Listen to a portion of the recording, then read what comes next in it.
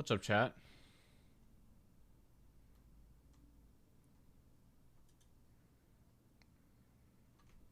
Taking a while for people to get here. Ugh. I wonder what this looks like on the graph of stream summary. I haven't looked at that in ages. Let's see. 9:35 a.m. 10:15 a.m. 10:05. I usually grow to my average viewers in about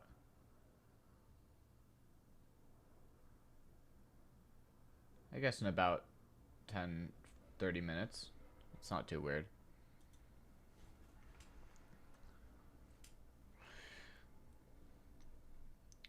All right.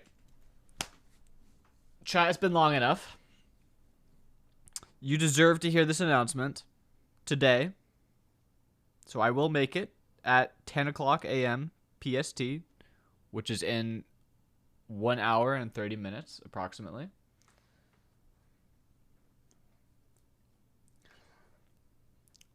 So that means before we get to that point, I have to get a ton of work done so that I can be ready to make the announcement. So, the thing that I'm working on right now, and was working on Sunday, which is when I streamed last, is this thing. You all know it. You've all seen it. The collection of components for the merch websites. And I also did some stuff off stream. Like I made this one, which is like an automatic size drop down. And I made the countdown timer component. Pretty cool. We got price, of course. We got our input. We got our button and our accordion and our drop down. Yeah. Lots of stuff. So, we're almost done with all of this. If we look at the to-do list that I made, we have to do a normal button. We have to do a title bar, a footer, cart item, and also, I guess, cart goes along with cart item. Carousel, pretty easy. Some stuff down here. I think I should be able to get all of, or almost all of, if not all of this done by the time of the announcement. So that's the goal. Need a speedrun timer. Good thing I have one. Start. Alright. Actually gonna speedrun this. So, number one, button. Button should be easy. What does a button look like on Minx.world?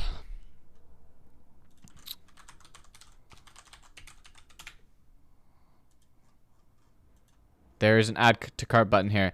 It looks pretty basic. It's literally just a square button. Let's go. Button, button, button. Delete all this. Okay, button, button, button, button, button. Let me search for add to cart and not with this stuff. Button, button, button, button. Okay, oh, I got a button right here. Nice. The sun is shining in my eyes. I can't work. Where's my blind? Oh, now it's dark in here. Strong Spider, thank you for the 13 months of Prime, by the way. Appreciate that.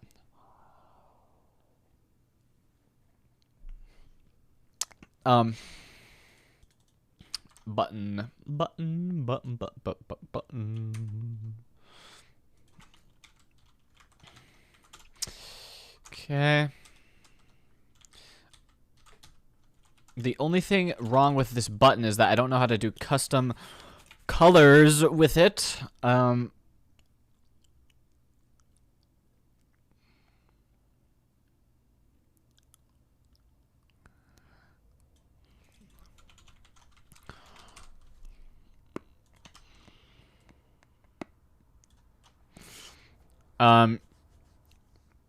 Shit, I did I fuck this. Might hover. BG purple 600. Purple 700. All right, that should be good. Let's add this to our stories. Hopefully I can get this button done by a 3-minute split. If we do that, we're probably on track.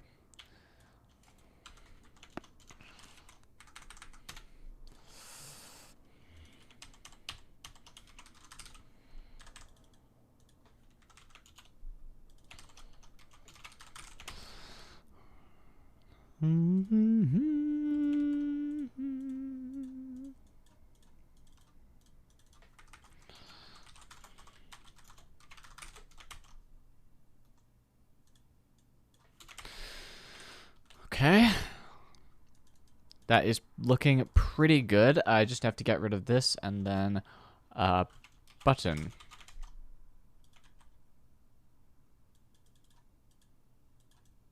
Okay, there's a button. Okay, so now I need to add this button to the variant select. It's a 3-minute split. Good. Inner buttons. Inner buttons.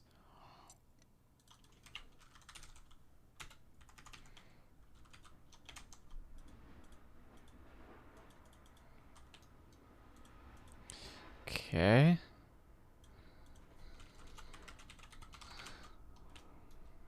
Good.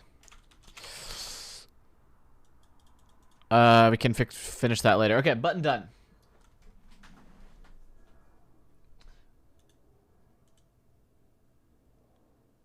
Okay. Check. Let's make a new section here, I think, called layout. Add the title bar and the footer to that. And let's get to work on that. So we need a new file, title bar / title bar.tsx. All right, so title bar. Title bar is this thing up here. So the things we have to do for the title bar, we need to have links over here that convert between being all, what the heck? Oh, between being all in a row and between on a small screen being in a little drop down. We need to do that. We need to have a icon in the middle, and we need to have a cart button on the other side. So, Anonymous, thanks for gifting a sub to want to make a clip. Appreciate it. Let's try to get the title bar done by 10-minute split. This is going to be tricky. Very tricky, actually. Got to get started fast. Let's see what our existing title bar looks like. Okay, we got a pop over here, which is, I think that's the mobile-friendly thing. Okay, it's just a div like this. Get props on it. Import TW. Let's do fuck.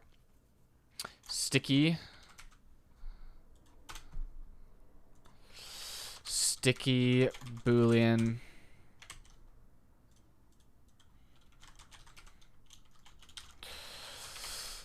and what is sticky? Sticky is whether or not the title bar stays at the top when you scroll. Okay, so there we go. There's our div. We don't want to necessarily have this on it. We want to have the children under it. Children. That's going to be the icon.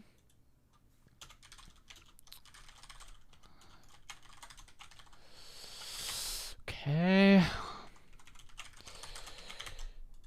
Okay. Troxty, thank you for the 2 months of tier 1. 6 minutes. Okay, we have time. Okay. Yes, I should do this. We're going to add this link here in the middle because it's always going to be that. Next/link. Fuck, that might be bad. I don't want to import it. We'll figure that out later. Don't need this. Absolute left. Okay, so that's centered.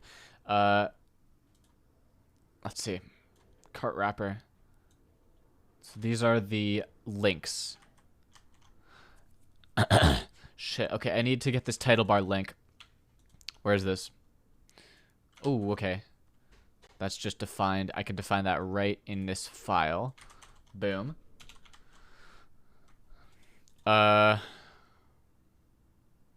Shit.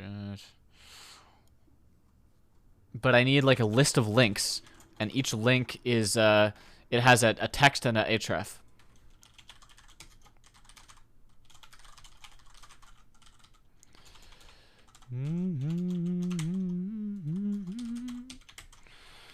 Shadow of nobody there.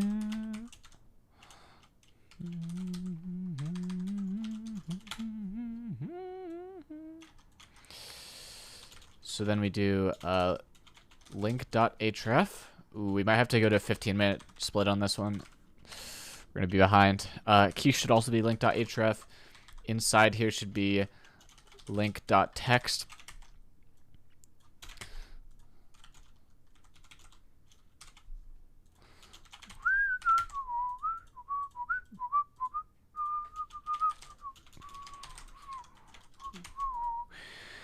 Okay, so that does the links, but then we need the popover for the mobile friendliness.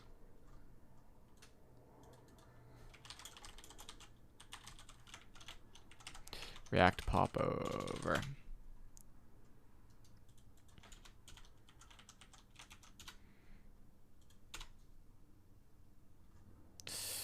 Go on, import, import. Ah, fuck, we gotta restart TypeScript. 8 minutes? Shit. Almost 9 minutes. Yeah, we're gonna be behind on this split.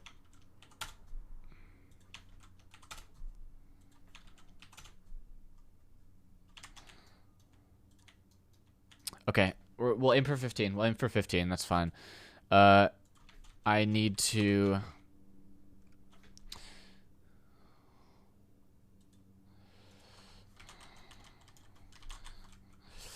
Need to install an icon set.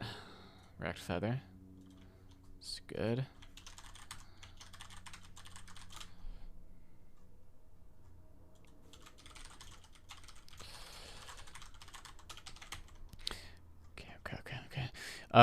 Okay, we need to make a story for this.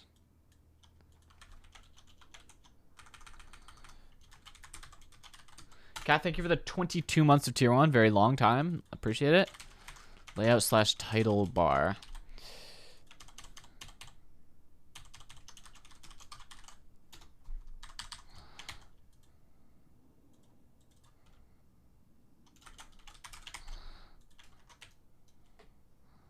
Dispatchers, no, what? What's this? What's this? Shit, restart? 10 minutes? Okay.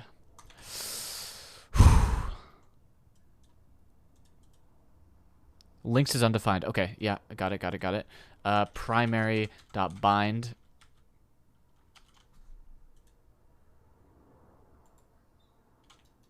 Shit, no, I've got to...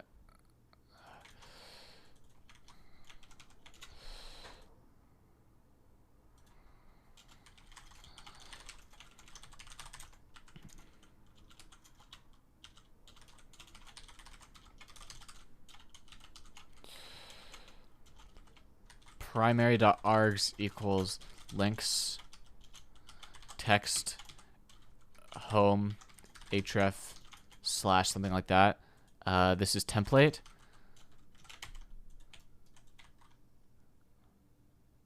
Okay. Logo, what's this? Why does it say logo?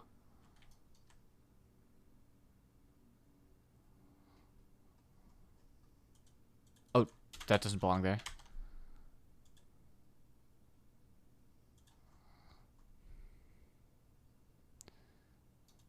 Fuck, okay, we're definitely behind here. Ooh, hopefully we can save some time on the next split. Okay, this does fill the whole thing.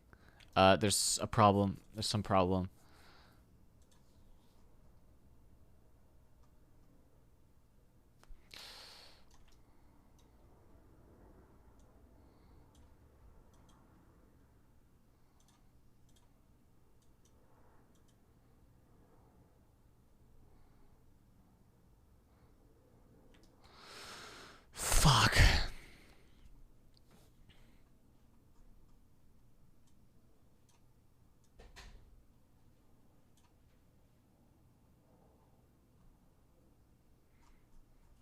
Is it the cart wrapper? Is the cart wrapper fix it? Cart button? ML auto. Okay. Instead of justify center, we'll do justify between. Okay. But logo.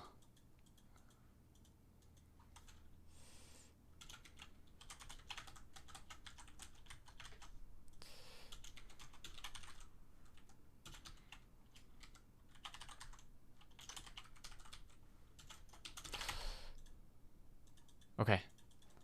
Logo needs to be styled.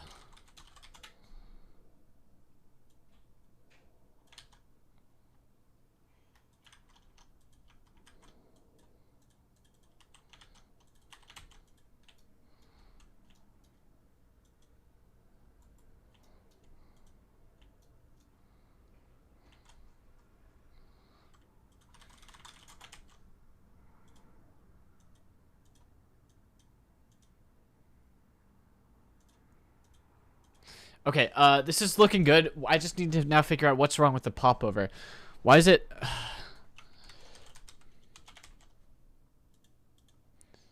Why is... Oh, the title bar links must have text colors. What? Are there no links in here? Shit. I need to copy this over here. Are these the same things?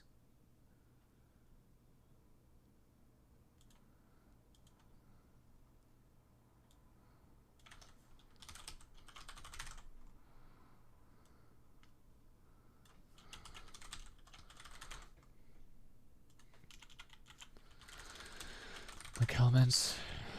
I was aiming for 15 minutes, right? Shit. Still behind. But why is the text color not here? I don't understand.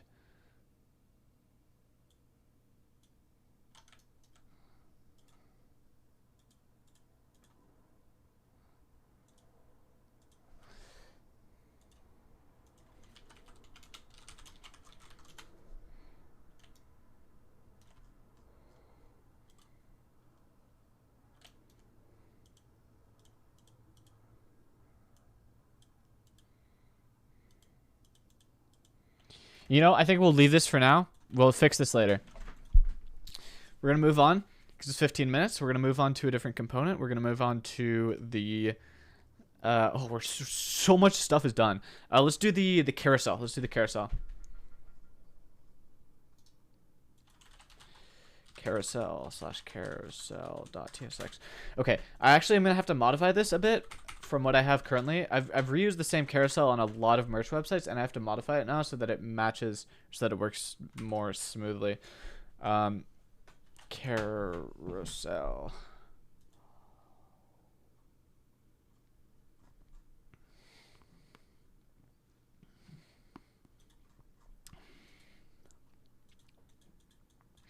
All right, so this wants to take in a product and a selected variant. I'm fine with that.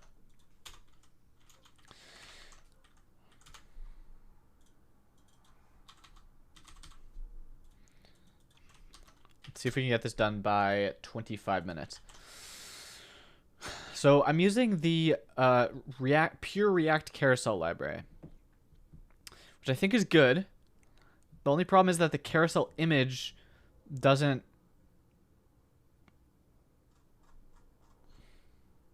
Yeah, the image. It's not what I want it to be. Image with the zoom. I want it to use the pure React carousel. I want to make it use the Next.js image. So image.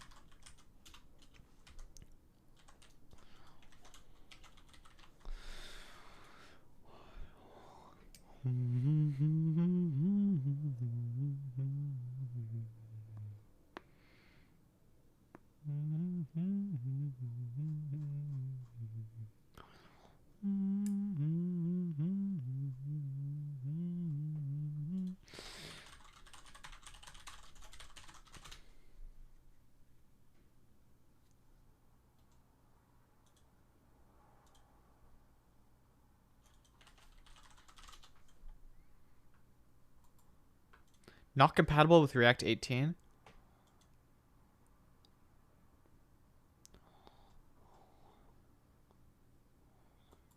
Oh, that's fine.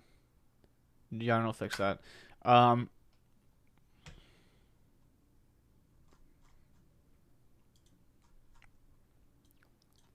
There's got to be a way to do this, right?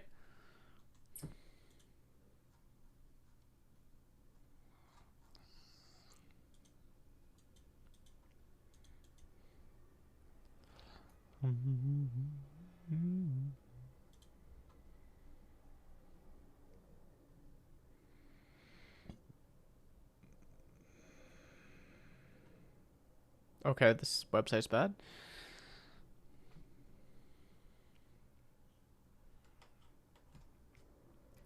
Shit. Hooks and use context, maybe.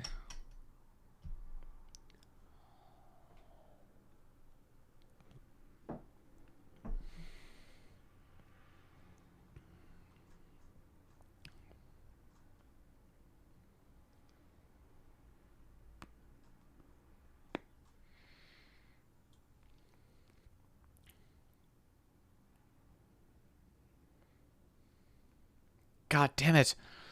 I have to look at the source code for this. This is going to cost me so much time.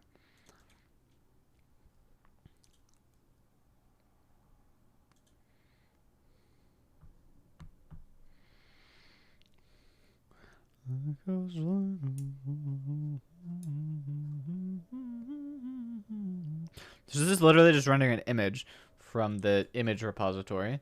Image. How does this render? This is a fucking class component. Brother. Render loading. Oh, render success. What is state.image status? Okay, I see.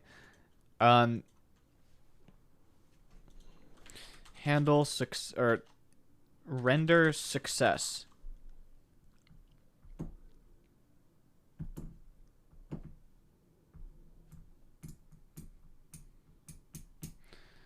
Tag.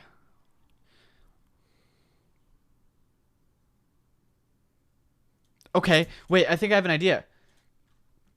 Let me try this out.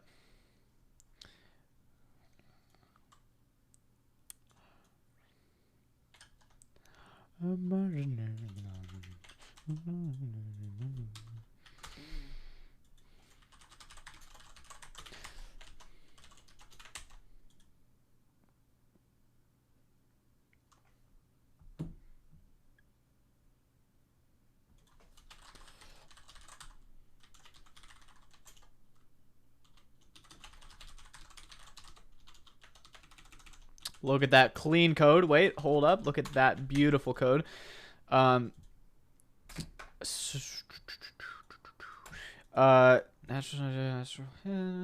and then we just yoink this.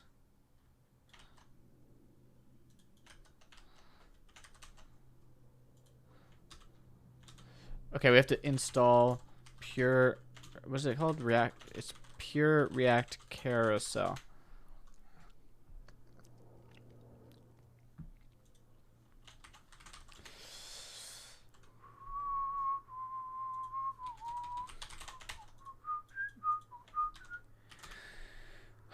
Aspect ratio. Fuck, I don't have aspect ratio in here yet.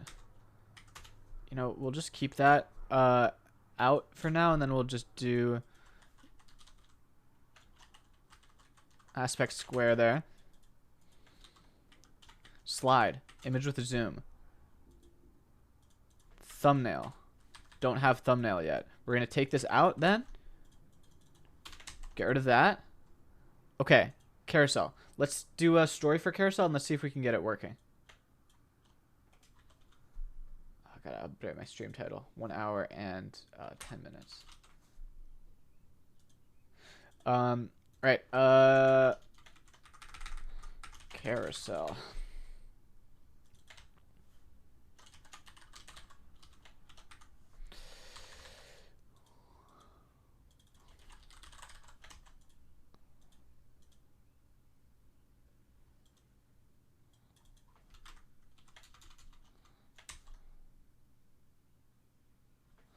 Product.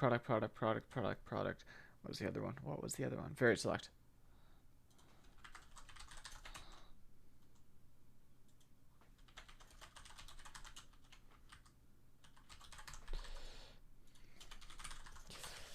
So I made this product, this temporary like example product. So I should be able to. What's the problem here? Why does it say arrow loading dynamically imported module? Restart the whole thing.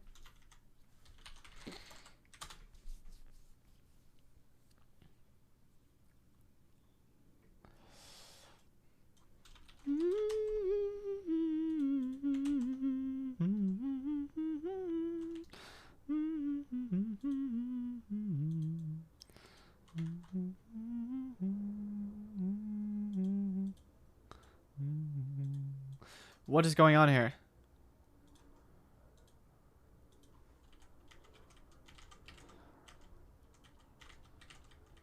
It's rendering a carousel, but I can't see the images.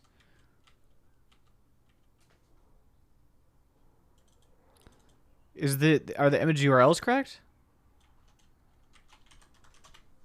Yes.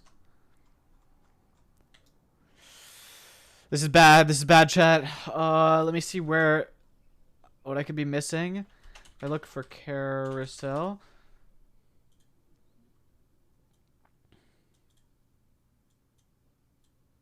I mean, this is the only other thing on it.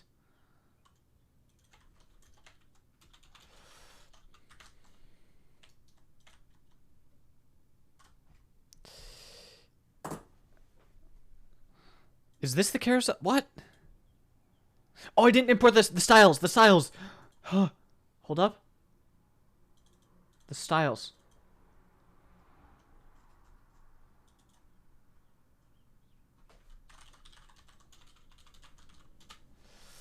Okay, it's 25. That's fine. We'll aim for 35 for this.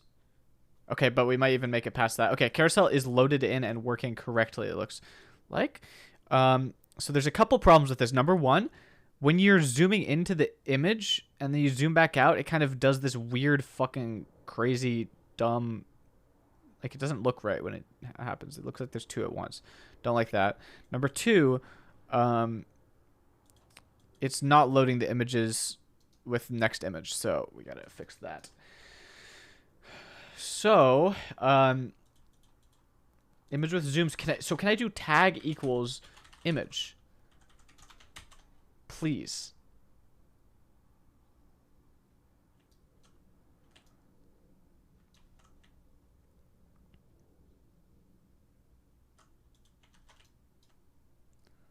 No, I cannot. That's really bad news. So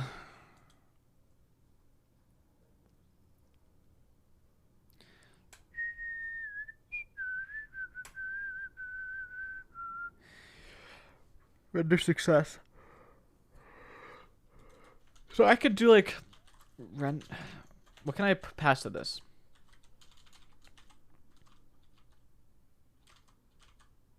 Not enough.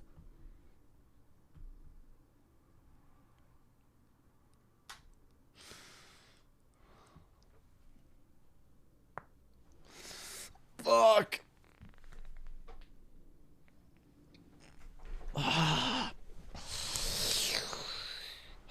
Okay, I understand what this is doing. I just don't want it to be doing it like this.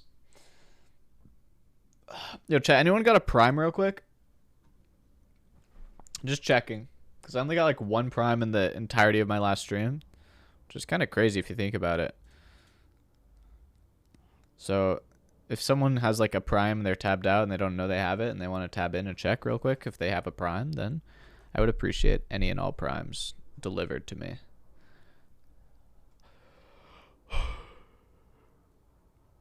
This dot custom render. What is custom render?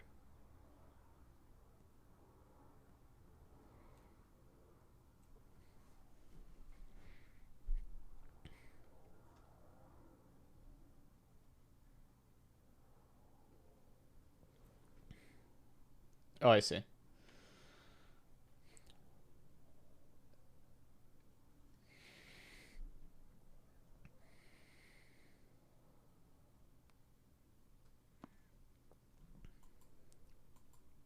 Well, this is sucky. I have this image with zoom here.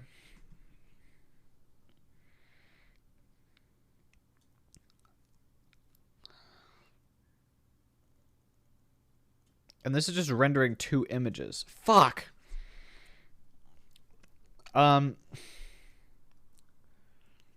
I don't know if there's a way to do this shit.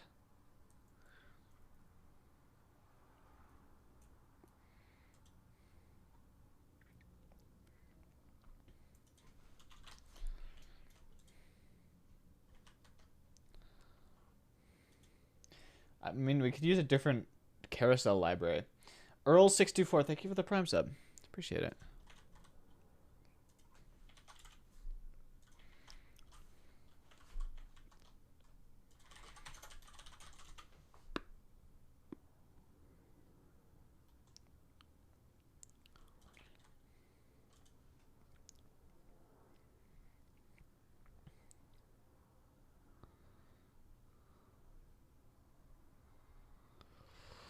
Fuck, there's so many carousel libraries, I don't know which ones are good.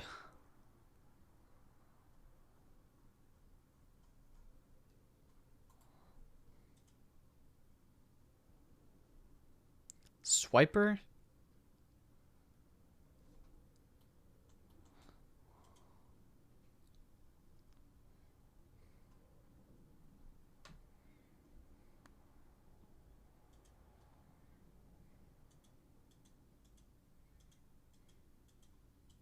This is cool, I guess. I don't know if I trust it. Bloated? Yeah, I mean, I figured as much.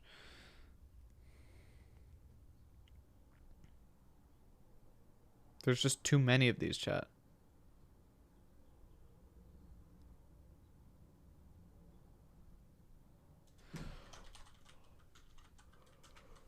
Radix UI doesn't have one, right? What about Mantine? Does Mantine have a carousel?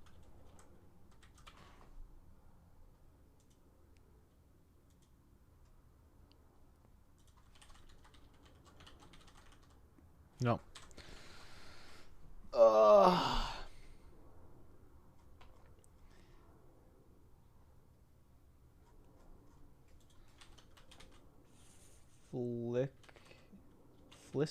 Flickity?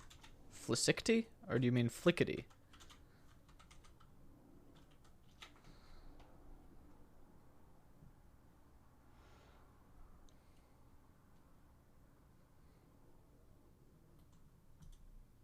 Alright, we're gonna do 5 more minutes of searching for carousels. If we fail to find one, then we're gonna go back to pure carousel. This isn't even React. What the fuck are you talking about?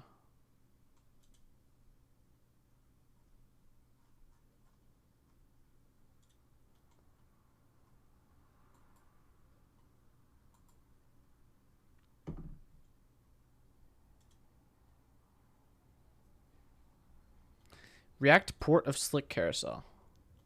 What is Slick Carousel? I don't like this. It doesn't work like I would expect it to. I can't swipe twice. So obviously not that one. React responsive carousel. Okay, not gonna use this one. React image gallery.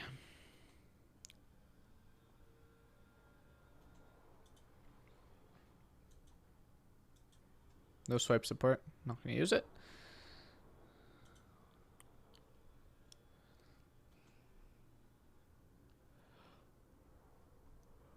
Keen slider.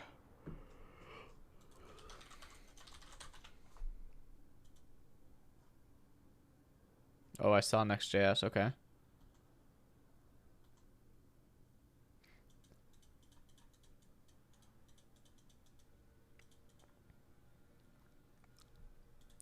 Okay. I mean, this looks pretty good. Depends on how it works, though. Ugh. Depends on how it works. I mean, this looks pretty darn gosh dang good.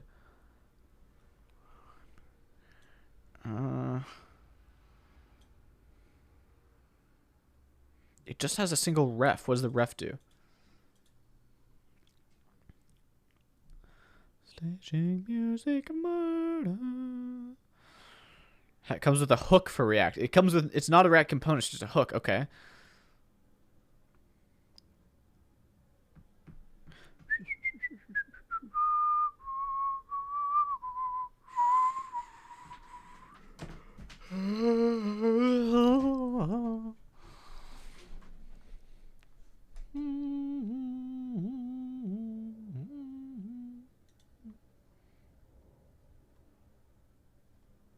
Oh, thumbnails. Wait, thumbnails is exactly what I want.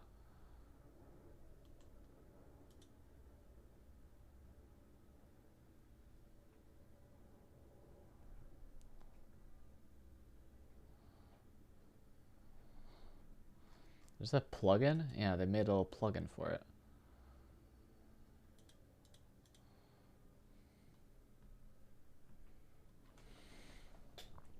Does this? Oh, is this two carousels? One of them is the big one, and one of them is the thumbnail one. I don't think I need the thumbnail one to be a carousel. I don't think it needs to swipe along like that.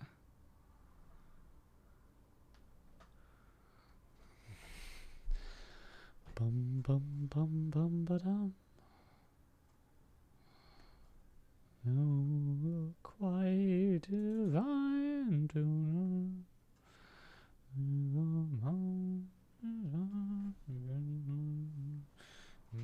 I mean, this looks pretty darn good.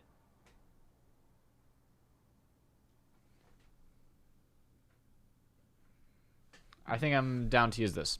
Keen slider.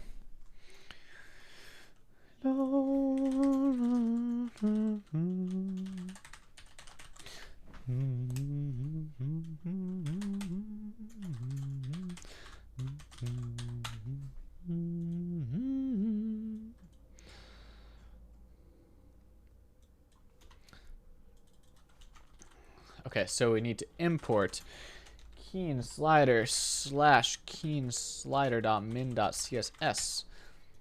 Okay. Now there's a shit ton of stuff here that we don't want. Just look under the screen, Clinophobia. But you're busy.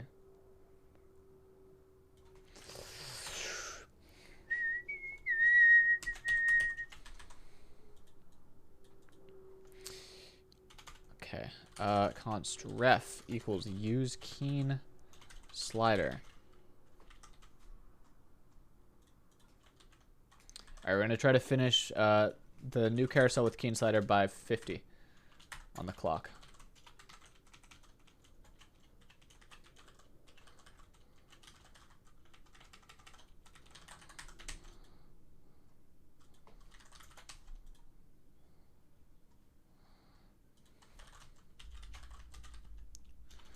Higher than the sun, invisible to some and to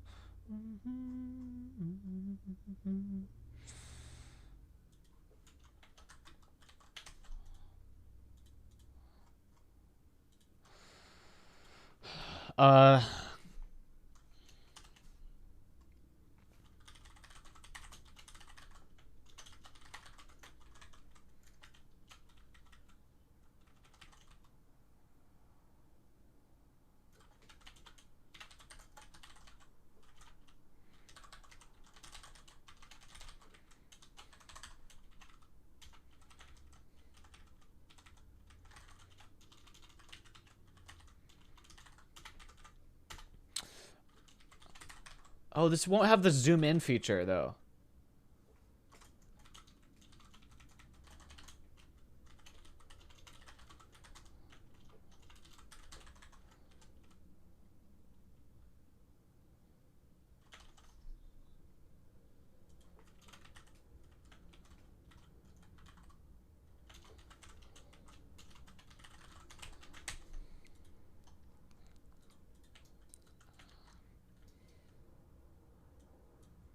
Okay, I'm moving our estimate to 1 hour on the clock for this then, if we have to code the zoom feature from scratch.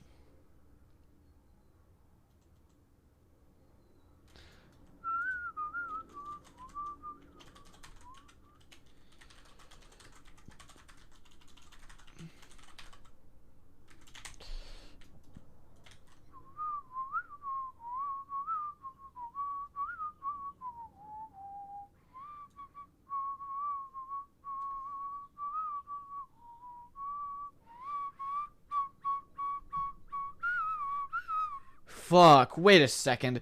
This isn't even Next.js. This isn't Next.js. So I can't storybook this because the image component is thinking it's Next.js and it's trying to access the config. How do I fix this shit? Storybook Next.js.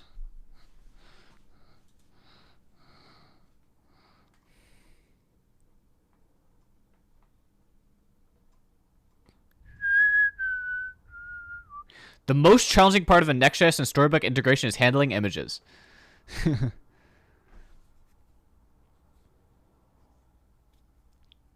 Okay, so I put unoptimized.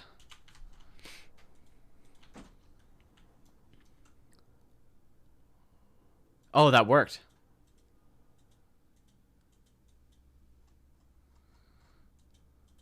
Okay, so there's obviously some kind of issue. I think I forgot a class.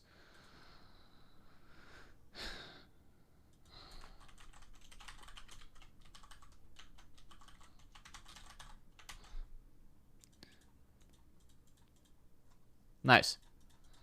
Bum, bum, bum, bum.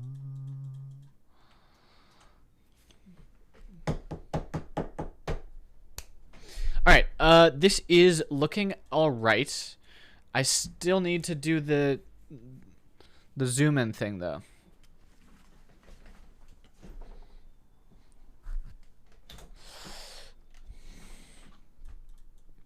I guess I need this though, and then we'll do something like TWW full. Okay, no, okay, dot dot dot props. Style equals aspect ratio natural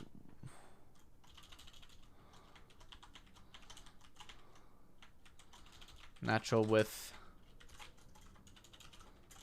natural height. Oh, look at that. Now they're all squared out. Okay, that's actually great that that worked. Oh, we need the thumbnails as well. Shit, I forgot about that.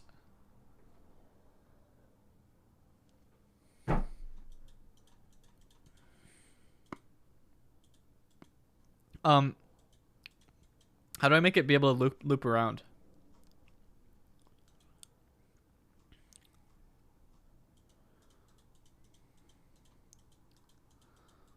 Loop.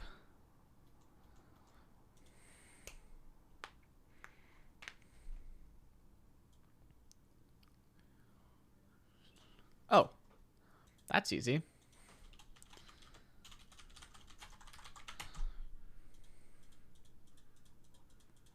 I set loop equals true. What are the options that I'm missing? Oh god, they didn't define them in an easy to read way at all. Documentation. Okay, default animation, disabled drag, drag speed, initial, loop, mode, range, render mode, RTO, rubber band, selector, slides, slide number, slide function, vertical. Okay, that seems like it. Okay. So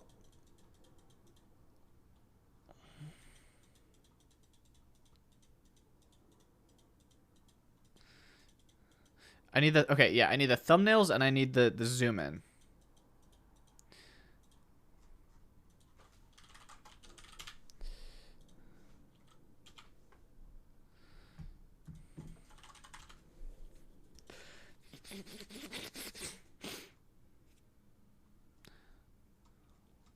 I want an example of this, please. This library.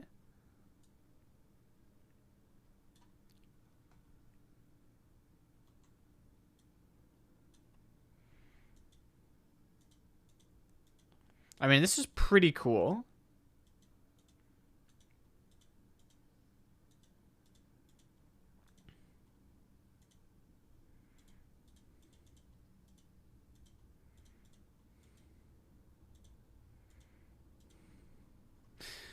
I will keep this in mind for later.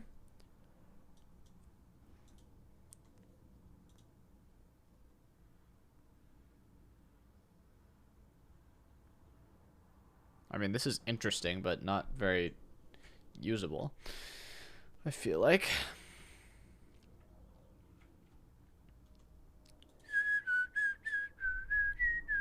This is what I'm looking for. Does it have TypeScript? No, not using it then. Hotspots. What is hotspot?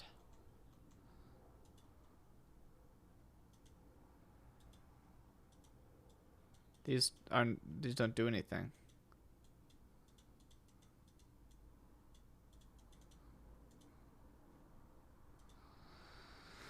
Bad.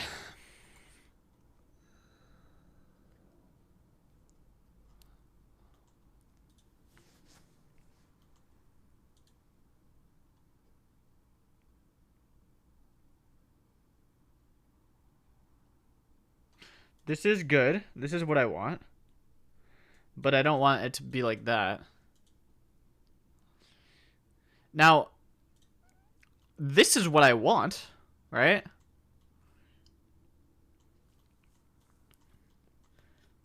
The image with zoom that is like I think I like this behavior, right? Does anyone in chat speak up right now? Speak up in chat if you don't like what this looks like or how this works. If you think I should try to find a different solution for zooming or different something.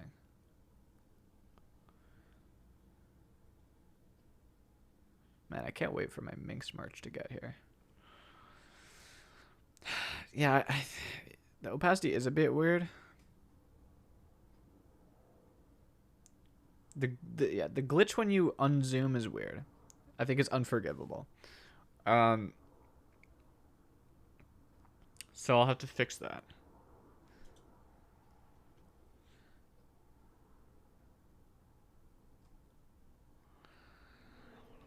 And the days are flying by. I don't know if it's really worth it. Why do it right this time?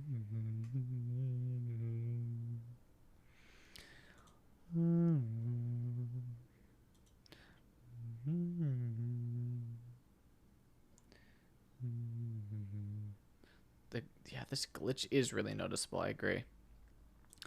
I wonder if there's some... Oh, and if you drag while you're zooming... I mean, I guess that's the only way to drag, is to drag while you're zooming. Oops.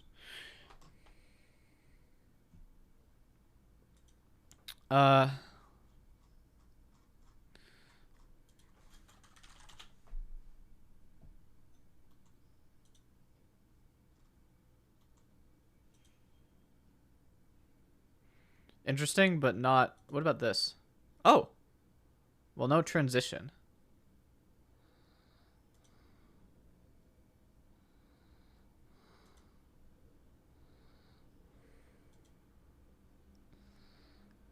Then the days are fly by.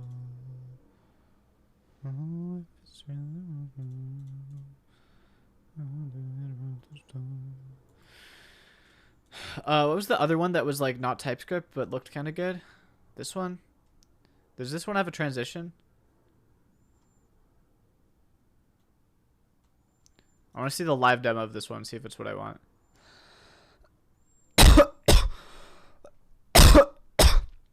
Yeah, this is actually perfect. This is actually perfect in every way, except it's not written in TypeScript. And it has this like image. You have to pass a URL. So I think I will steal code from this library because it is licensed under MIT, which I think means it's just free stealing, right?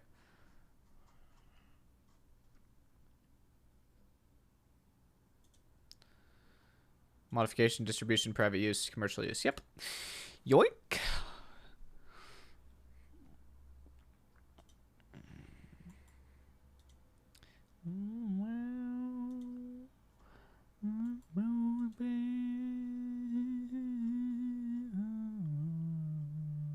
This is so simple.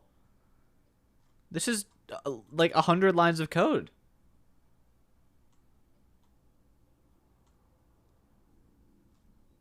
You have to give credit for MIT?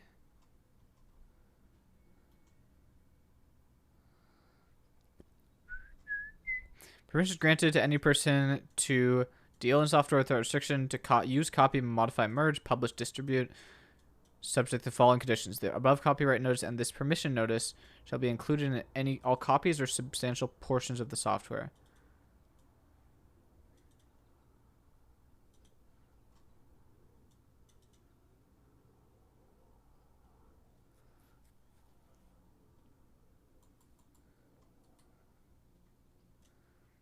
In all copies or substantial portions of the software. I don't know what that means. What do I legally have to do? I know that I'm not going to get in trouble for not doing this.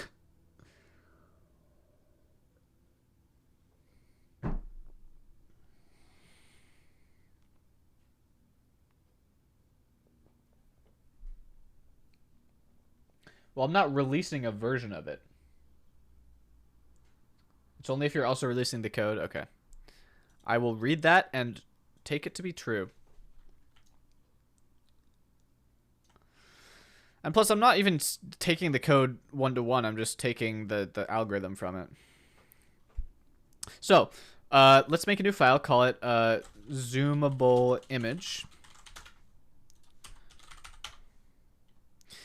Ladies and gentlemen, please, why don't we keep it coming back and coming back and coming back? Why don't we keep coming back and coming back?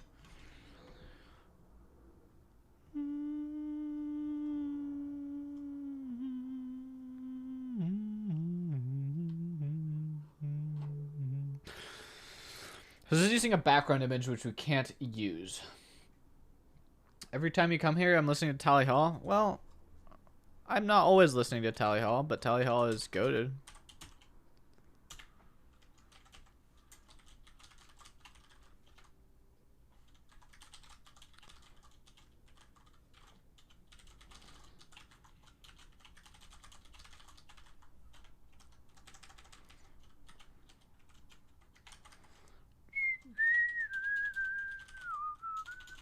Is my M key broken? My M key must be broken. There's no... Yeah, it's not reliable. Something wrong with my M key on the keyboard. That's okay.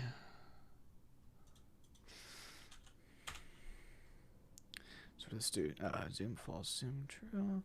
Handle mouse movement. Okay. Getting the bounding client. Oh, no, I don't want to get bounding client rect inside the mouse move. That gets called every frame. That's crazy. That's insane. Yeah, no.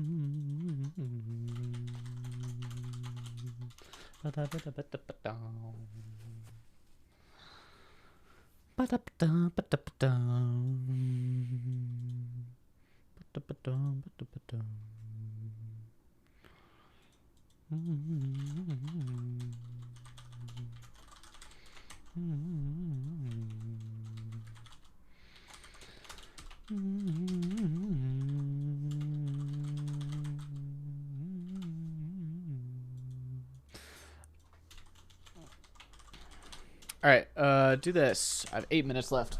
7 minutes left to get this done.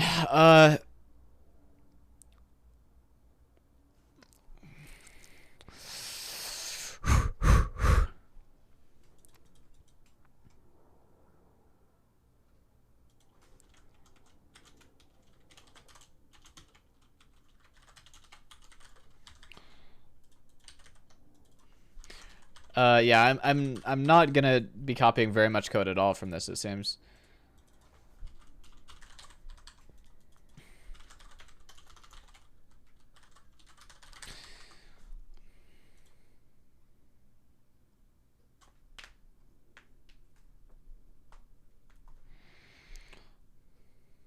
Because I want to do this better.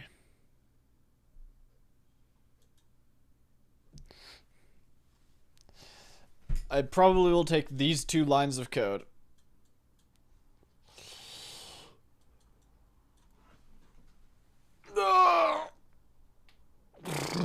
What'll happen in 1 hour and 10 minutes? I give it a big announcement.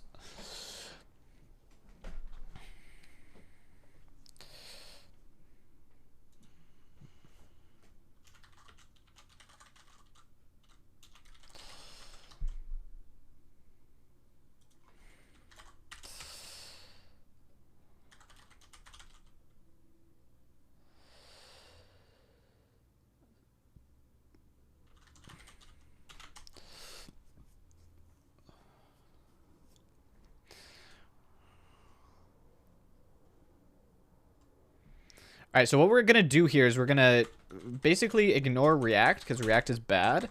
And we're going to do inner.current.style.transform equals we're actually going to make zoom into a ref.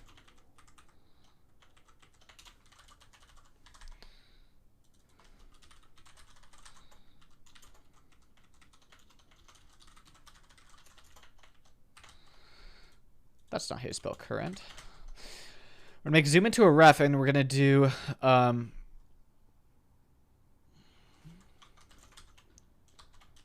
if not zoom.current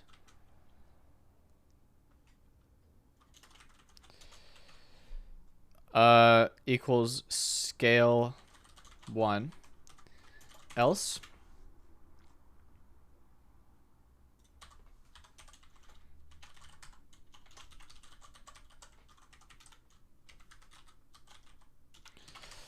this is a mouse event, so we are able to do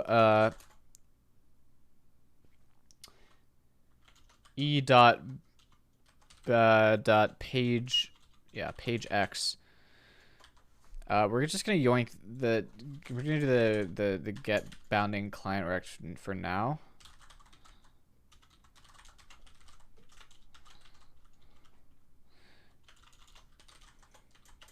X would equal ev.page X minus rect.left divided by, what the fuck is parsent? Can I just do rect.width? Yeah, I'm literally not using any code from this.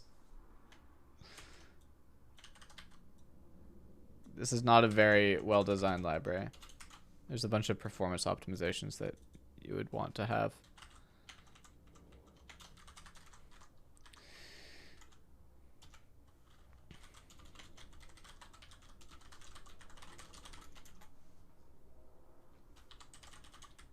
What is zoom scale? How's the zoom scale calculated?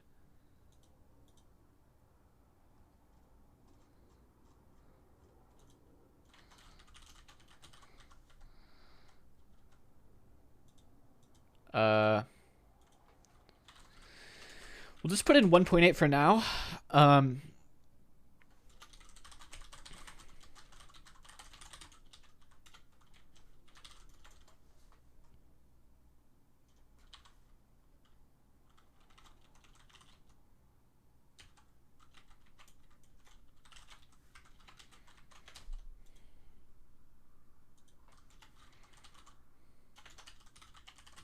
Why is 10 passed an argument?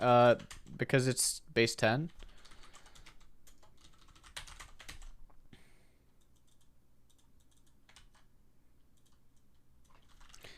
We're gonna make this a callback.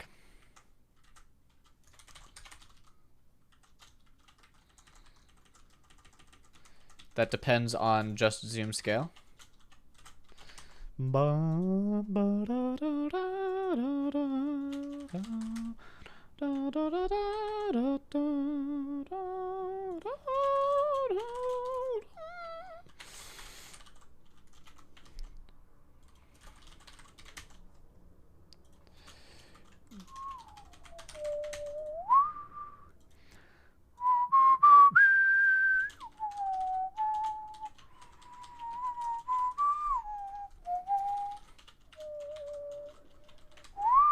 I don't know if this is gonna work at all in any way, shape, or form, but it's worth a shot for now. Okay, it doesn't work.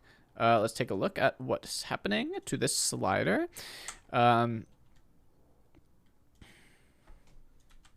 Seems we've got an image in here that is positioned. Yeah, okay.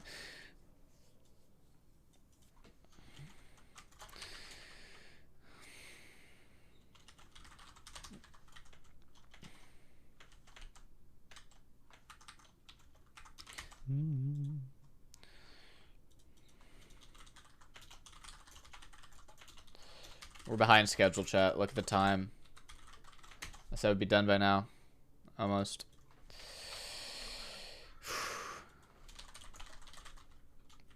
But we are making progress, so I'm not too disappointed.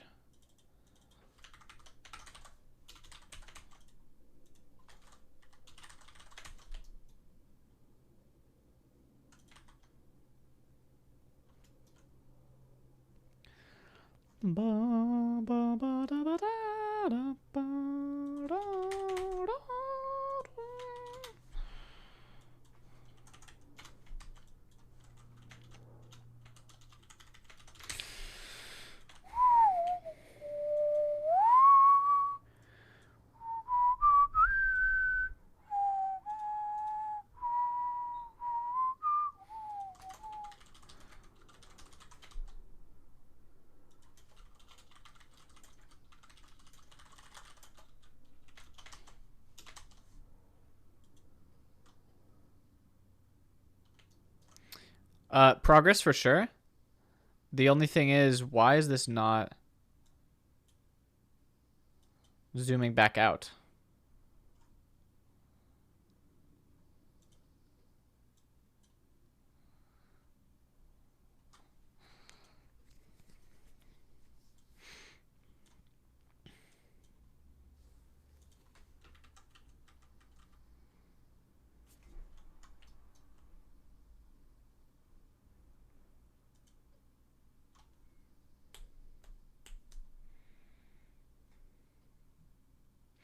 Ah, I see.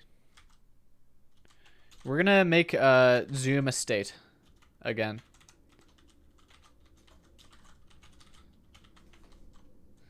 We're gonna put this here, like that. Get rid of this. Do a bit of...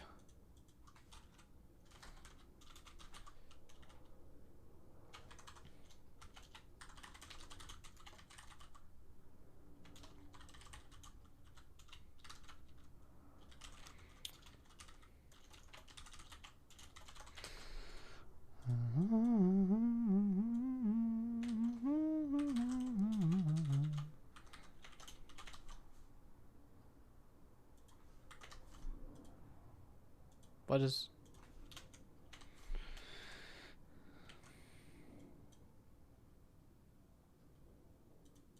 this looks like it's working. This looks... yeah, this is just better. This is just better than what the other one was. Because it doesn't fucking do a little opacity thing. Holy shit.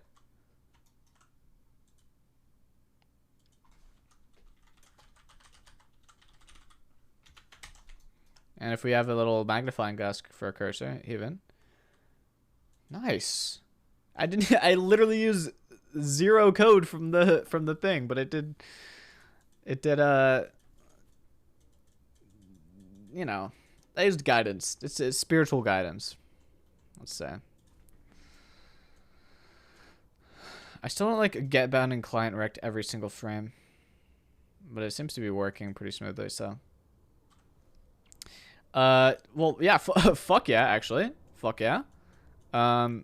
This is working beautifully. The one thing we have to do now is deal with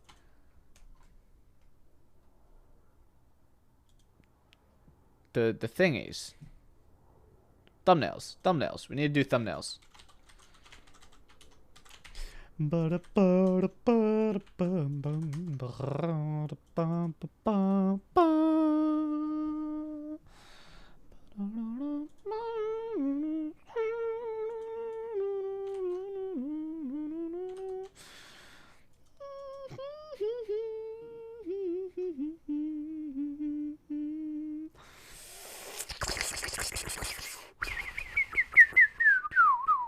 Okay, what is this shit? What's going on here? This looks super simple. Like, I don't know why this would be a problem, right? I can just do images.map and yeah, then just do image. Sources image.url unoptimized. We'll have to take those out later. Chat, remind me to get rid of that unoptimizedness later.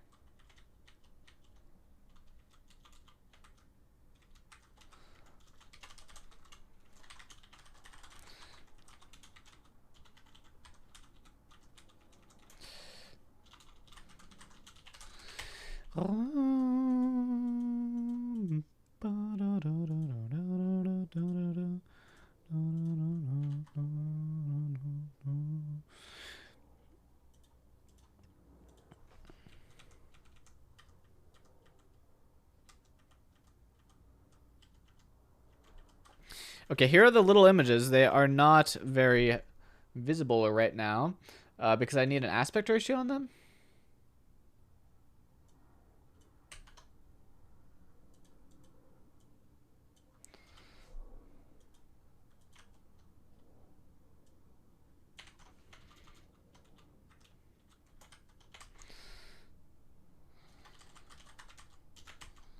Aha.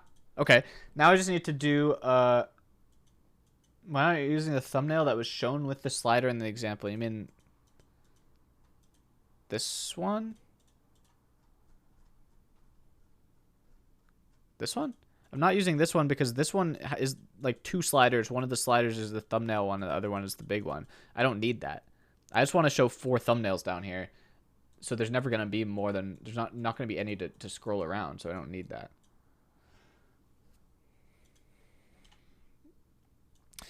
Anyway, I need to do, the part I do need from it though is the clickiness.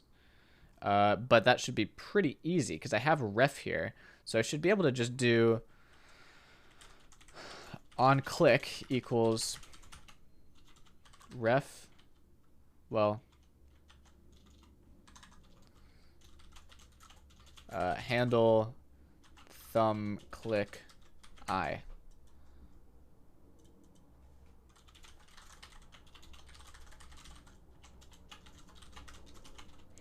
And I need to pass the index to this and then do ref dot. What can I do with this ref?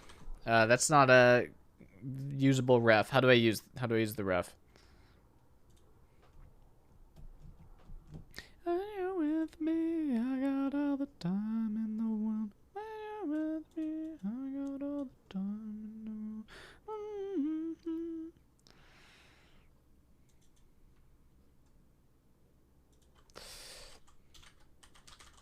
I'll do carousel dot current dot move to IDX index. Ooh, that didn't work. Oh, because I don't have this.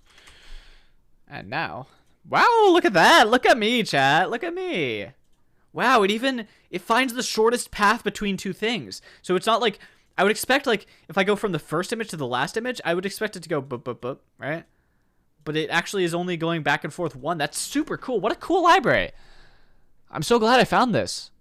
I'm so glad I rolled out my own version of the zoom in. This was the goal of this project, by the way, chat. The goal of this project was to give myself a large period of time to just devote to getting the basics of a merch site just solid and fucking goated. Goated and scroted even.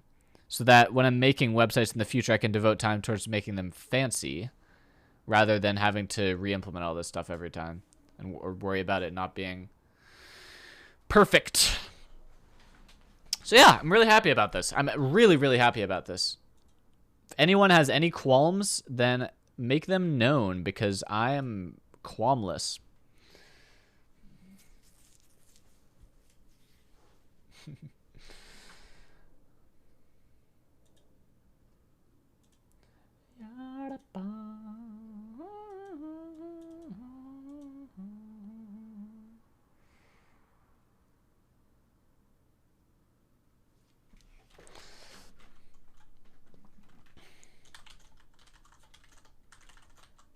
One second, chat.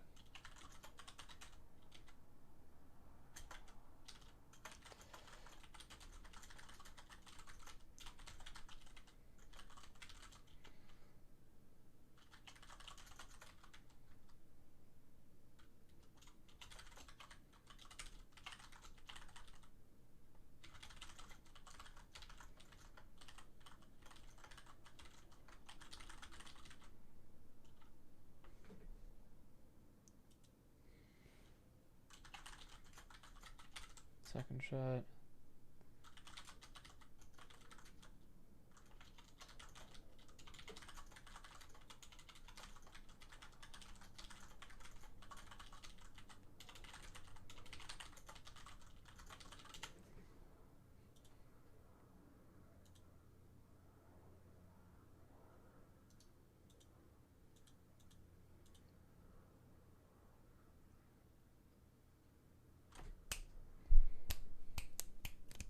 Announcement imminently. Wow. Yeah. What the fuck? Announcement in 25 minutes. I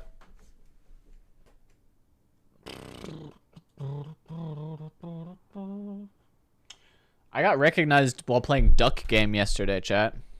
It was crazy. It's my first time being recognized in Duck Game. Which is surprising because I do play it a lot. If you ever want to interact with me, just be online on Duck Game during the day. With a lobby. And I will join it, most likely, if you have good ping.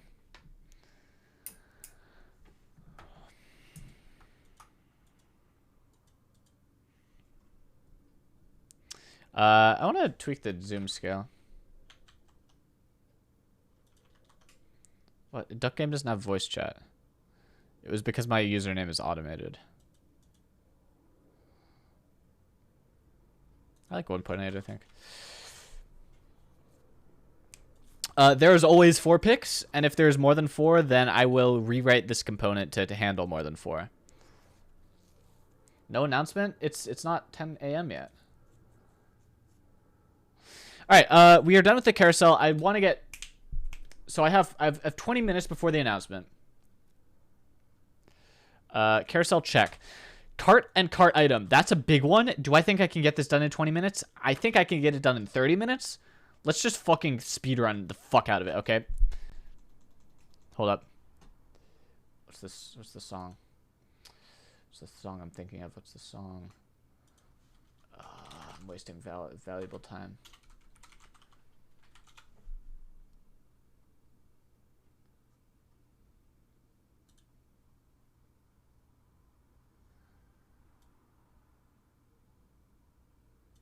All right, chat. We should be able to do this. New file in components. Call it cart/cart.tsx. All right. Yoinking this from the other project. If we find cart, we have cart item, we have cart wrapper.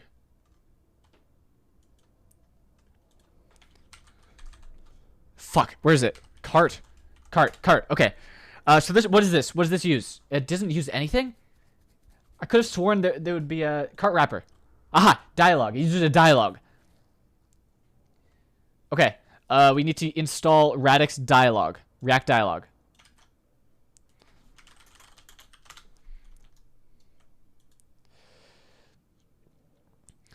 Shit, there's so much stuff in this. Let's just yoink all of this. I think I will just mimic the structure that I have for this. So cart wrapper.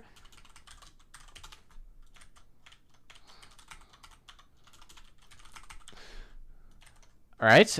Dialogue root. Dialogue trigger. Dialogue portal. Dialogue overlay. Dialogue content. Please work. Ah, fuck. Restart TS server. We gotta get this fast. I do want to have children be a React node. Children. Okay, root. So now can I add all missing imports? Nice, fast, good fast. What is the root from? Root's from the wrong place. So it's support root here, and we're good. Open is undefined. Okay, open, Boolean.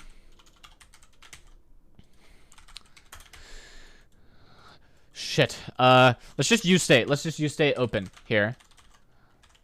And not pass it in as a prop. Cart button. This is just going to be an icon button. Icon button. Actually, no, this is just going to be children. This is going to be children. Dialogue over there. So we need some animations. We need animations, and then we need the cart. Get rid of this.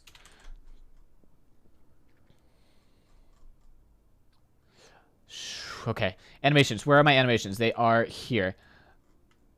So we're gonna make a new file in this cart folder. Call it keyframes. Mega, thank you for the 22 months. Like this, easy enough. We gotta export them all. Boom, boom, boom, boom. Export 4 at once. Nice. Speedrun. Add import. Update import. Okay, all those imports are added. Cart, we need to do the cart now. Get rid of this. Cart. Cart. Here we are. Oh, there's so much shit in here. Okay, we're gonna copy the whole thing and then remove what we don't need.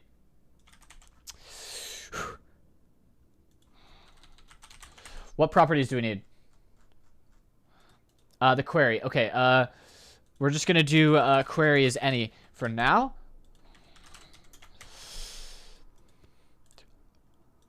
Dialog close. Is this, can I import this? Yes, I can. Icon button, good. X, import this from React Feather. Yes, perfect. Okay. We're so far so good. Price, I can import price from my price because I have that. Cart, I don't have though. Button, I have. Set checking out true. Okay, so we need checking out.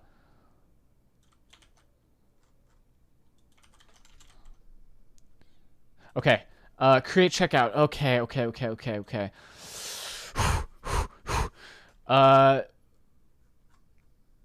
We just need cart. We just need access to cart. We'll just pass in cart. Just pass in cart as a cart. But cart, fuck.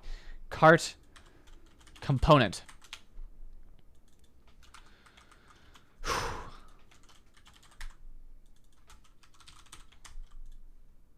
Alright. Good progress. Very, very good progress.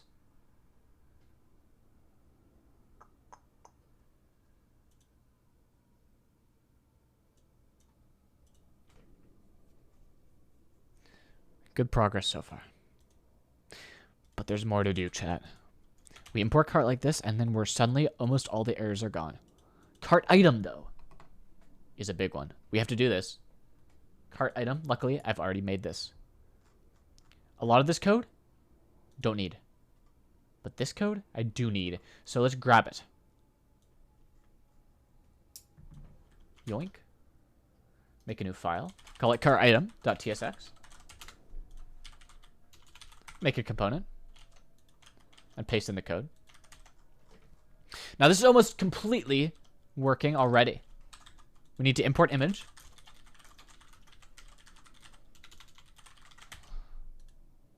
And then we need props. But what props do we need? I don't know. Let's see. Item. Only thing we have here is item, which is cart item type. So we're actually going to rename this to cart item component. And then import cart item from API types. There we go. Now we can pass in the item here.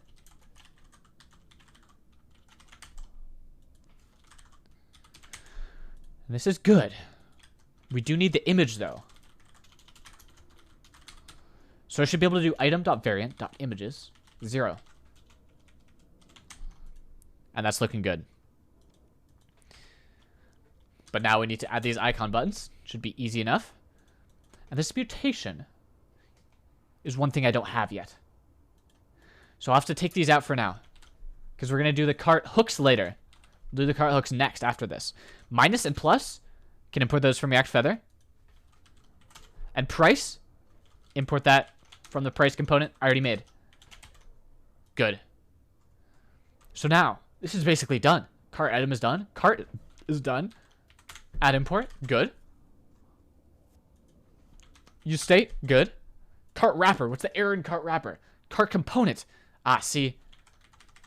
Rename this to cart. But the issue is, I need to pass the cart to this. How do I get the cart? I need the hook to get the cart. This is not good. We have a dependency of on something we don't have yet. Cart wrapper.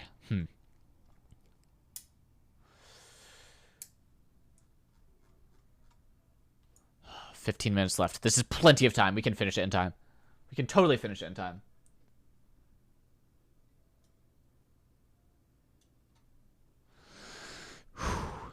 So we're doing this before we have this query. Oh, we need to handle the query.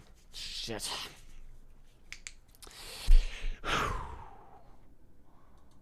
Let me see. I think what I want to do, I want to pass a cart to this. Cart equals cart. And then what I'm going to do, we're going to make a cart.ts file. And then we're going to export function use cart. But we're not going to return a real cart. We're going to return a fake cart.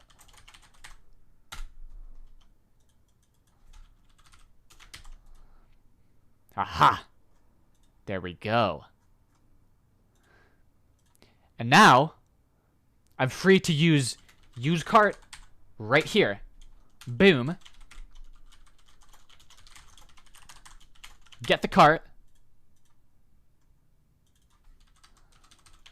And now I should have access to it. However, I do need to change the signature of this a bit. I want this to return cart. Nothing. Fake cart. And then open. Open.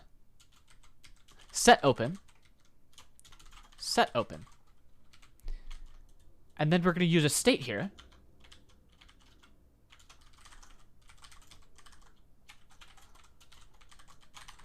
It's just a simple Boolean state. There we go. Now in here, I can move my open and set open into that use cart hook. However, this is a problem because I don't actually want to have this be a state defined in this hook. I want to use a context. And this is bad because my cart wrapper,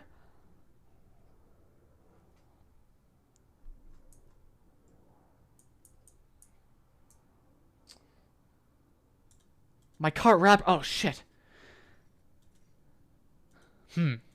Okay. I can reuse this use cart. Fuck. How do I deal with this?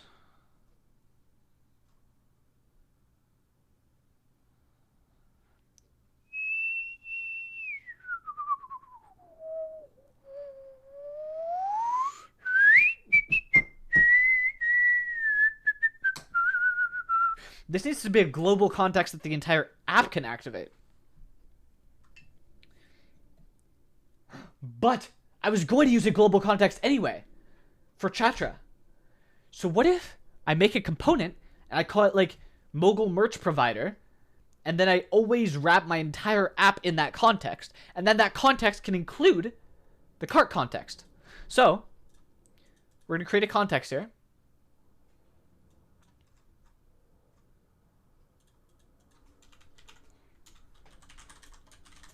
Cart context equals create context default value. So what kind of things do we need in this context? Well, it's really only open and close and set open.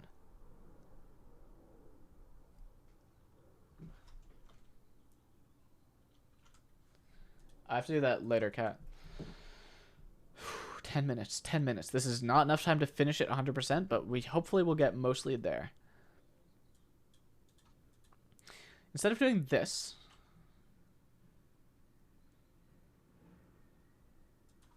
we'll do look at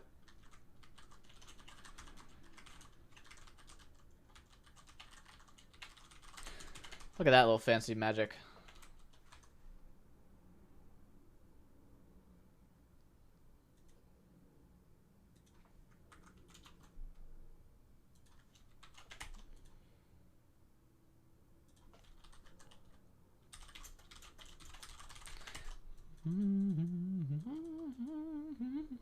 All right, so now use cart. We're actually just going to return use context cart context.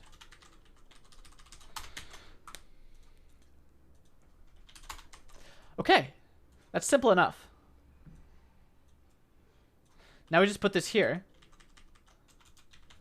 and then we're good. However, now we got rid of our cart. So I think we need to rename this to use cart open.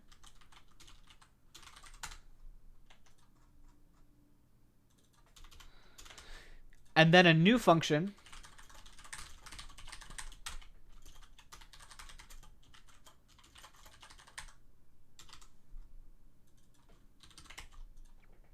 like that.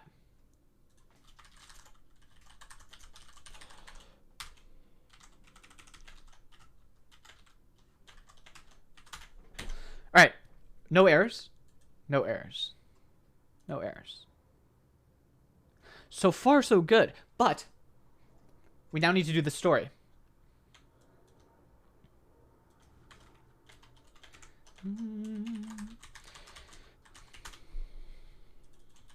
Commerce / cart. Component cart. Cart wrapper or cart? Cart wrapper, huh? Or maybe just cart. Maybe just cart.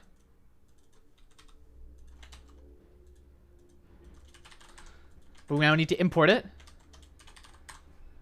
And we're good. There's still a bit more to do, though, because we do need to put the cart wrapper here. But we can't put the cart inside it. I just played this song. Hey, you know what? Let's play it again. So, what are we missing? Cart wrapper, what's wrong with this? Property children is missing. So I need to just add an icon button. And put inside this a shopping cart. Shopping bag or such.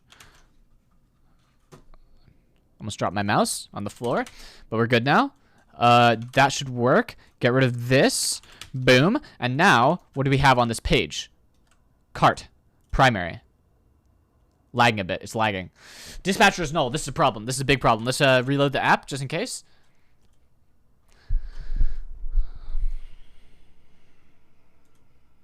Aha. Open. Doesn't work.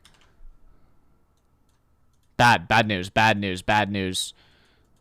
Why isn't this working? Shit. Let's see what I did before with cart button. Ah, it needs to be able to forward a ref. But it should be able to forward a ref because it's an icon button. It's just a tw.button. Fuck.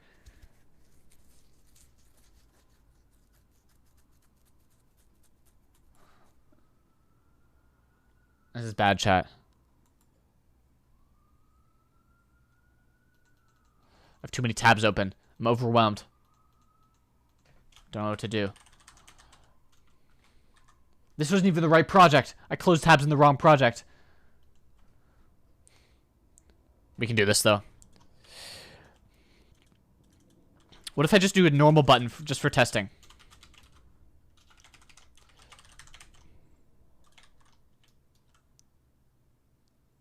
Cart.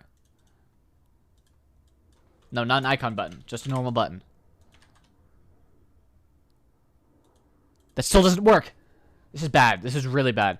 It's because I don't have a cart provider, maybe. Cart context dot provider. And now if I use state in here.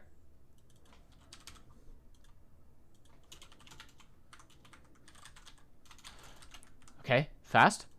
There. And now.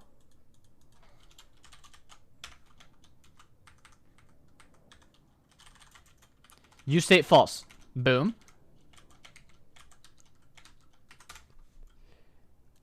And then just pass value to this. Value equals state. I think this is that was the problem for sure. Was the what?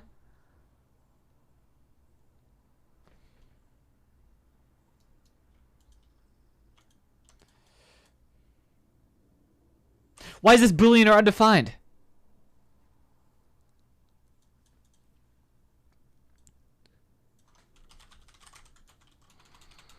Boolean dispatch Boolean. Okay, now if I reload,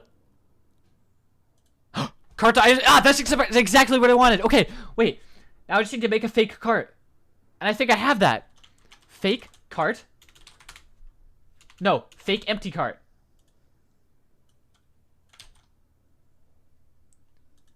Put that there for now. We'll move it later.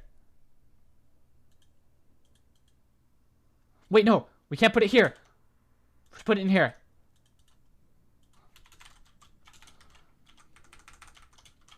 And now, reload. Cart. It opens. Let's go. And it closes as well. Oh. Just in time. Whew. The problem is we still have to test what happens when there's an item in the cart. But we can do that later.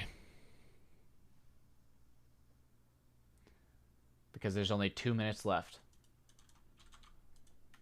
until the announcement. But that means there's a bit of time. I do have a bit of time. So let's say we just fix a couple of these bugs. Like the shopping cart text is black. Ah, can't have that. What happens when it's a white themed? Oh, it's still black? We don't want that at all. Not good at all. Not good at all. So we can adjust a couple of these things. Yeah, I know a game called Duck Game. Are you the person who I met yesterday? Popping into my stream?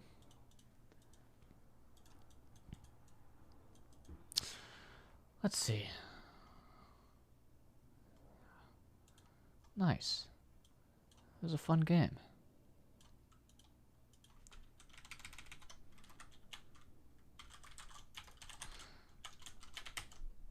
Ah, there we go. A little light themed. But dark themed? Ah, still have a problem. The text is black. Why would the text be black? I actually think the text being black might be an issue with it being outside of the body or something. Outside of whatever. I actually forget where I defined it to be. Yeah, look at that. Dot dark and.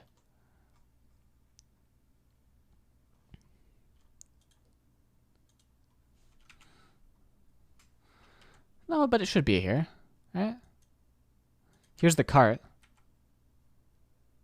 Computed. What is the computed color? There is no computed color. That's weird.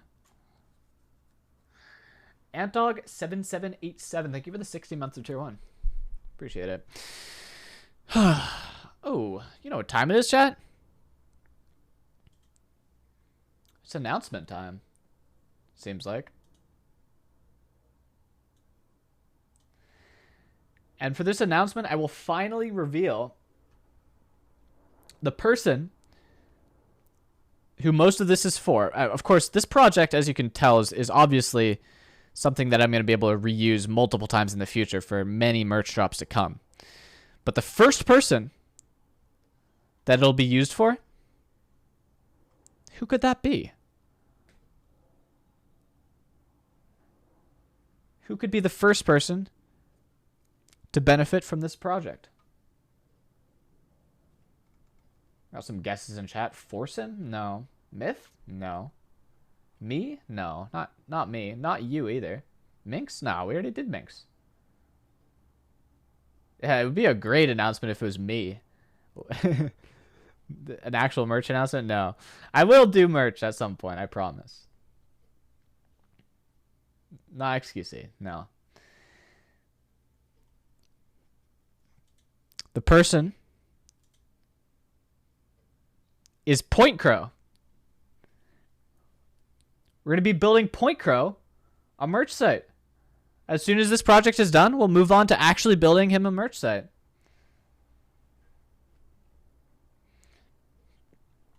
Point Crow, very cool, very cool dude. I made a subathon for him, or subathon timer.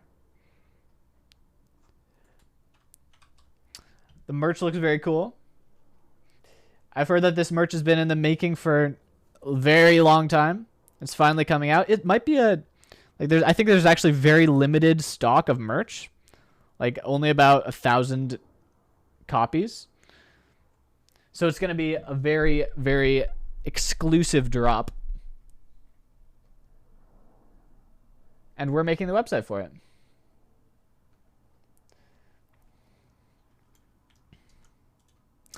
But before we do that, we do have to finish this project. So let me figure out why the heck this text is not turning white.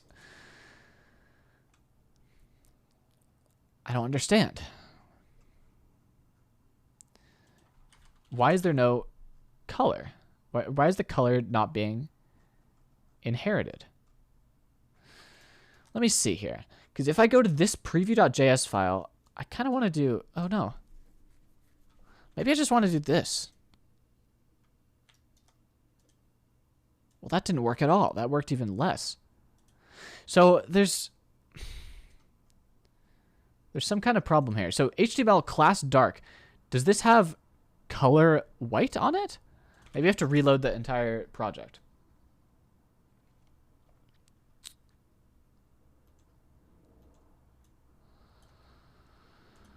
No, now everything is black. Also, this is broken. Oh, that was just a weird thing. Okay. Yeah, now all the text is black that should be white. This is super weird. I thought I just attached this.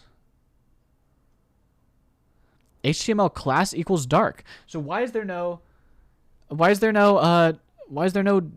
color white? Because it's dot dark. Oh. I see. It's because this div is probably like this. It's this one. This is the one which has dark on it.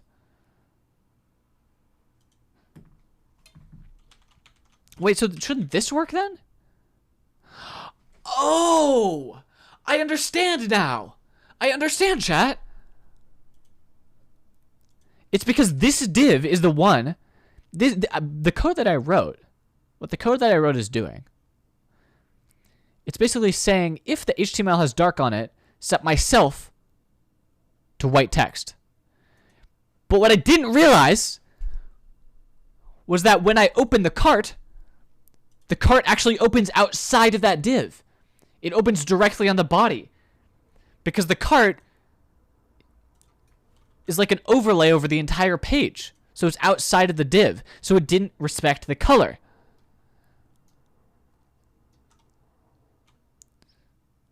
So what we need to figure out, and then we'll have the solution, is we need to figure out how to have a global style applied via emotion. And I do have something called global styles right here. So perhaps that's what I'm looking for. I don't know. Or maybe I just need global from emotion.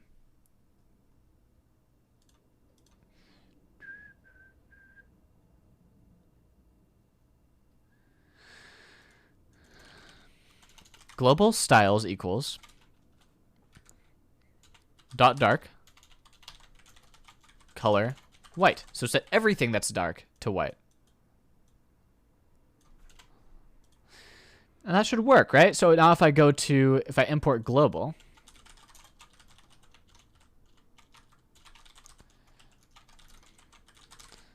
emotion/react, right?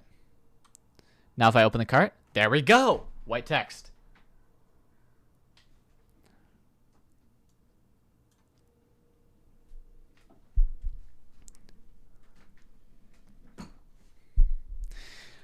All right. I'm so confused over why they call it a shopping bag rather than a shopping cart. I don't understand. But that's what they gave me. They're like, put shopping bag here. I'm like, okay, I think shopping cart just makes more sense. What do you guys think? What should this say?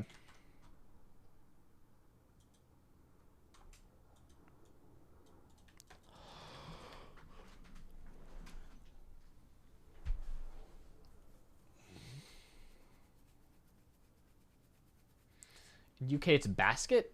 I think it should be basket, not bag, not cart, not basket. Ugh.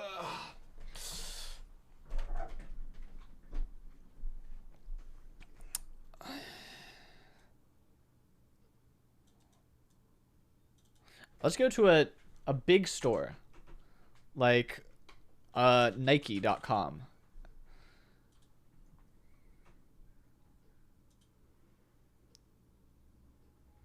What a slow and laggy store. Ugh. Bag. They use bag.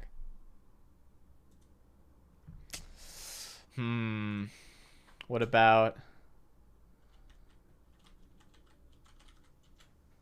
Adidas.com? Your bag is empty.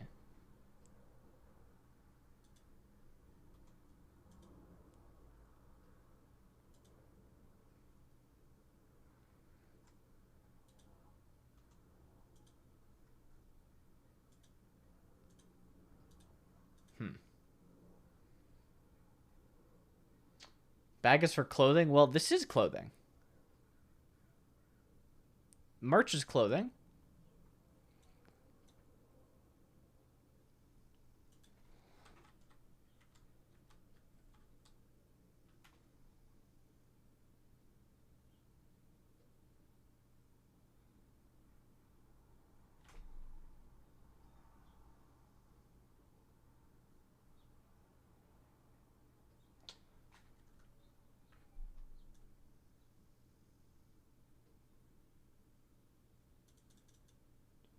Now, wonder how much people were paying attention to the stream just then.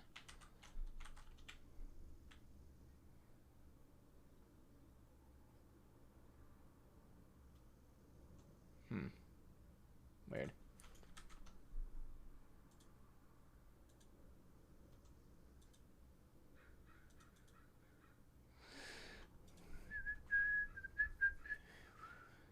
Merch bag or loot bag? Shoes are usually bagged. Maybe because it's clothing, it should be cart. I guess it doesn't make sense. You don't really use a shopping cart if you're shopping for clothing. You would use a shopping bag. But then again, this is not... You're not using either.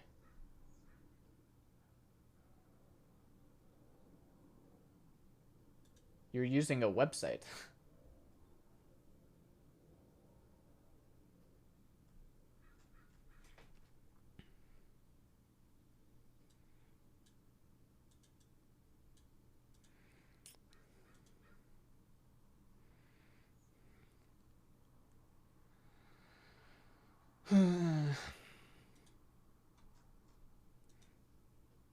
Is it just me, chat, or does this look really, like, does it look like there's too much padding on this?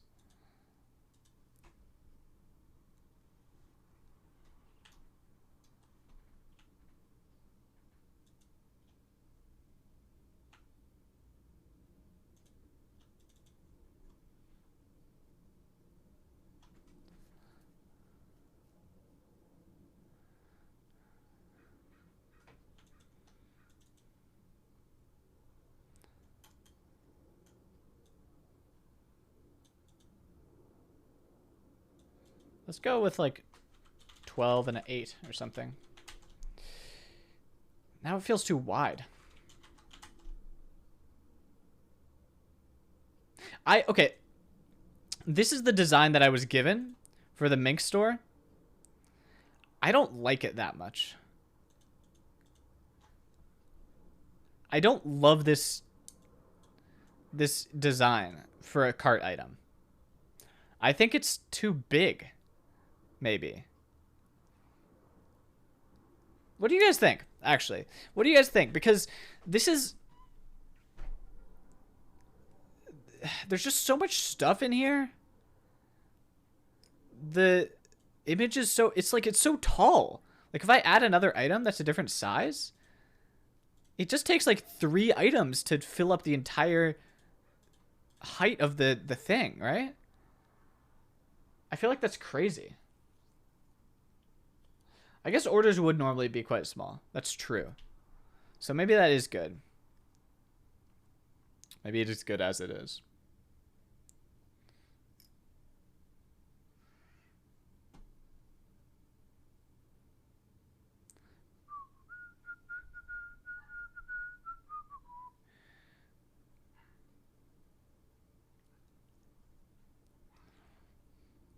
Like the size of the items depend on how many there are? No, I don't think so. Ooh, and this is another thing I gotta fix. This scroll bar is weird.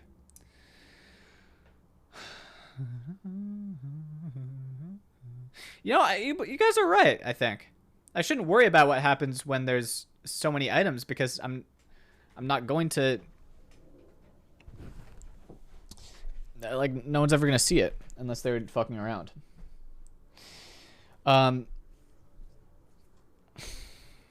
Yeah, so let's just keep this as is.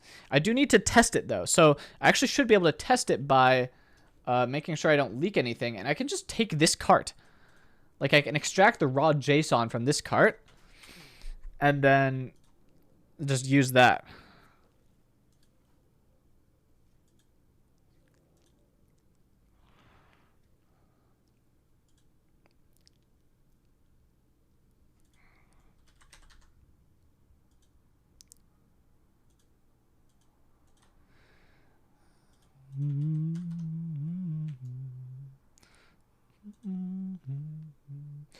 All right, no leaks.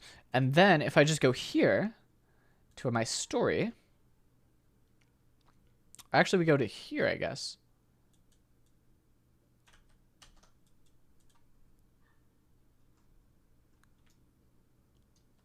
I have to set this to unoptimized.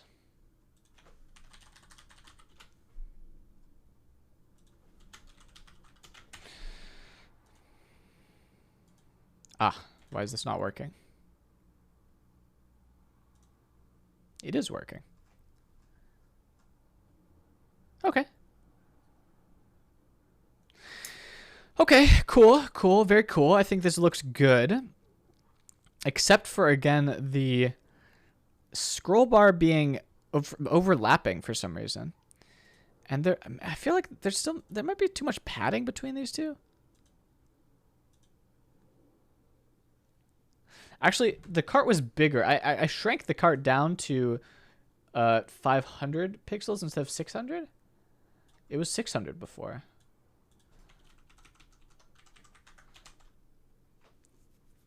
What do you guys think about that?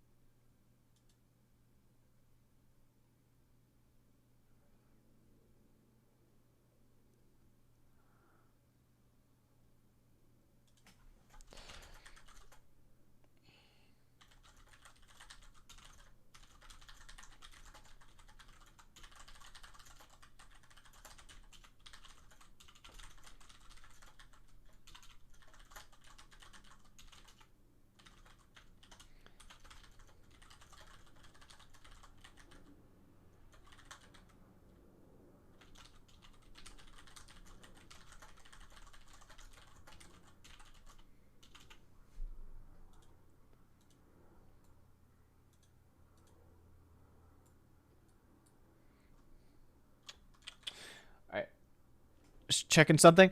Yeah, guys, what do you think about 500 versus 600 pixels? This is 600 and this is 500.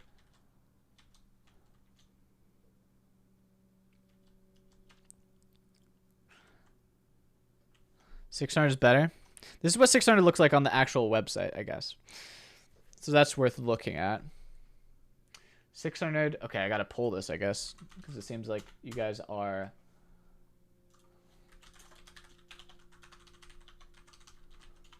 conflicted. Start poll. So this is 600 on the actual website. Let's change it to 500.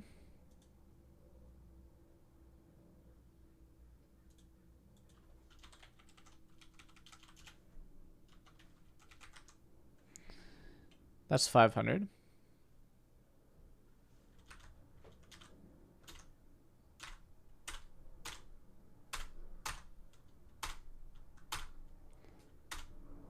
1 out of 550. That's this.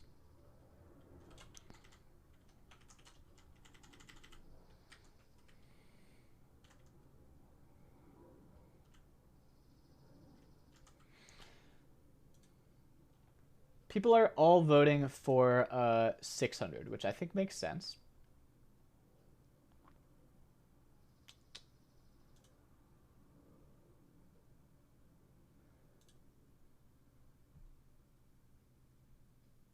But, of course, we could change it. We could change what the interior looks like. We could make this text smaller. Right? We could make these images smaller as well. So think about it not in terms of what it looks like internally. Think about it in terms of, is it too much on the page? And would I prefer to see some of this stuff under here, maybe? Is it too imposing of a presence?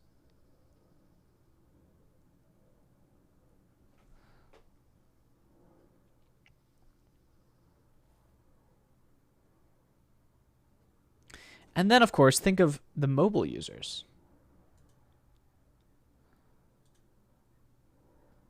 who can't see images at all because they just have so little space. There's not enough to show the images. I'll make another poll.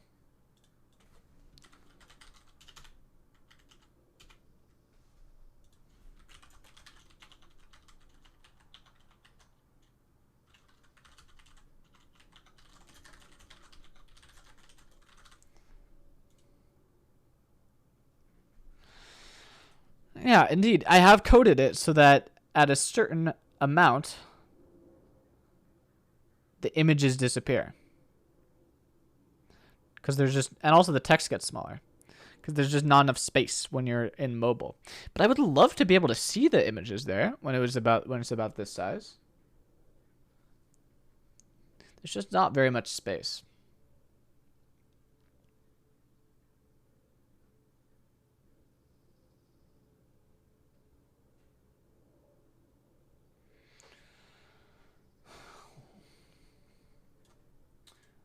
The vote is now more for 500.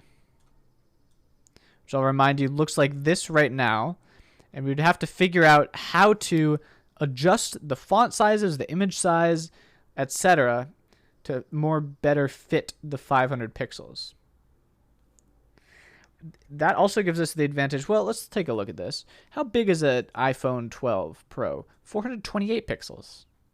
So what if we made it 428 pixels? And we optimized it for mobile. Or like 400 pixels. Of course, this is too small. There's not enough space for all this text. But if we optimized it for mobile, then it would look equally good on all screen sizes.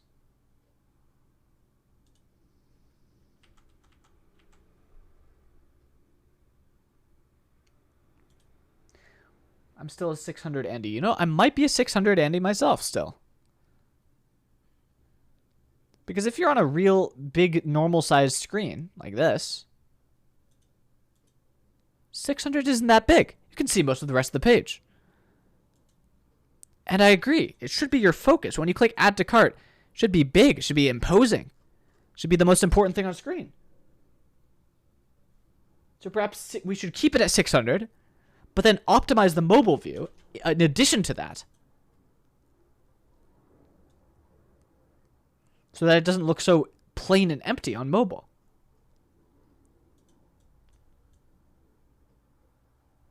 I don't know, chat. I think I like that idea the best. And then, of course, think of what happens when you turn the phone on its side. Is this still fine? You can only see one item at once. If it was an iPhone, turn on its side, you can't even see one item. This is unusable. Not that the website is optimized for this, but it should be. Because what am I doing right now? I'm optimizing the entire website permanently. I'm making optimizations that have to last for every single merch site. They have to work for everything. So I have to think about it. There are people who use landscape mode. There must be. So I have to think about not only landscape mode with this phone size, I have to think about an iPad. iPad's fine most of the time, but touch actions, you know? And then in Galaxy Note 20, look how skinny this is compared to how tall it is. How is this going to look in landscape mode? Even worse. And when I was on the iPhone, this carousel is so small. There's too much spacing between these. There's too much padding around the shopping bag. You can't see what's going on.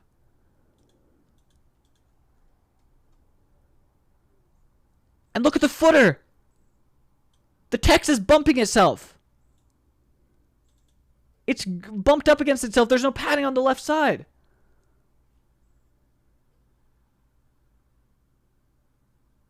There's so much to do.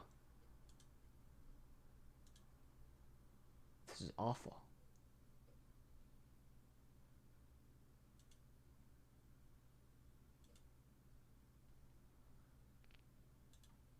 I think we can figure it out. Huh? I think we can figure it out. Let's start on the cart. I'm going to use my streamer veto to say 600 pixels. If we have the space, we're going to do 600 pixels. But it can't be larger than the screen width. Which means we need to figure out some way. Well, first off, let's just start with the things we know we can fix. Like padding on the span. These need padding on them. Right side padding. The cart item needs right side padding.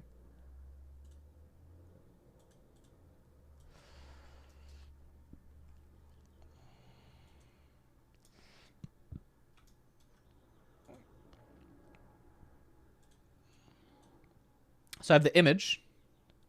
I have this part. And I have the drop down.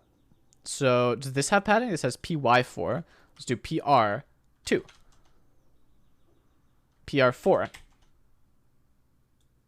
That fixes that issue. Good. But now...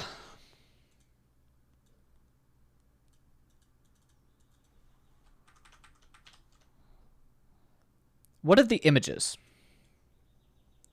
How small can we get before the images just take up too much space?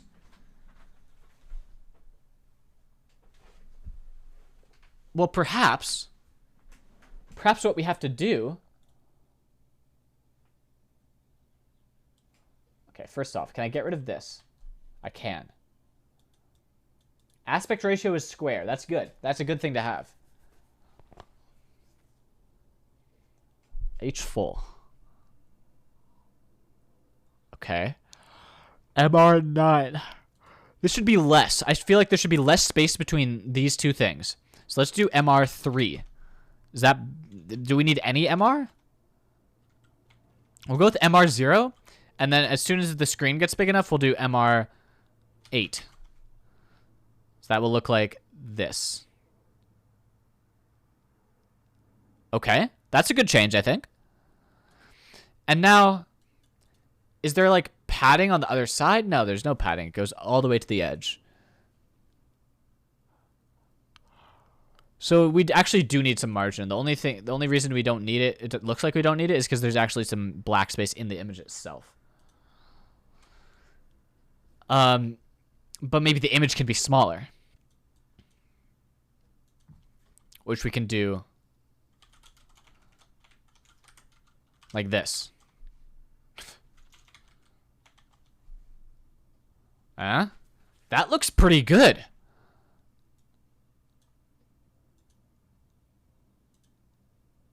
But I saw something wrong.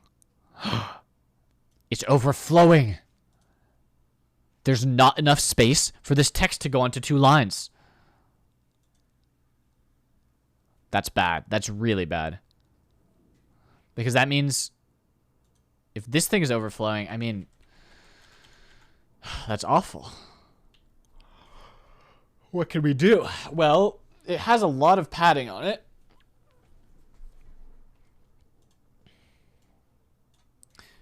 Perhaps we get rid of that padding on small screens. Like so. That's better. But it's still overflowing by a bit. See? It should only be inside the blue box. and there's some falling out the bottom. So we need to get some of this as well. We need to do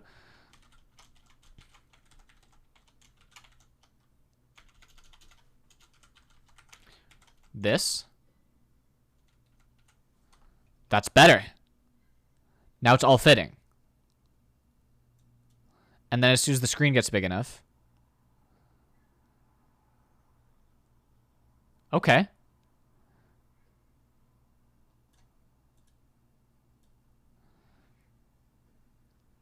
This is good. Look at this. The screen will never get this small, but in case it does, it's still basically usable.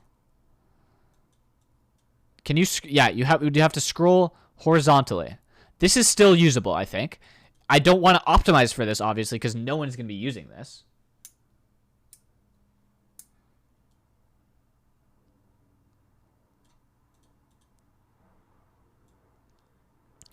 But I think this is good. I think these changes are very good so far. Now, I'm noticing a couple things here. Number one, there's a lot of space here. Look how much yellow there is. That's just blank margin. MB16, there's 16 times 4, which is 64 pixels of margin there. That's a ton. That's a ton of margin.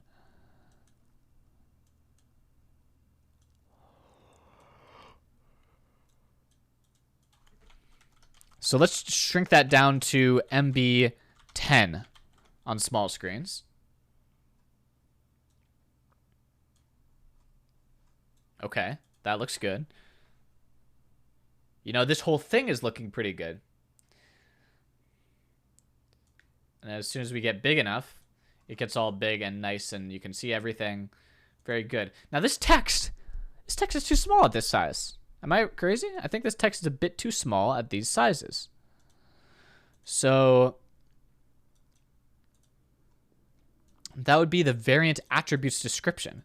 Text XS? No, maybe text XS by default, but then SM, you'd probably go text SM. Like that. Yeah. I think that's better for sure. And you know what? We can probably even get away with doing it all the way down. If we wanted to. It's not clickbait. I announced something. But it wasn't 2 minutes. I already announced it. What do I make my title then?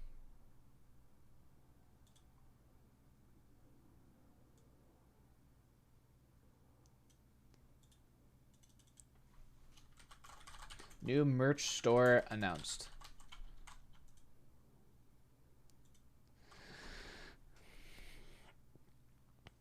Chat, what do you think about this size of text? I don't think I'm getting a very good view of it on my desktop screen. Let me open this up on my phone.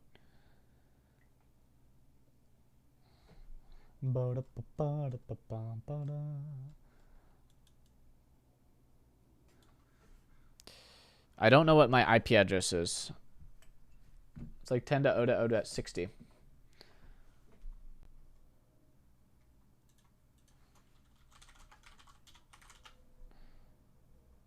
I think it's 10.0.0.60. Yes. Okay, I have this loaded. Oh, it needs HTTP. Okay, I have this loaded up on my phone. Let me play around with it and see if it looks right. And my phone is pretty skinny as phones go. It's very slim and tall, like me. However, the website is not loading at all. Storybook is not loading.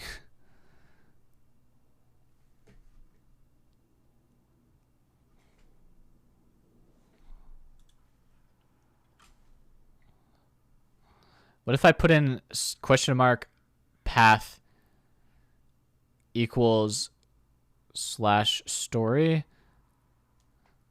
slash commerce cart primary. Simon, thanks for converting to a tier 1. It still does not work. Shit. I really want to be able to test this on my phone.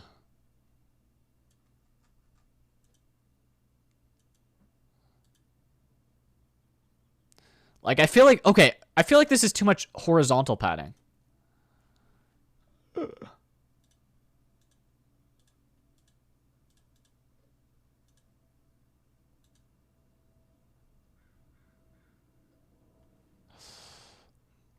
No, it's loading on my phone. It's just not... like, it's accessing the address that's just a black page. I think Storybook is bugged. Maybe it's my dark theme extension. No. No, it just doesn't work. Yeah, I feel like there's too much black space on either side of this. So let me play around with that.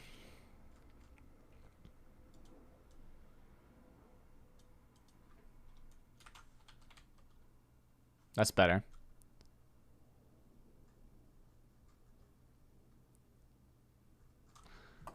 Ooh, and look at this, chat. This bottom element, there's not enough space between it and the thing above it. And by above, I mean below. By above, I mean the opposite of above. So this has a... Yeah, we need a MB. Yeah, just a tiny bit of margin there. Maybe even 4.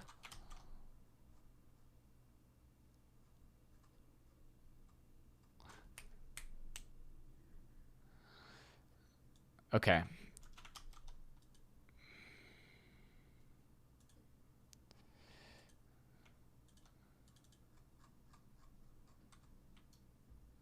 What if I do...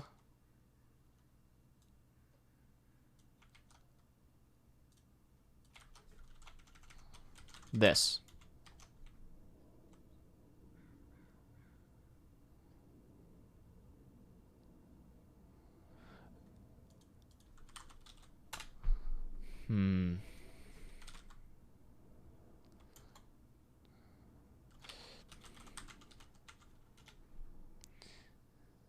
There's a way to do not, right?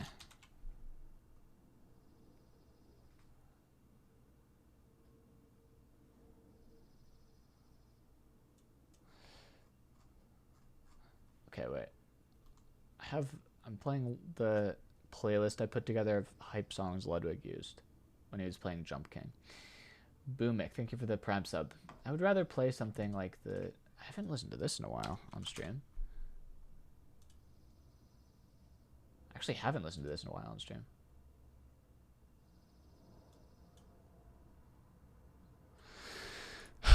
Yeah, I need to make it so that if it's not the last of type...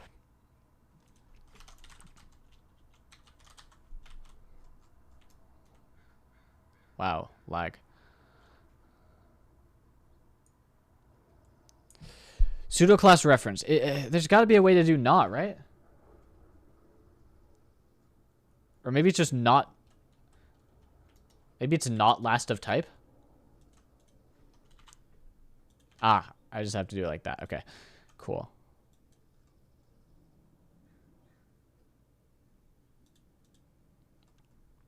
There we go. Wait. No, I can't see it. So what I'm doing right now, chat, is see these like dashed lines? I'm trying to make the bottom dashed. There's currently how it works is there's each cart component comes with a dashed line underneath it. And the bottom one is hidden.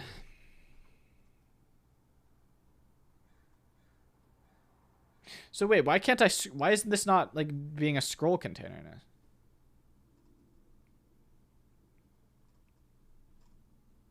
Or maybe it is. Maybe this is what I wanted. Did I remove the margin on this thing? Yes, I did. Okay, wait. So this is what I want. This looks pretty darn good. All right. This text is so small. You can barely see it. But I think this shopping cart is looking basically done.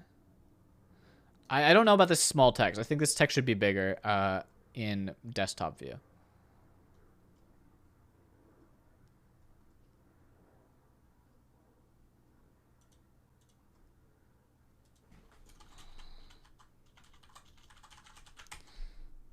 Like that. Yeah. I think that's better.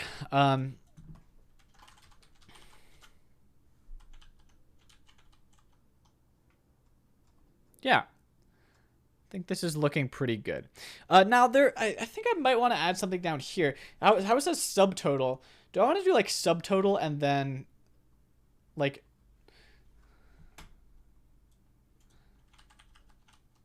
oops, not that. Do I want to do something like this?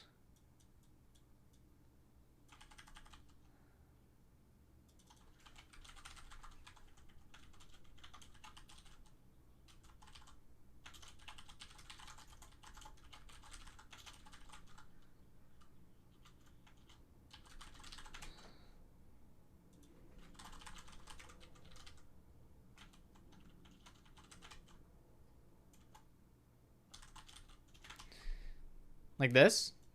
What do you guys think about this? What do you guys think about having like shipping calculated at checkout down there? Do you think this information is needed? Because I've had it there for a couple merch stores, I think, and I've had it not there for a couple as well.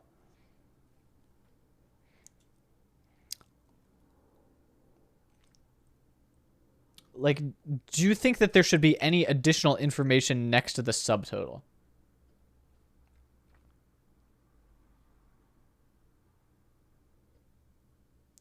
Any additional information that tells you that, I mean, it does say subtotal, but do we want extra stuff that basically indicates this is not the actual total, this is the subtotal? It's very useful. Well, obviously it's useful, but is it useful here?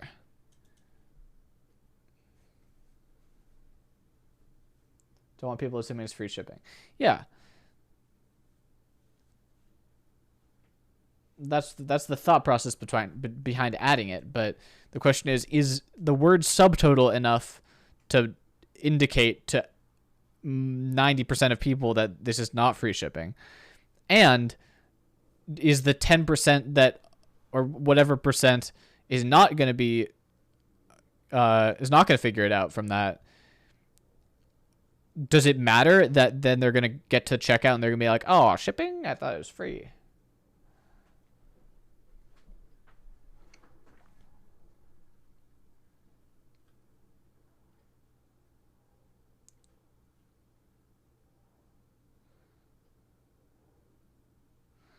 It's useful, does not need to be that big. Now that's a good thing. It's a good idea. So I could do something like,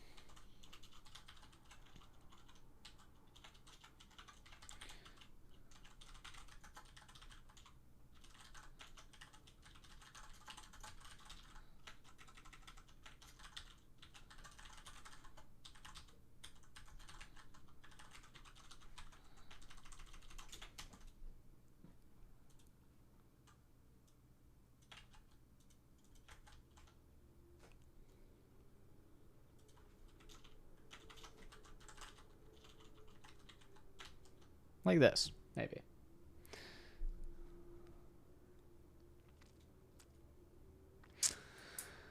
And of course we could make this left aligned as well if we wanted.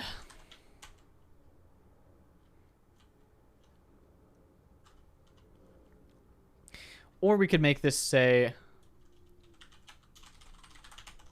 plus shipping.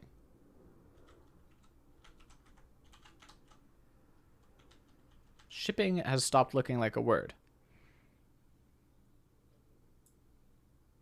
But what do you guys think about this? And we could even try out non-italic.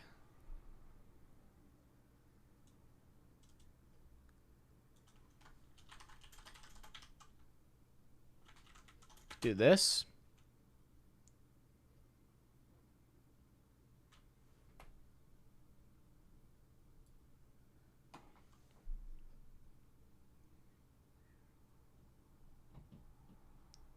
So there's several options to choose from.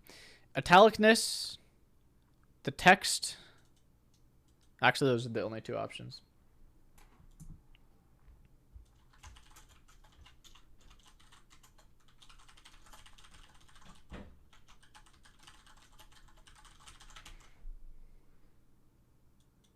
I feel like this is too much text, almost.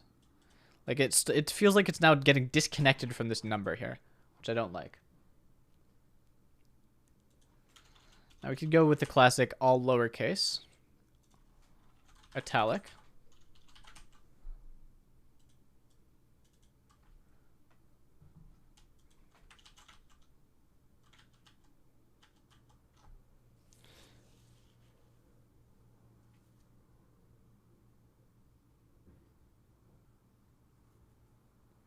I don't know if I want to mention tax. I don't know if we need to mention tax, because tax is just obvious. Everything has tax.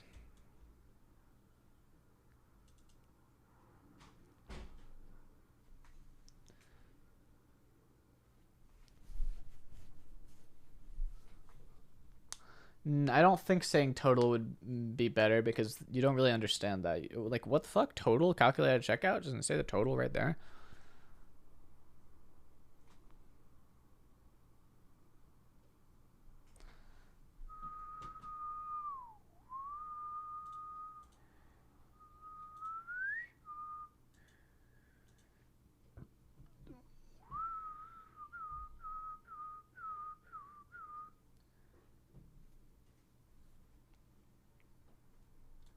What would Shopify do?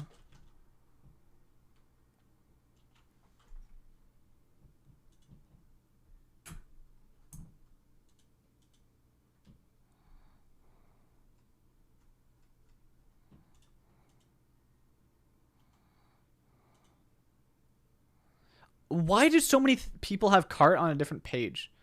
Makes no sense to me. Ugh, and this flash of unstyled content.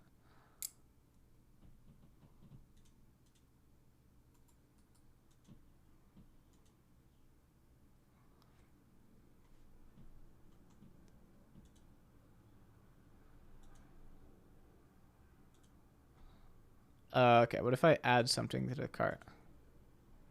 Oh, a nice hat. What the fuck? It's so expensive. Yeah, I feel like this is bad UX. Taxes and shipping not included. Oh, look at that. They got a little gray text. Italic. Look at that. I mean, that's not bad at all. That's like exactly what I was thinking.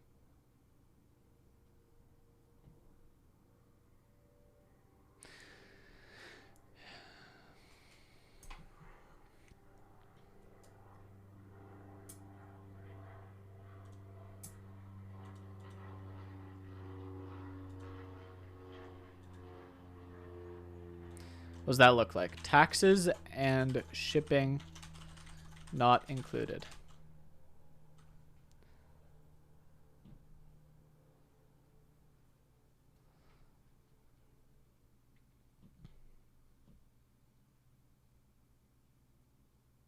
I think that looks pretty darn good. The only thing I'm concerned about is this a bit of extra black space on the left. But it's fine. It's fine, chat. It's fine.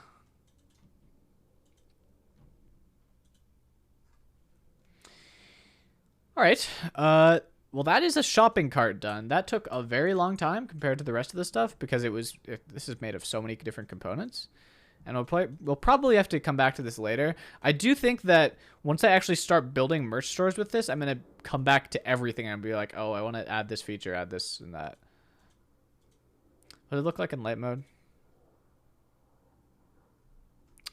Perfectly fine, actually. Actually looks great in light mode.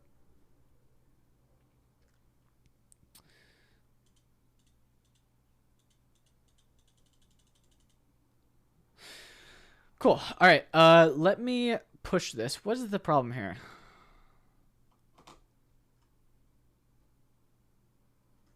Oh, yeah. Okay, I see.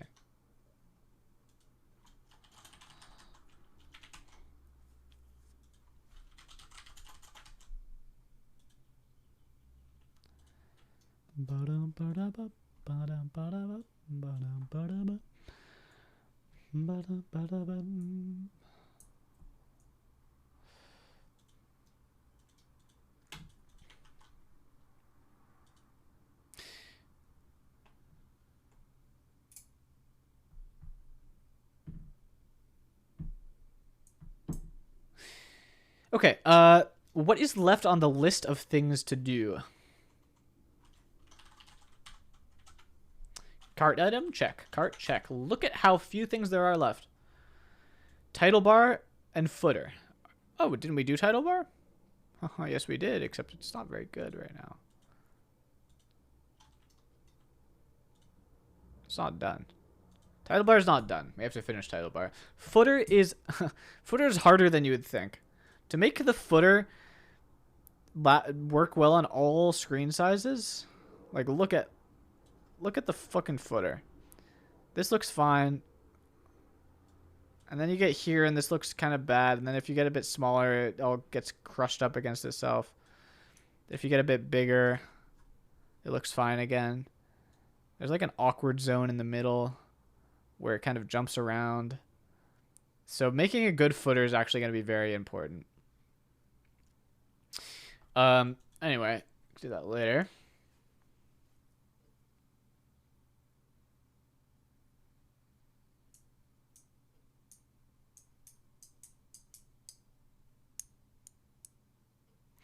Oh, wait, that's an interesting question. Should the subtotal amount and tax shipping line up with the checkout button? They do. I was like, what? Don't they already? Why would they not? But they do. So, title bar, footer. Footer is we have to do footer. Footer is a hard one. Firebase tracking. I kind of just don't want to use Firebase anymore. It's kind of cringe.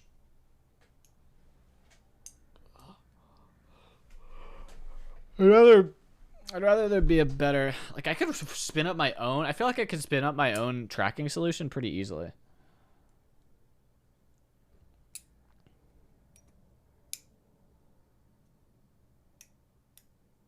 Peace, girl.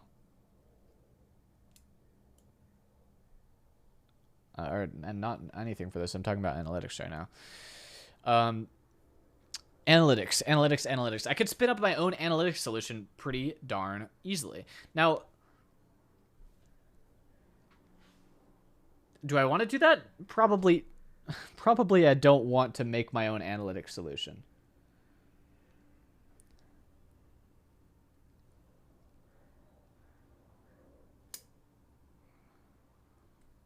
Probably I want to stick with Firebase. And the reason I'm on Firebase in the first place is because Fourth Wall uses Firebase for tracking their checkouts.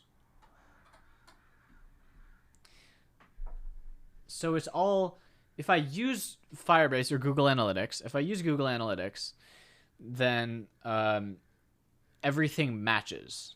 Like everything lines up. Like the matching.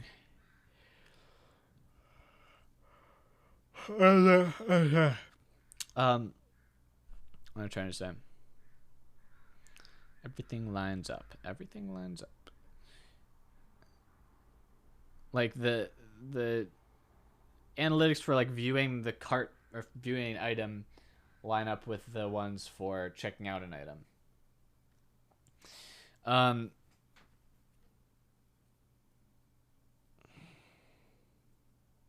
Now, could I make my own analytics solution that then calls the Firebase API? Probably. But like at that point, what's the point? You know, there's no point. So I think using Google Analytics or Firebase is the best way to go. Now, hold on a second though, because I'm using a Firebase right now for analytics. I could be using just Google Analytics for analytics, right?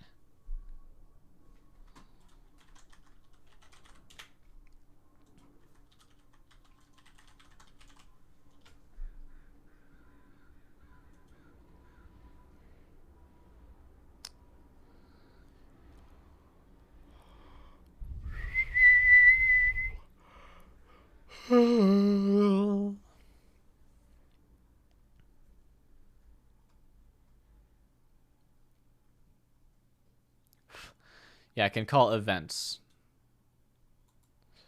React Google Analytics.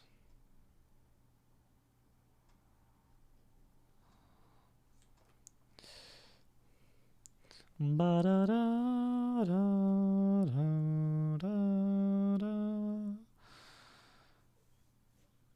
React.ga, path view, page view, modal view, event.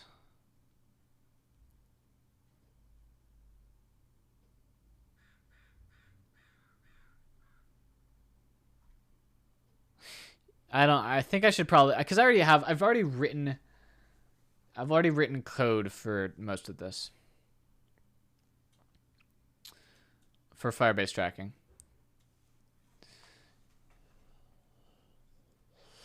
I think what I really want to be doing. What I want to do is I just want to rate hooks. I want to rate hooks for it. Better hooks. So I don't have to do it like a use effect. Okay, so Firebase tracking. SEO. So SEO stands for search engine optimization and basically means like all of the meta tags that you attach to the page. And I put this in here because I want to. Well, I put this in here because I wanted to make a script for like auto generating favicons and stuff, but I don't really want to do that right now. Cart React query stuff. Now, this is the interesting stuff. We worked on this on the Mink store on stream.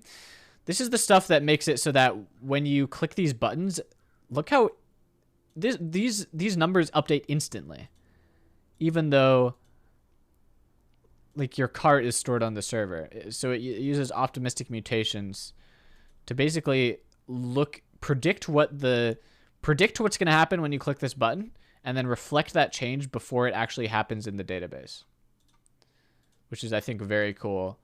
And it works super well for the Mink store. Also, adding to cart is a thing. Like, it works the same way.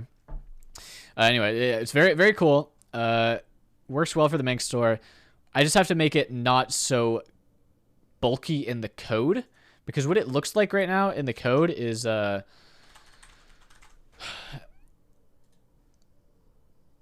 this.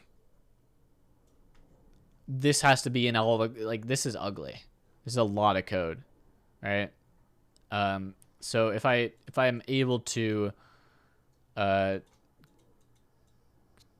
export this all out into a hook that just does all of this automatically, and I can just say, like, you know, replace all this with something that's just like const add to cart, or const change quantity equals use cart quantity, right? Something as simple as that instead of all of this code. So I would love to be able to do that, and that's what the React query thing is about. So yeah, that's going to be interesting to try to port all that code over. And then a fourth wall revalidate hook. Now, I do want to bump them about an update on this.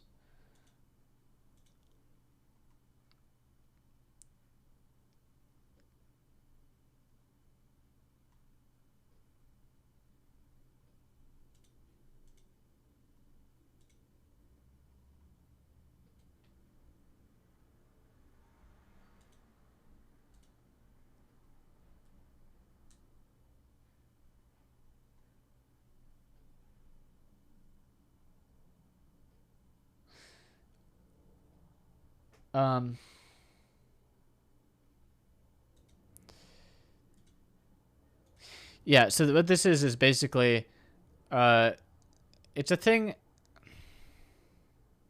like, if the it basically means, like, if we change the description of a product, or if it goes out of stock, that change will reflect instantly on the website instead of reflecting in like 5 minutes. That's basically what this means.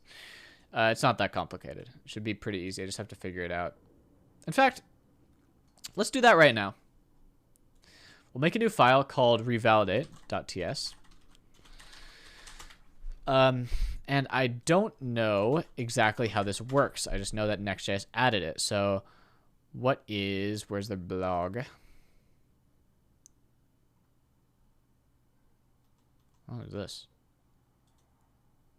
The biggest update to Next.js. Oh, nested layouts, server components, improved data fetching, incrementally adoptable. What's the timeline?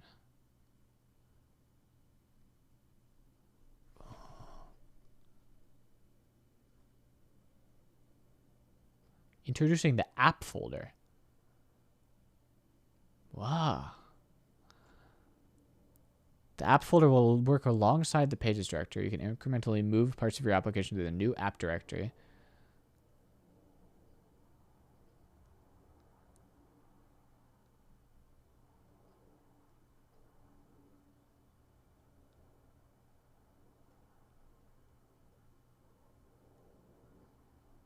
Huh.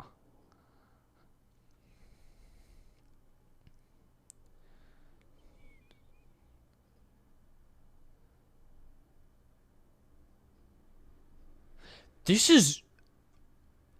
Wait, this seems super cool.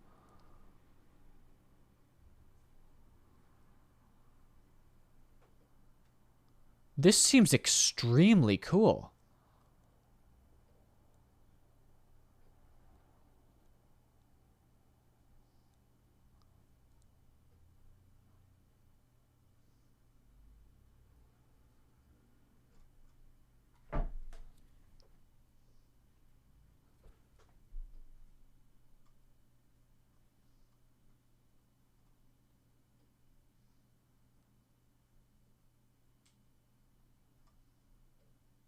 Page behavior. Outcomes must server components.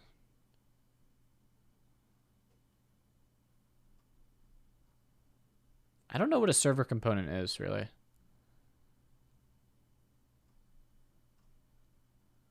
Oh, server components can have... What?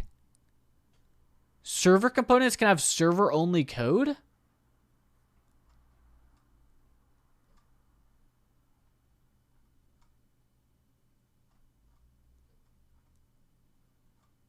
Wow, React is crazy. Anyway, that was a bit of a sidetrack. This looks very cool. This was posted a month ago, so hopefully this comes out soon. What I'm talking about is on-demand ISR. Next.js exposes a function unstable revalidate, allowing you to revalidate individual pages that use get static props. Blah blah blah.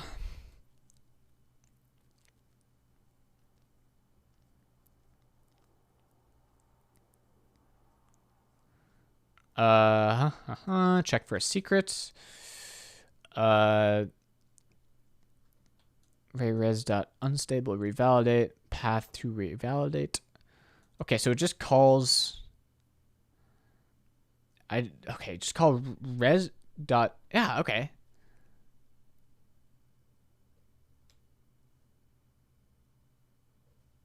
I mean, this seems super, super simple.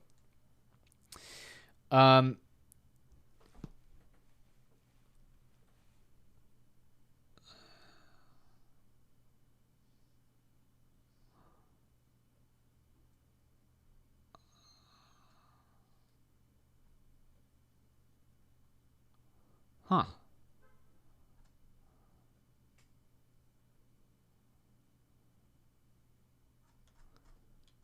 All right. Yeah, this seems super simple. The only thing is I have to get Fourthwall to call this API method for me. I need to reach out to them because I did ask them about this a while ago.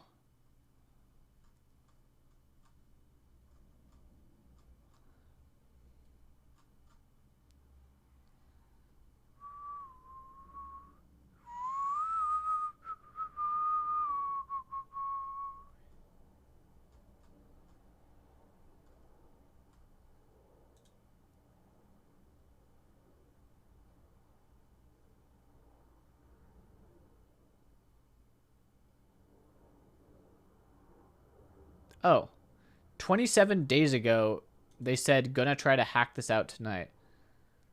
Huh? Just did not see that at all. Let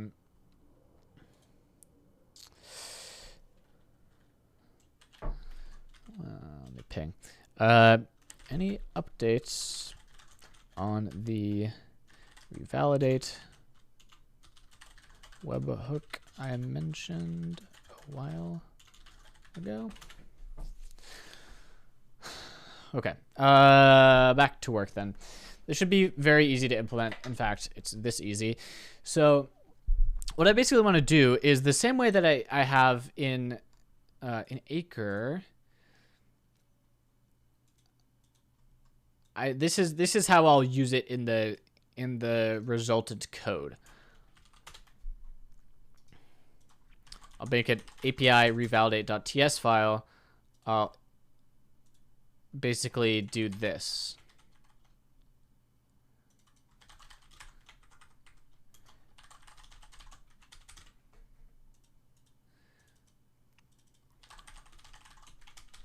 I think this is the goal. I think this is the goal for what I want it to look like. So, I mean, let's work on that then.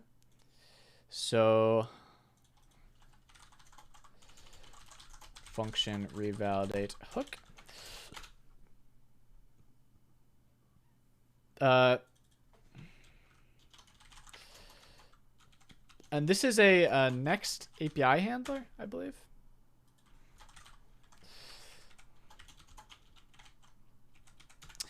So I should be able to do rec res, and then can I do res.unstable revalidate? So URL path and then options. So URL path is a string. What is unstable only generated? It's probably, yeah, okay. I probably shouldn't use that because it says unstable in front. And if this does too, but hopefully it's stable enough to work.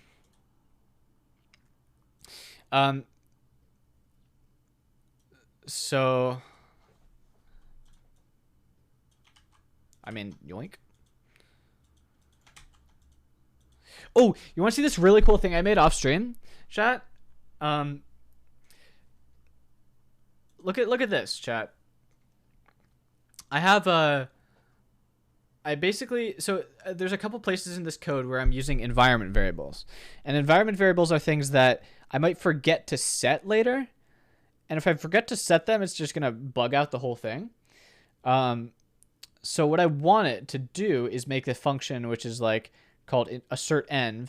And what it does is it basically checks if an environment variable is defined. And if it is, then it just passes it through. But if it's not, it throws an error that says like you forgot to set hedge token for this, for example.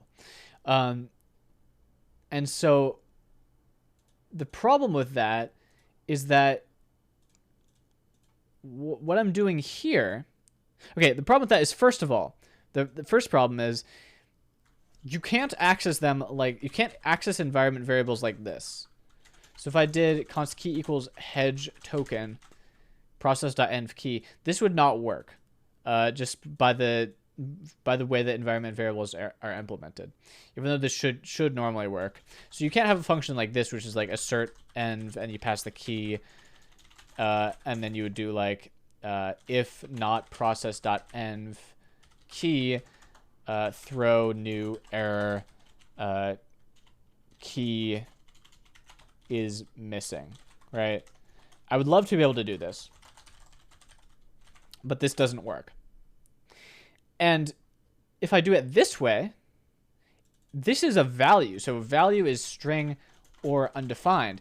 So I can do if not value, throw new error, but then I don't have access to the key. So I would have to do something, if I wanted to do it like this, I would have to do like hedge token. I would have to write hedge token twice basically to say, this is what error you should throw. You understand?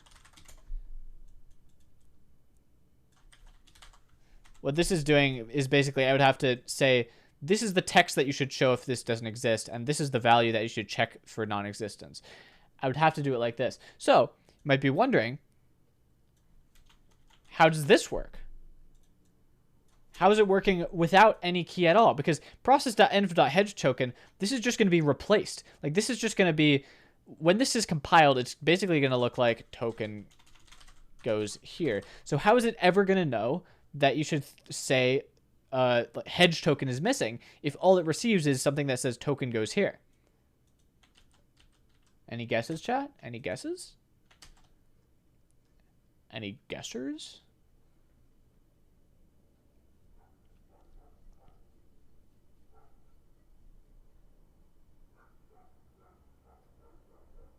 Nobody?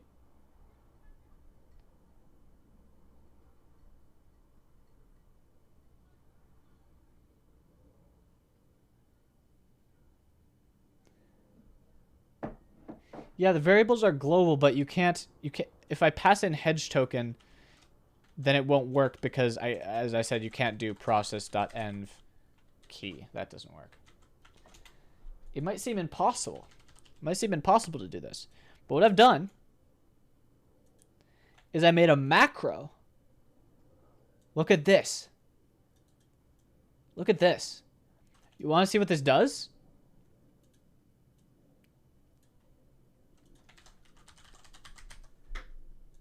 It replaces the code with this.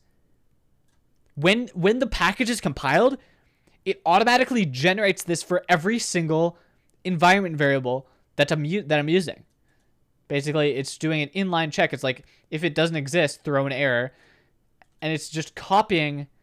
Like I'm generating this code, and therefore it can use both the process.env.something and also have it inside the string. Isn't that cool? Like, here's another example. I think I'm importing it wrong, though, now that I look at the code. Oh.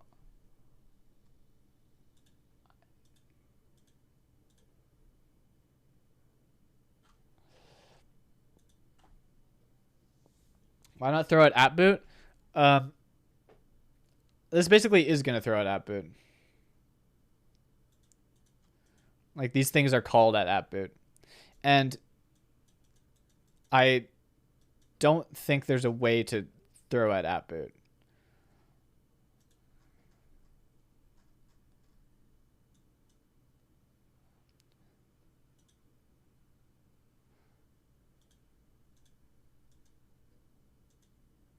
Wait, this isn't... Do I just need to rebuild this? Because it seems... Now that I look at it, it's not... Like, it didn't work for this one.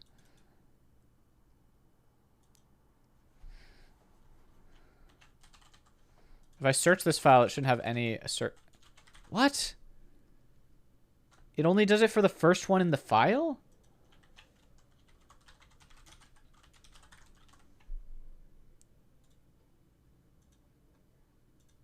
What?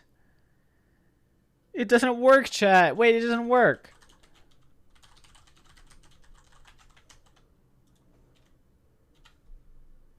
It only, like, what? I don't understand this.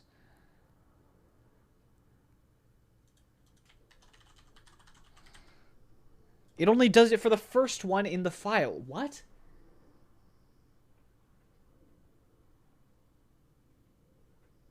Oh, shit, wait.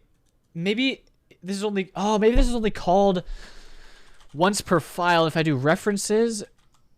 References. Maybe there's multiple references to different nodes in the same file. Aha.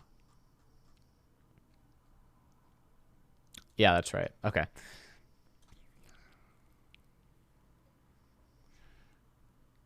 I just have to loop through references.default.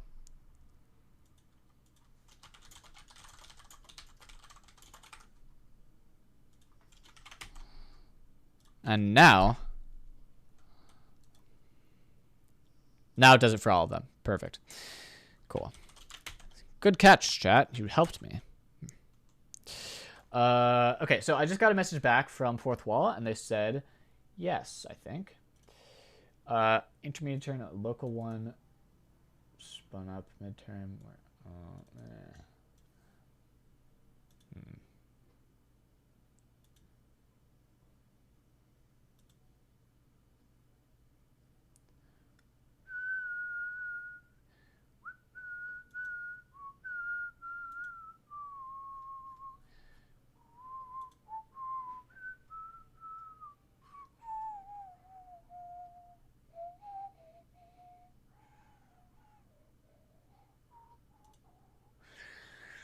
Local one spun out auto trigger hard coded out.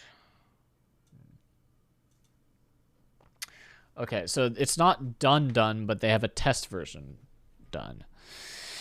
Well, really what I wanted to do is I want to be able to call this via API because I'm going to be, I could call it from Meadow.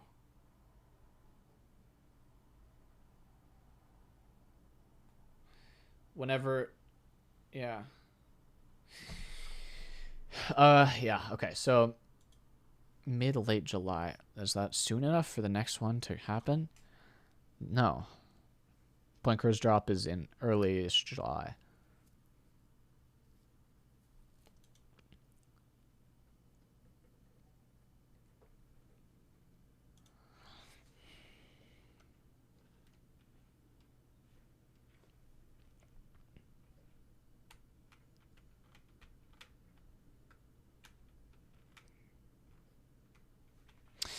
Actually, what day is Point Crows drop exactly? Can I show the entire code of that macro? Yeah, here it is. It took a really long time to write this, actually, because it's hard to find documentation. But this actually was not that hard. Babel is pretty easy to work with. I am looking for I'm looking for a calendar. Let me open my phone. Should have a calendar on there. Yeah, sometime around then.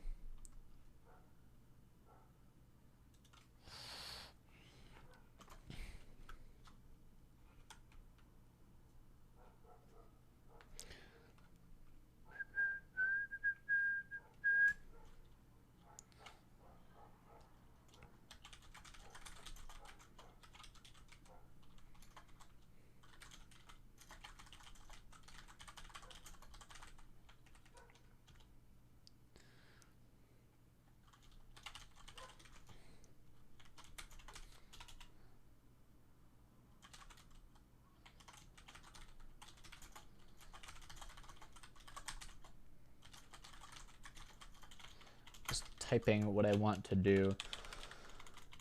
Put slash API. What is the fourth wall API again? Meadow server routers fourth wall.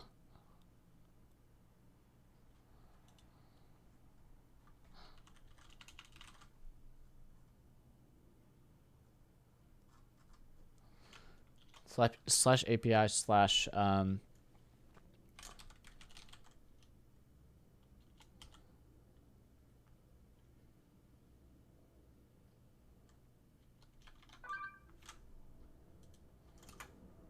I just got a text.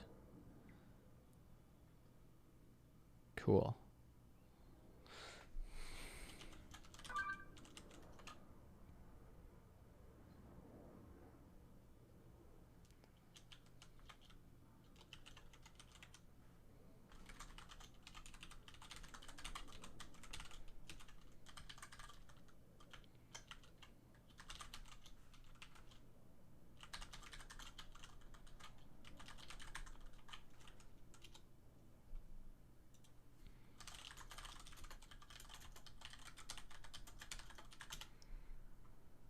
All right.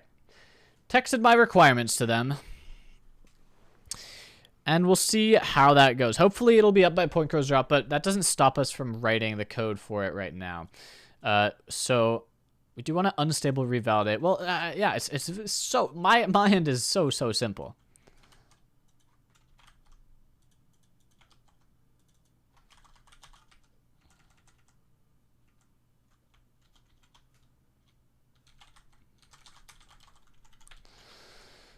But I don't want it to be oh, and this is the reason I brought up assert end, is because now I can use assert end right here.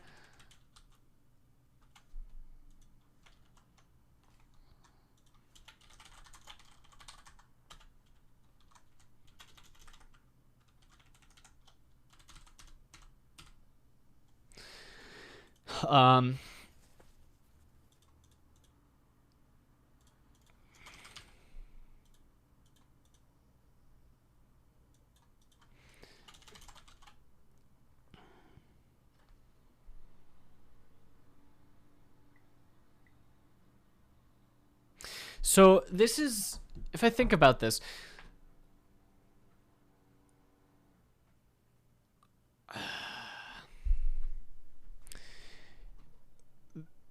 if a product changes in sold outness or in description or price,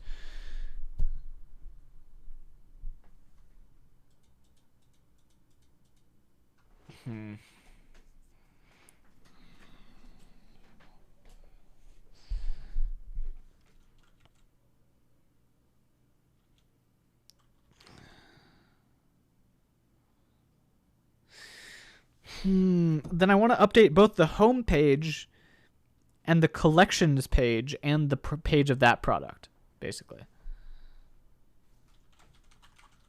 So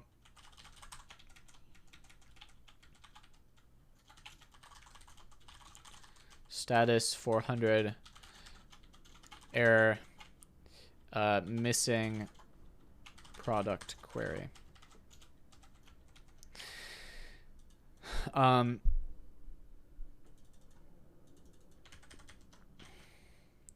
So I'm going to revalidate the home page, the all page. Is it all? Is it slash all?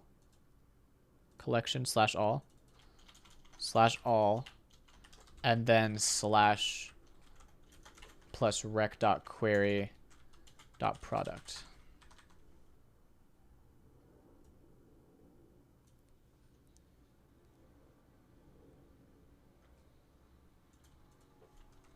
And let's do a promise.all here.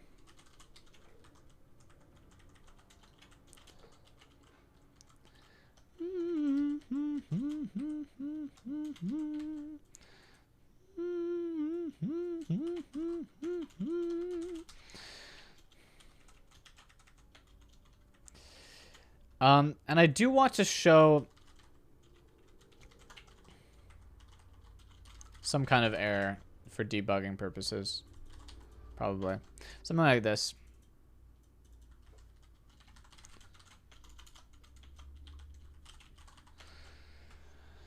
Okay.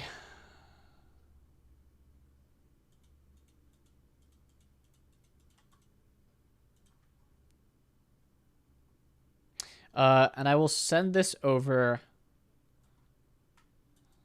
I'll just send this code to Fourth Wall and see, so they can get an idea of what it looks like.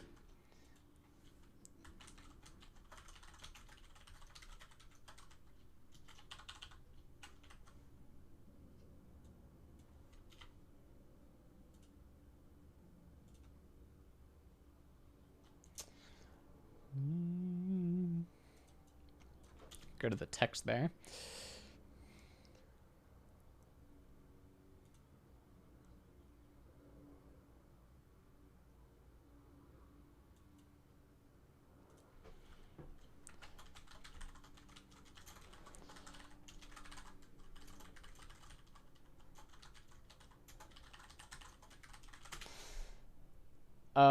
Monkey Zone, thank you for the 20 months of tier 1. That's a lot of months.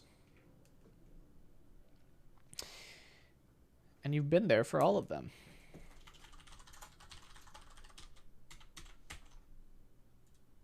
Well, actually you haven't. You only have an 11-month streak.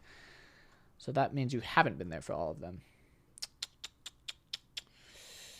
I thought better of you, Monkey Zone.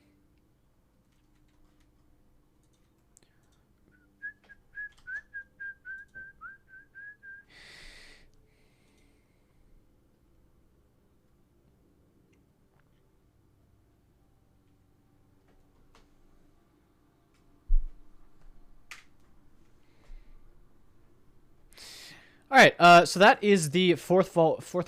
Oh god, so many changes. Cart. Fourth wall hook. All right, that's the fourth wall hook. What's the last thing on the to do? The last couple things on the to do. This is checked off. Title bar and footer. You know, I don't really want to do these today. I just don't. I have other stuff to work on. But, oh man. Let's do both of these. Let's do both of these things.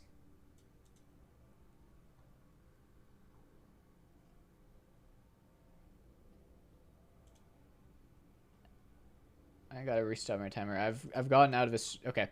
Chat, we're gonna speed run this for real.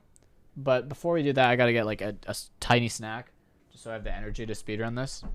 We're gonna try to get both of these done today in like an hour, which is gonna be tricky, I think. Maybe 30 minutes even. Anyway, I'm gonna get some food. I'll be just 30 seconds.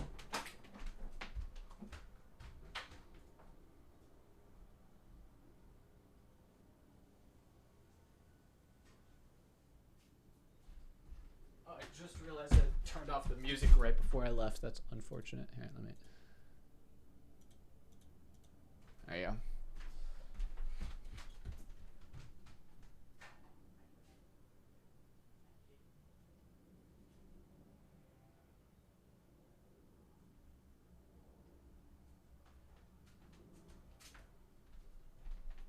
I got my cat.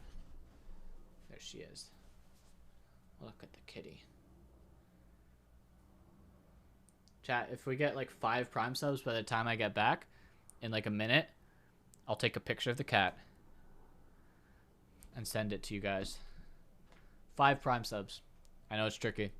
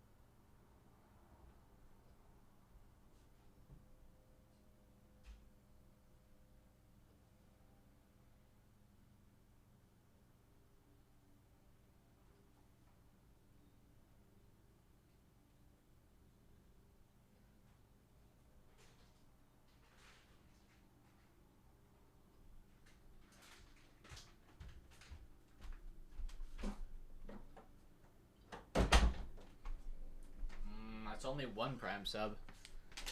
Thanks to Wander. I'll give you 5 more minutes, chat. Because all I could find to eat was some cold leftover pasta. With nothing on it. I hope there's someone else who has Prime. There's gotta be. Right?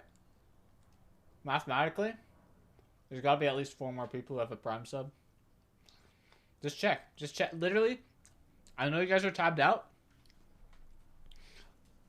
But there's at least 10 people in chat. I'm talking to you right now. You're not watching the stream. You're listening to me in the background. You're doing work. You're playing a game. Tab back in for 30 seconds. Check if you have a Prime. Tab back out. That's all I ask. Literally that easy. Takes 30 seconds of your time. I'm giving you 3 hours of my time. How do you check? Just go to the stream. So I'm standing up.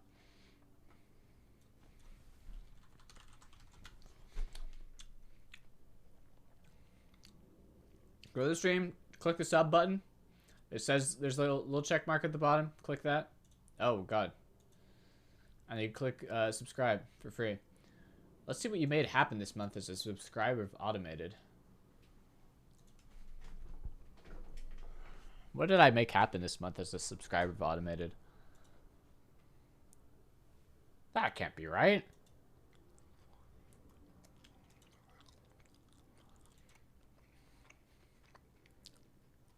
Automated X Automated. That's great. Share the love. Subs.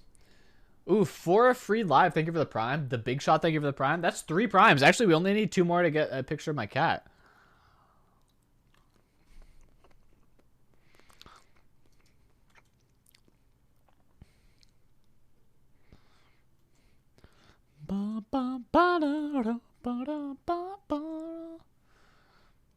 Come on, I believe in you guys. There's 2 people in chat. 2 people. There's 300 people in chat. At least 2 people have to have a Prime that renewed today, right? 2 people.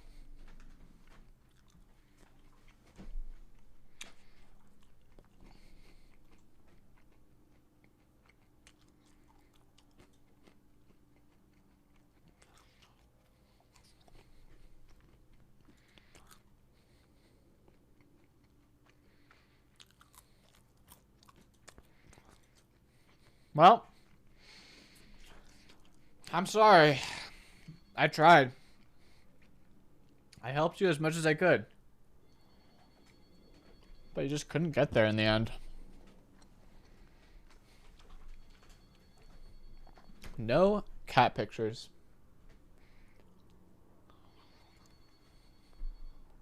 A gift sub? I'll count that as half a prime. Thank you, Twisted Rail. Not quite a prime.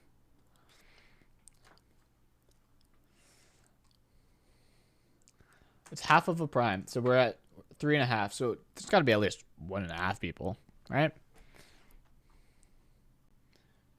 Chihio1, thank you for the prime. There's got to be half a person in chat who has Twitch Prime, right?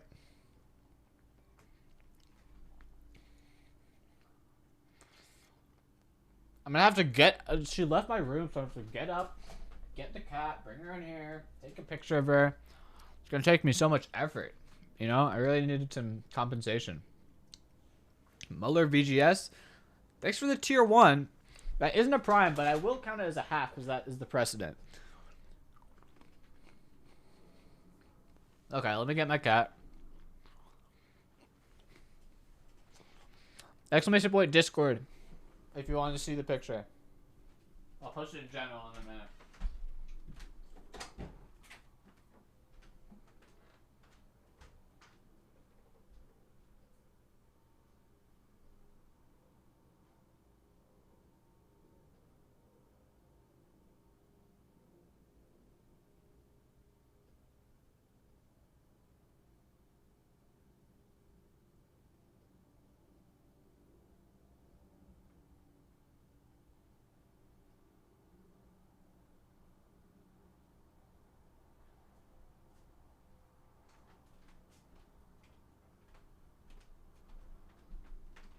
Alright.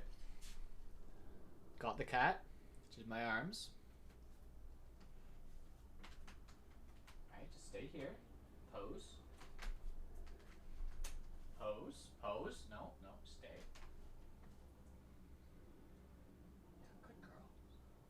Just pose. Bit of posing? Any posers? Any posers? Come on. Yeah, you want to just sit right here. No, no, no, no. Don't go over there. Oh, thanks for the prime. Wow, that was 4 primes. 4 actual primes. And then 2 fake primes.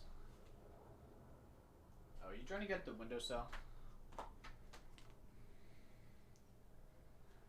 Oh, my blinds are down. Sorry, chat. That's a windowsill shot is cool. But maybe it'll leak my address.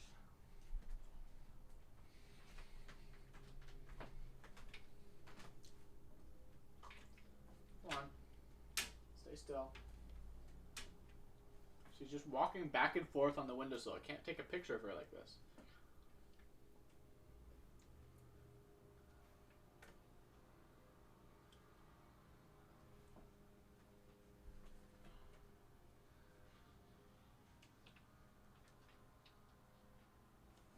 And she's backlit.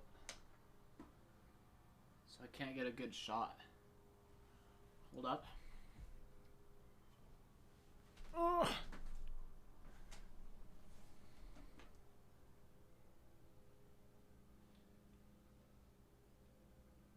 Can I do like a blurry mode? Okay. What's this? Oh, it is blurry mode. Okay.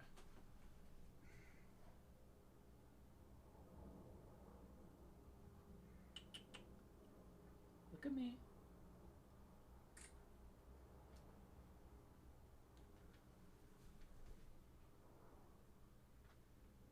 That's a pretty good picture.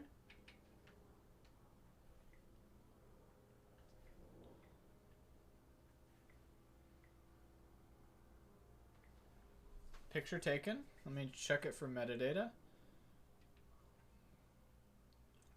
No metadata. Share. Everyone get in Discord right now. Hold up.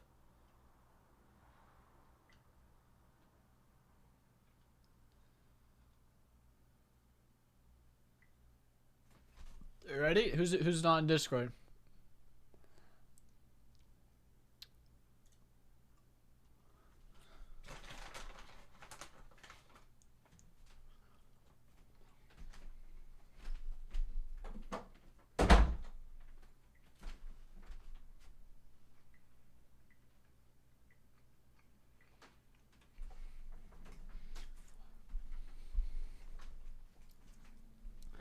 All right, here we come.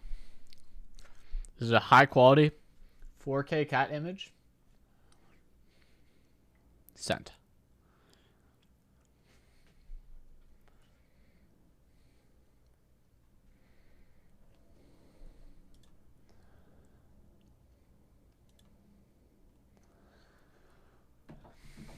There you go. You guys earned it. You guys earned it.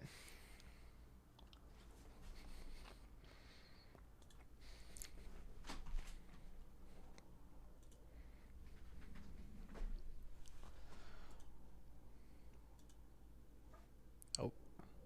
Yeah, look how high quality this is. Holy shit. Oh, so cute.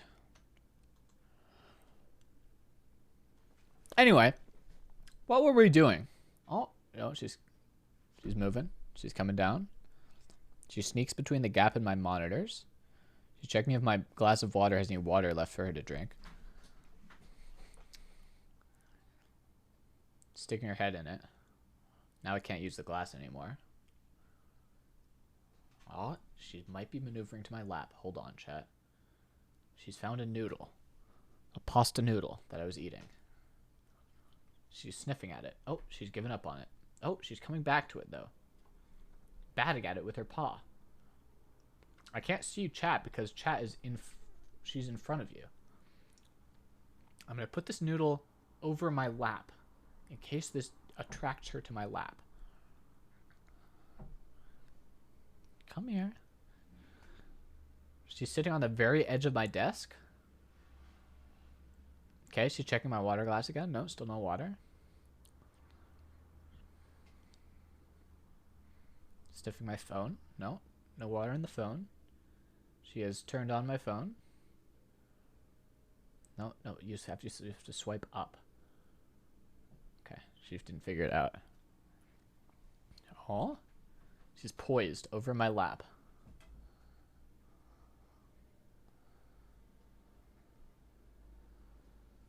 Right, come here. I'm gonna pick her up. There you go. There you go.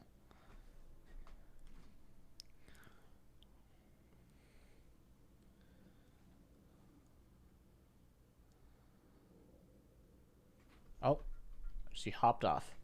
Zoomed back between the gap in my monitors. I think she's going back to the windowsill. All right. Well, this is... Oh, she's distracting me so much. I have to get her out of here. Or get her situated. No, not the pasta.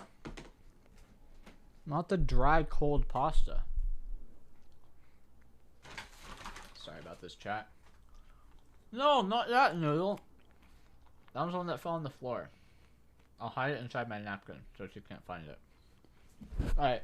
Oh, you're going over here. What?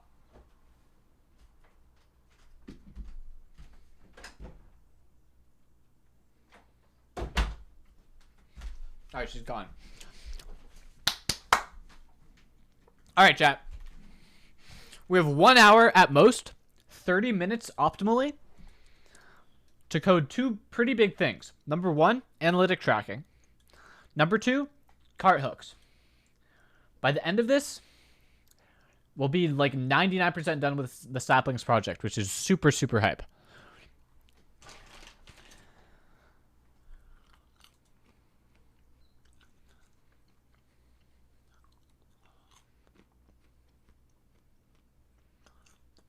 So,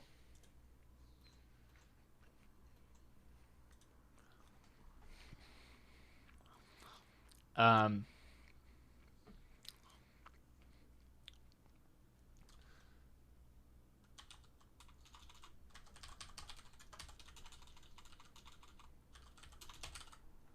play this song for the third time.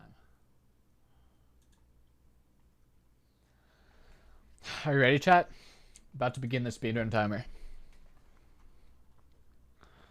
Gonna meditate on this first. Firebase tracking. Cart hooks. Firebase tracking. Cart hooks.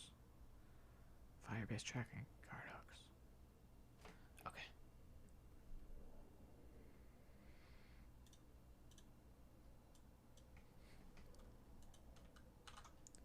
Let's go. Let's do cart hooks first. Cart hooks first. So get rid of this. Close out of all of this. Lib. So I want to do this in the cart.ts file right here. Let's make a list of the cart hooks that we need, first of all. So everywhere we use React Query, but not here. Okay, there's one inside the cart item. What is this one doing? Updates quantity.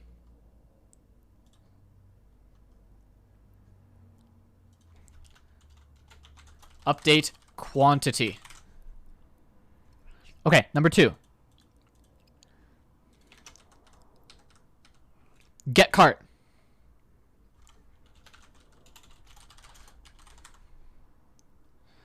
Number 3.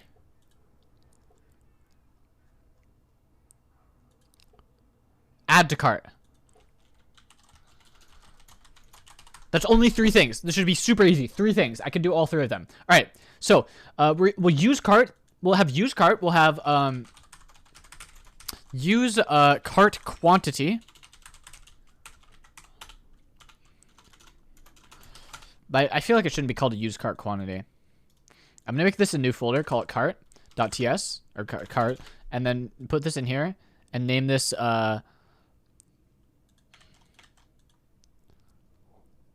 We'll make a file called hooks.ts, and we'll make a file called util.ts.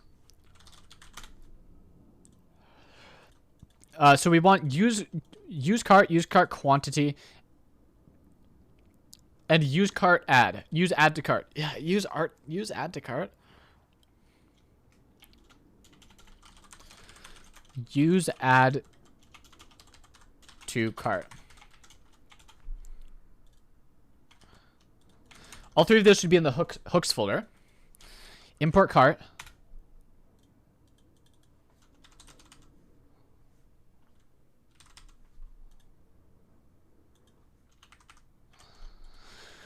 Okay. Now, use query. We'll do the use cart one first. This one is very, very simple.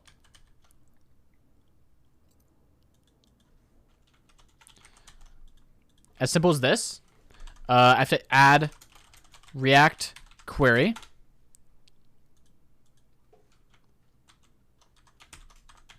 Come on. Restart. Do I have any book recommendations? Yeah, Brandon Sanderson. Get stored cart. I think this is just called get cart now.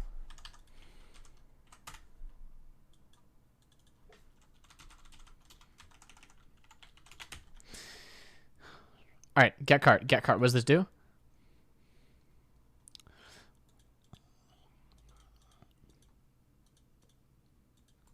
That works.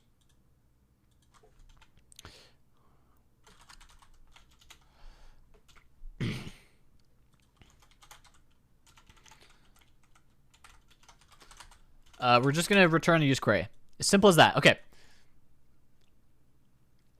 Now, use cart quantity.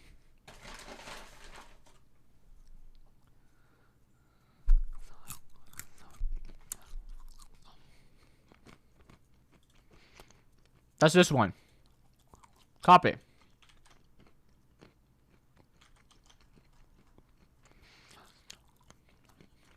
All right.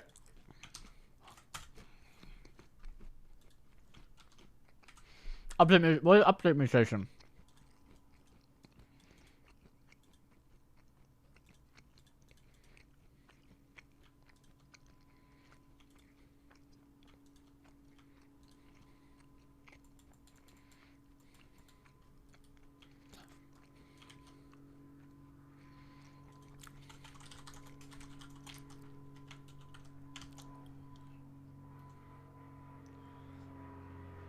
Shit, I have to get music.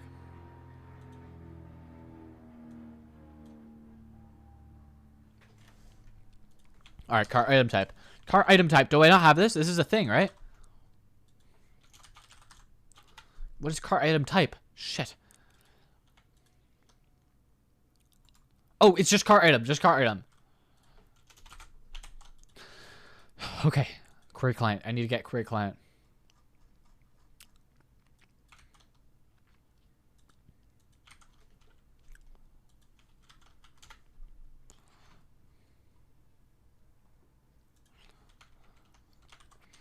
Okay, update cart. That can be from the front end. This can also be from the front end. On mutate. On mutate. On mutate? Cart equals fake empty cart. So fake empty cart. I need to make that in the util file.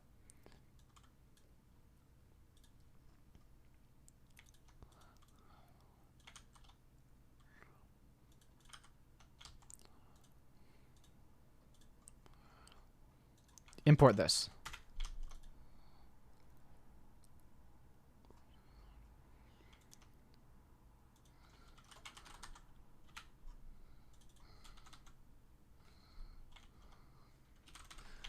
I got to assert env here.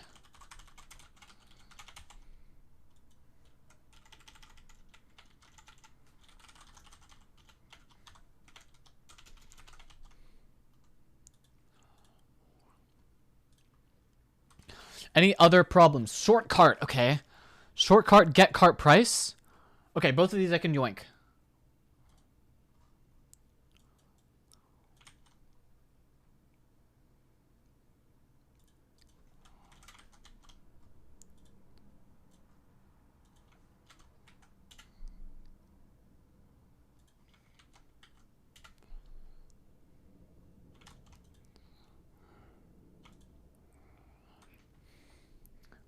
Fake empty cart. Okay. Okay. Why is this? Where's an error here?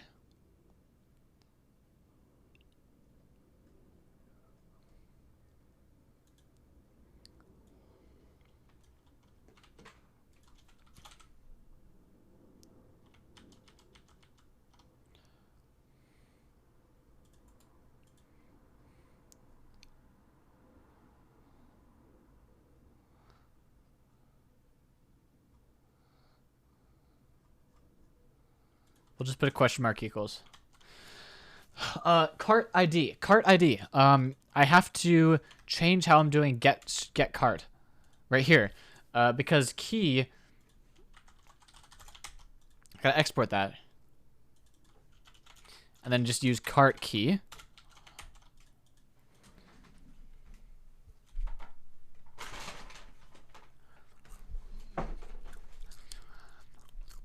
All right, let's be finished by the last hook at 10 minutes on the clock.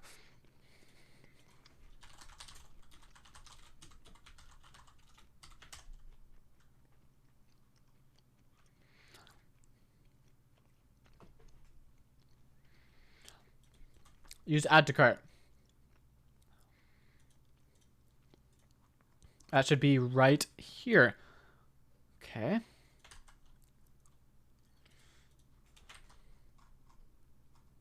A lot of errors.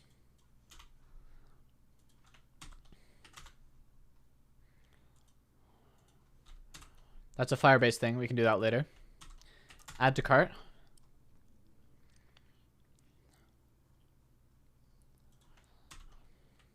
Get variant images? What is this? No, it's just, it literally is just new item, right?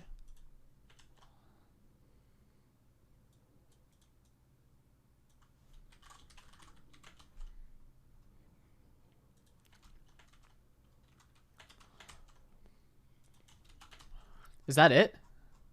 Is this all I need?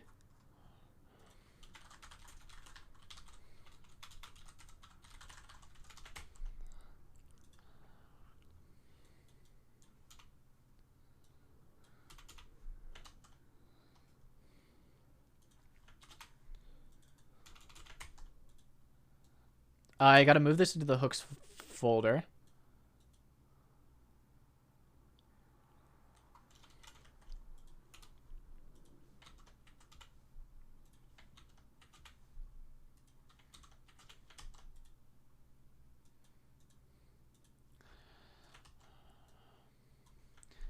All right, delete this file. Put this there. Go here. Do that.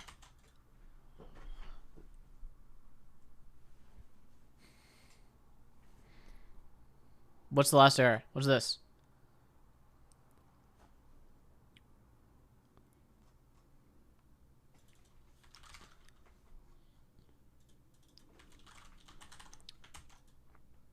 Shit. Type cart or undefined is not assignable to type cart. Shit, what did I do when if cart is undefined?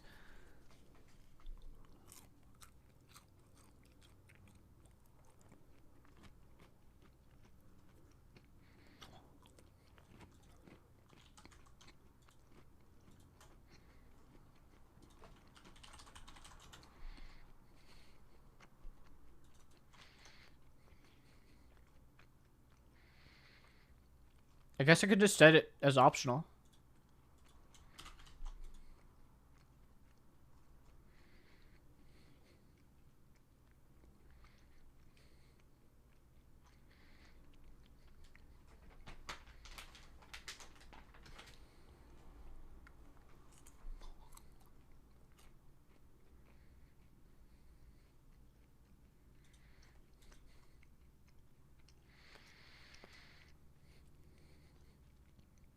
All right, I gotta be honest. I think this should work, but I'm not 100% sure. And I don't really know how to test it. That's the problem.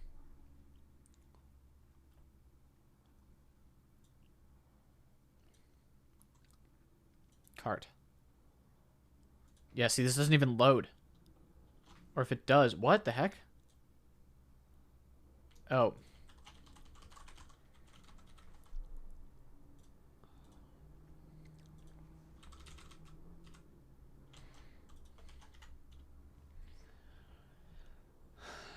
No, cat, it's not time yet.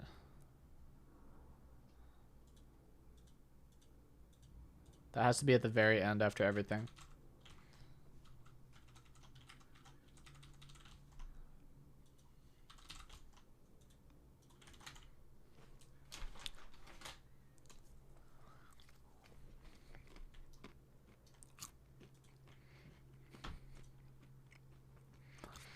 No query client set. Okay. I can fix that.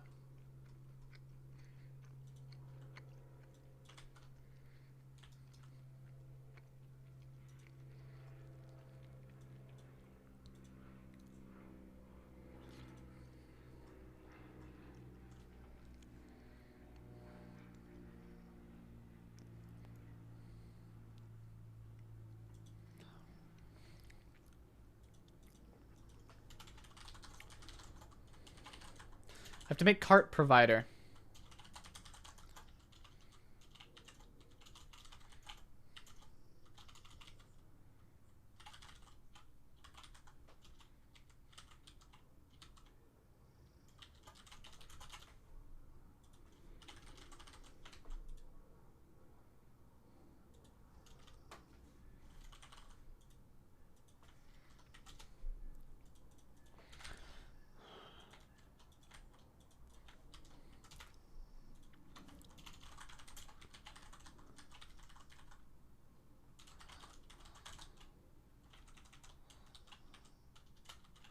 This file's not a TSX file. Boom, now it is.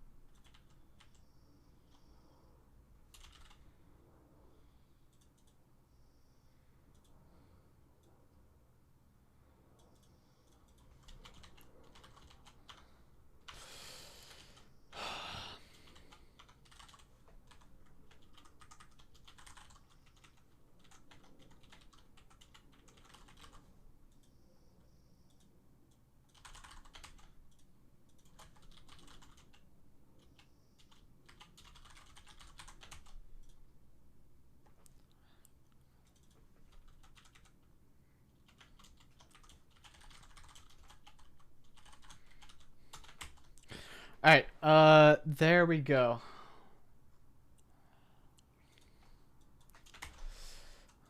Now does this work?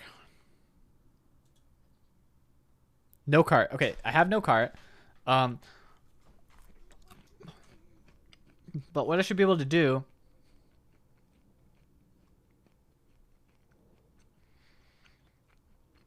is do some test data. Like do a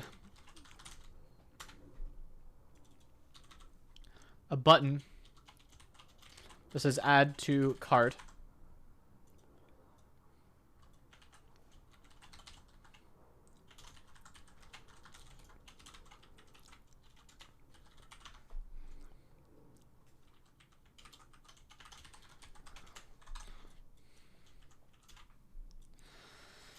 Oh, it's exhausting. This is correct, and then I want to do const.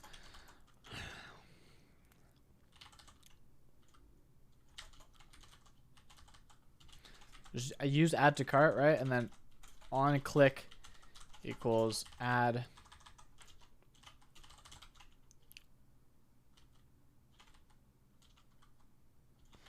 I just have to add a variant, a product variant.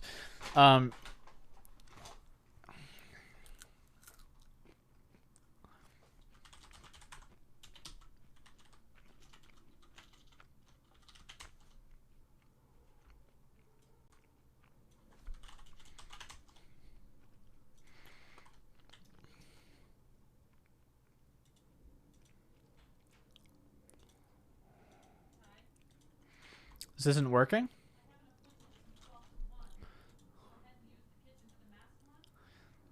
Ah, okay, we're missing an environment variable. Okay. Can I set storybook environment variable?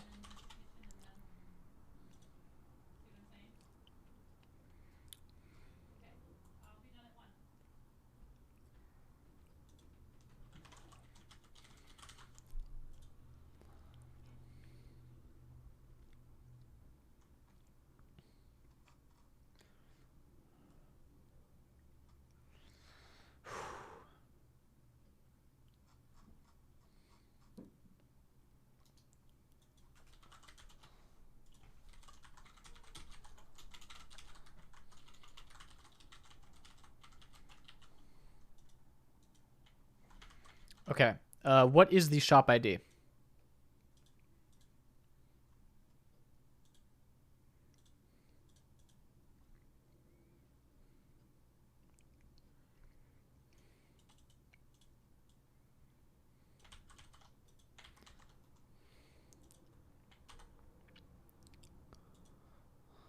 Wow.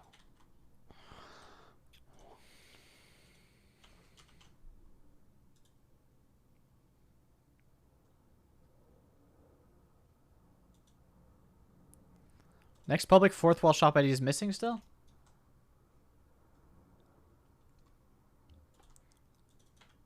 I spelled it correctly. Let's try restarting.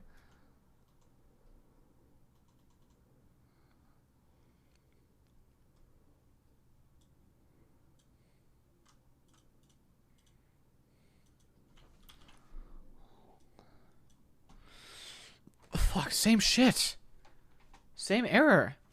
Shop ID is missing.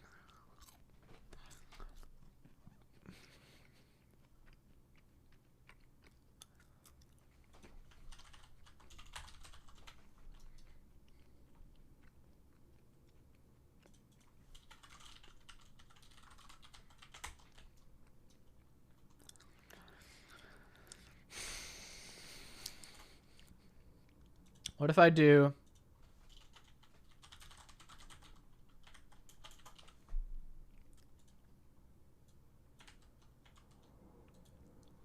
this? Oh? It actually worked.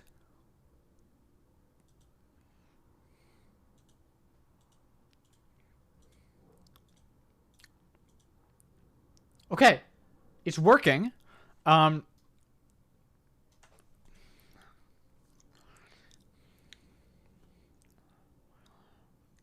right, I want to mutate. I want to change this a bit. Use add to cart. So when you add to cart, can I accept multiple?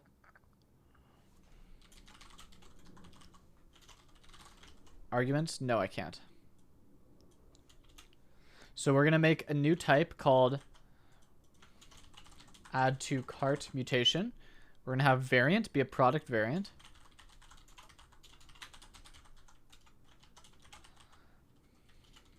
And then open cart to be a Boolean.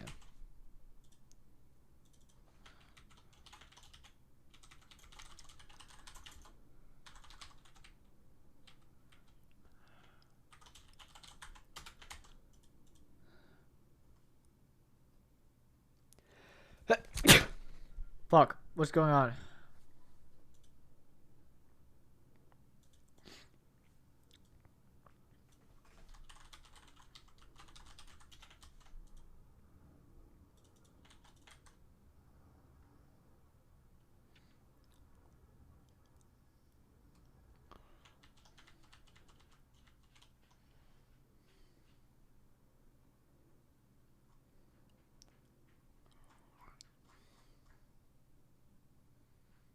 Actually, what's going on here?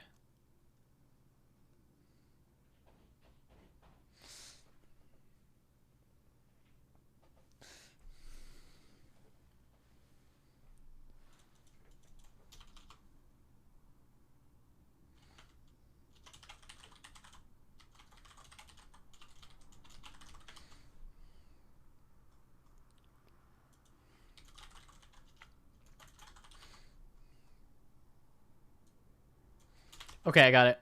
Open cart equals true here, and then set cart open to open cart if open cart.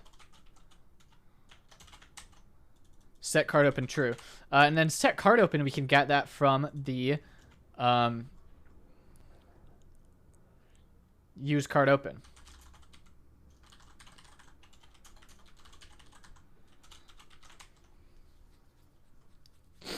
Okay, now I think we're good, right?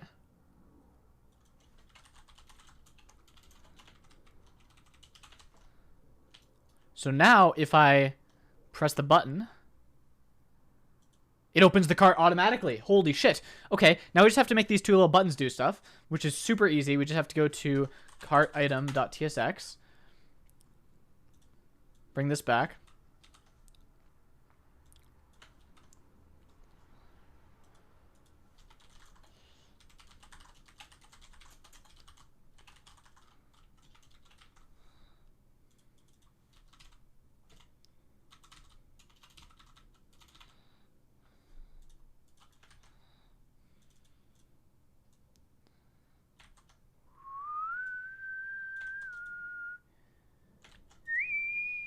And now, open that up, add an item to the cart, and we can increment it. Nice.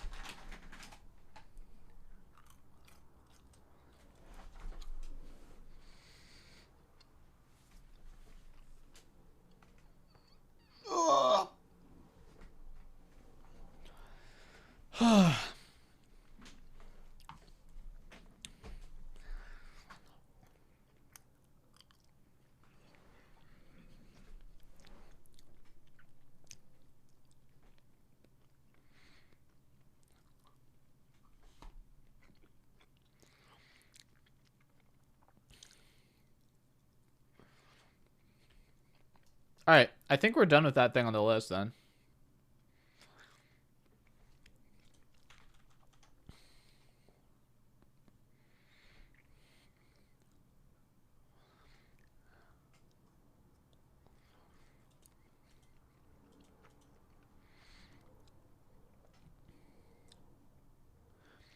What is the very last thing that we're going to do today before I go and do my own thing without having to have hundreds of people watching me?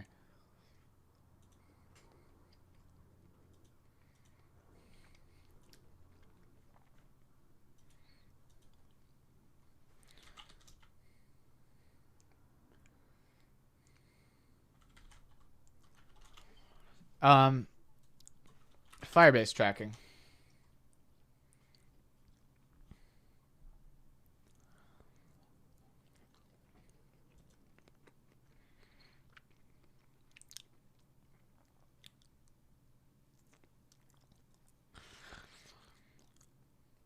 All right. I said I might be able to get both of these done in 30 minutes. I don't think we're going to make it to 30. I think we can make it to 40 minutes. That gives me 15 more minutes to finish this.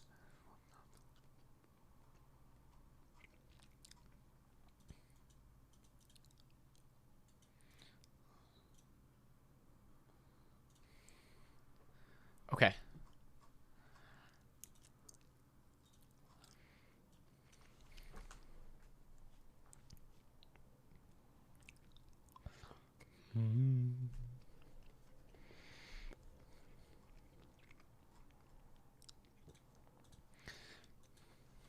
New folder, call it Firebase. New file in that folder, call it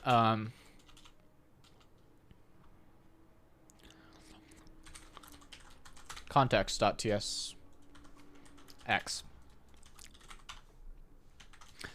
Firebase provider.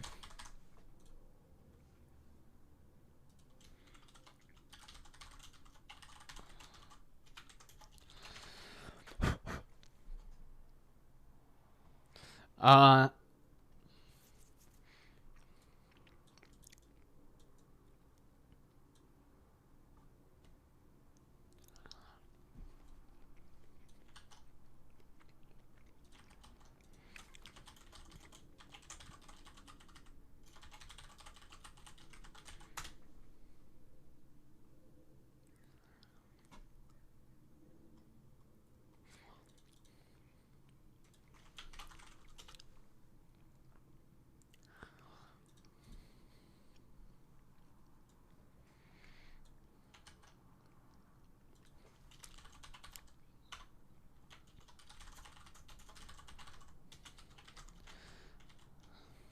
All right, so when this mounts, actually,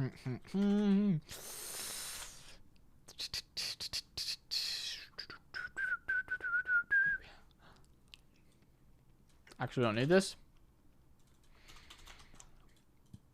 Now, config is actually going to be from Meadow components, create, deploy.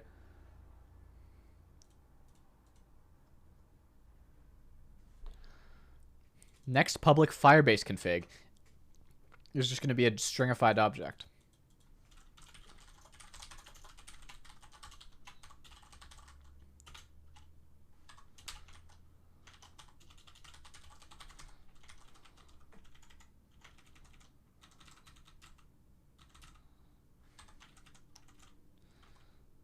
Wow. Okay, we do a bit of assertion. Now we're mounted. Can I destroy app? Is there such a thing as delete app? There is.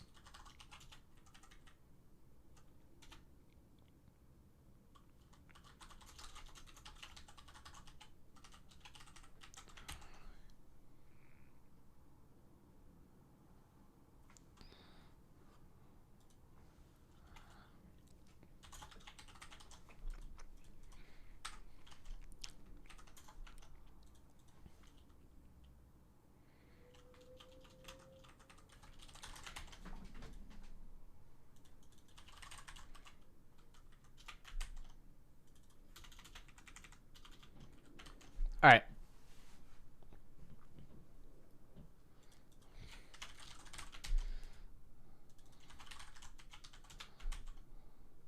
No, okay. Okay, so this should initialize the Firebase stuff. However, we still need to do something about the rest of everything.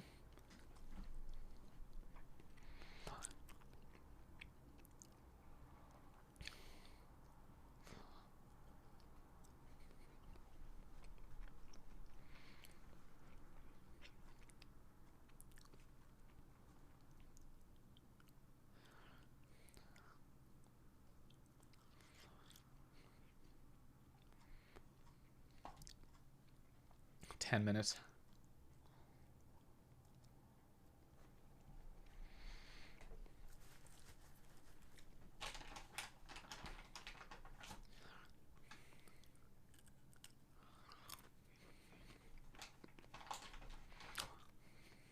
Just thinking about how to best do this.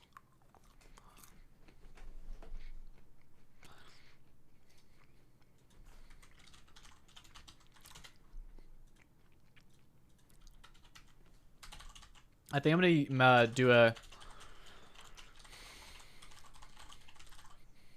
Firebase context equals create context Firebase app.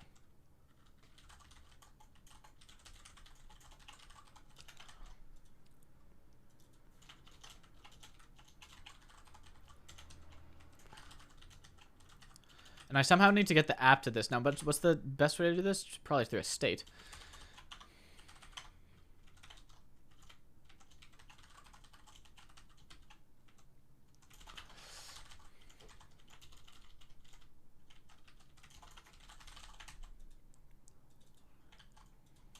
Put children inside there. This should be good. Firebase context.provider.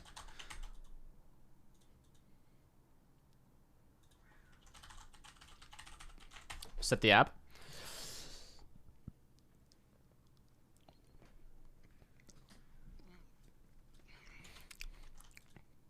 Now hooks. Export function use track event. We're going to return a function called track event.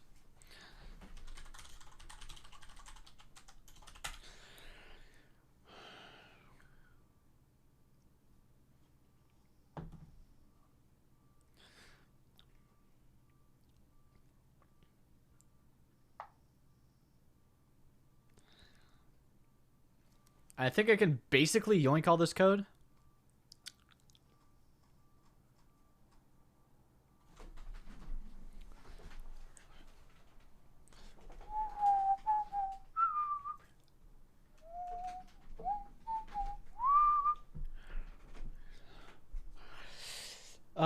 Track events. So these are all the events. I have a fucking overload here, but I don't like this that much. It's kind of annoying.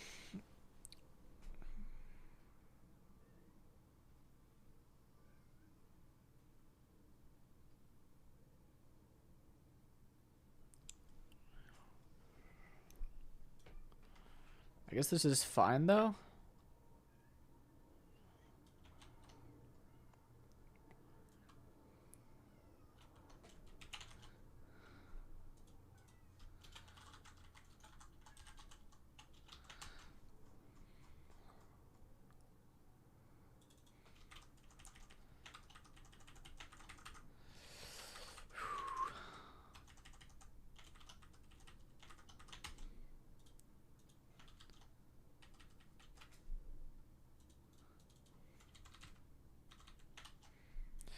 All right.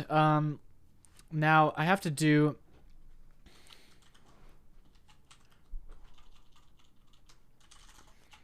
app equals use context Firebase. Wait, why is it called Firebase?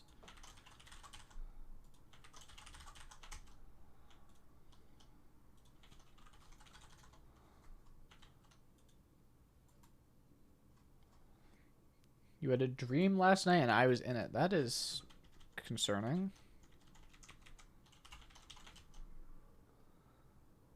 Teej DV, thank you for the raid. What's up? How's it going? Don't think I've heard of you before.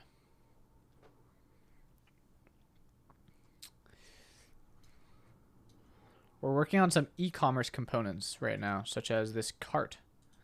And right now we're working on some analytics stuff. And that's that was the last thing I was going to do today. Who's doing Rust? Like Rust the game or Rust the programming language?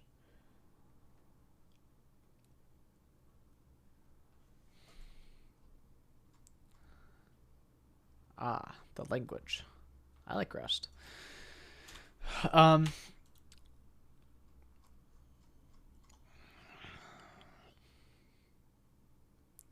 View item list.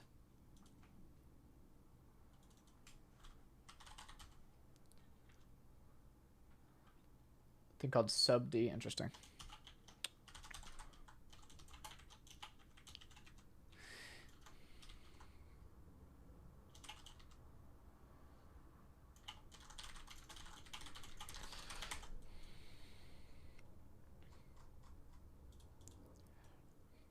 This is extremely messy code.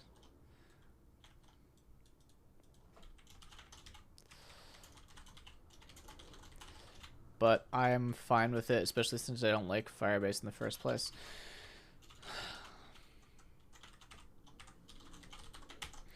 All right.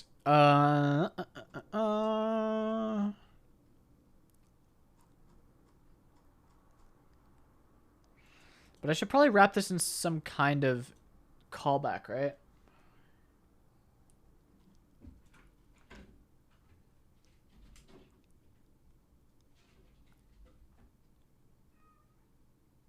Or I could do this. I could do this. Wait, hold up. Move this outside here. Do pass an app to it. To all of the overloads, we pass an app, Firebase app. Boom. And now we go in here and we do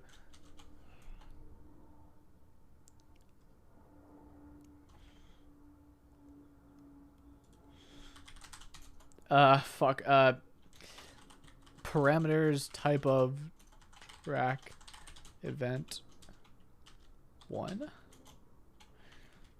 TypeScript is quite cool in that I can do this, I believe.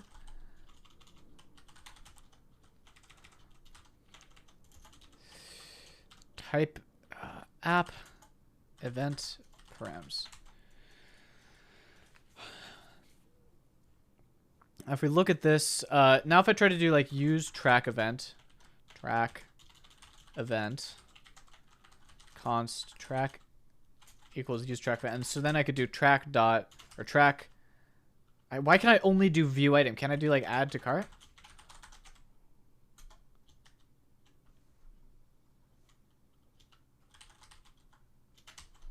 Fuck. That doesn't work. Cringe.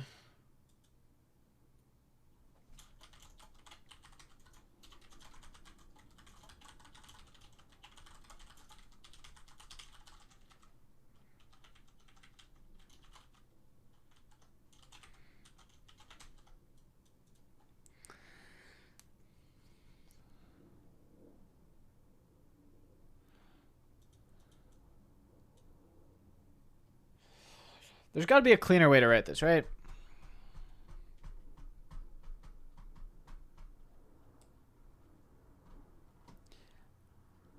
There might not be. I've already written it all. But I don't understand why type of track event.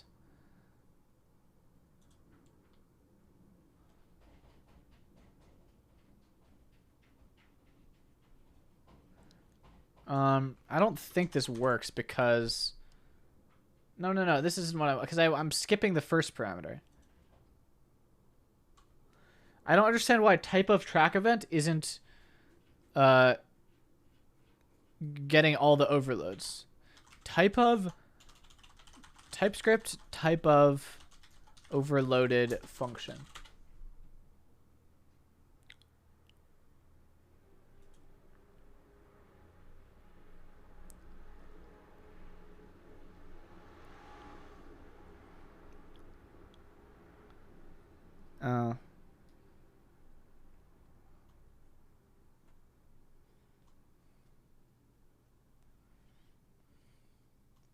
This is all hacky and shit.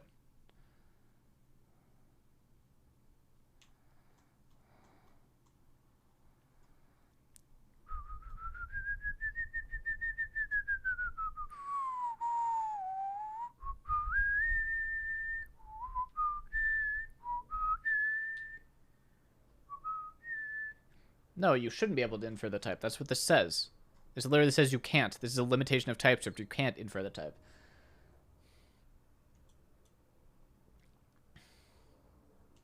Or you mean don't specify it? I doubt that'll work. Yeah, implicitly as an any type. Can't do that. So I guess I just need to clean this up. It's unfortunate. I would be done by now if this wasn't so annoying. This clickbaited me.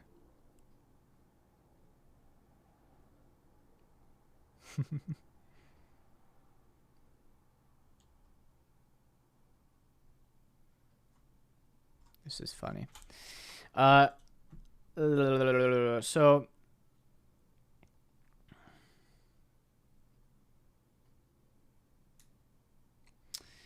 I could do what I did before, which is but then I have this app. This app is initialized in the Firebase context. That's the problem. I have to access the context.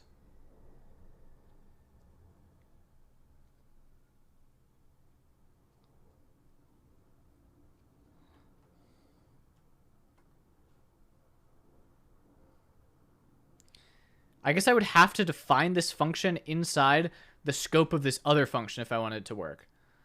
But I don't want to do that because then that'll redefine it every time it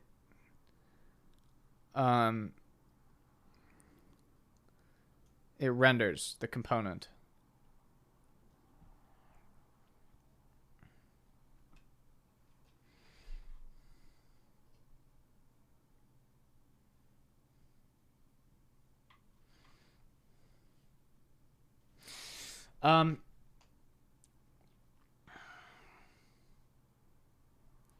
Okay, let's not do method overloading then. Let's do something like this. Actually, I need to keep these for reference. Type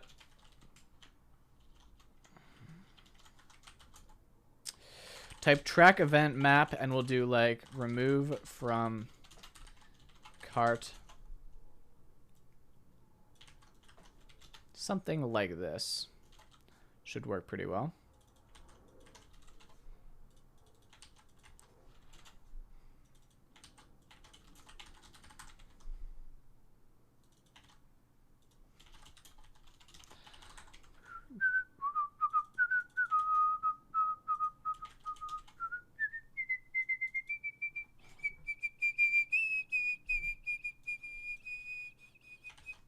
This actually should make the entire code more clean.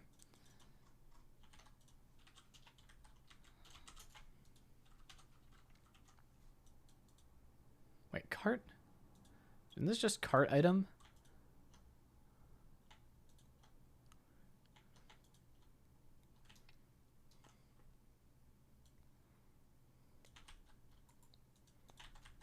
It is.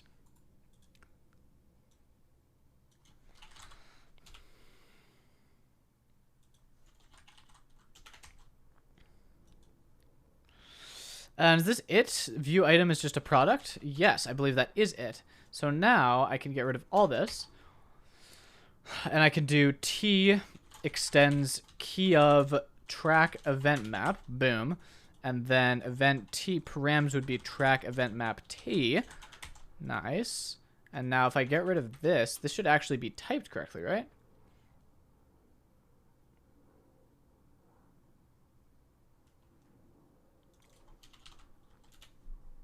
No? Really?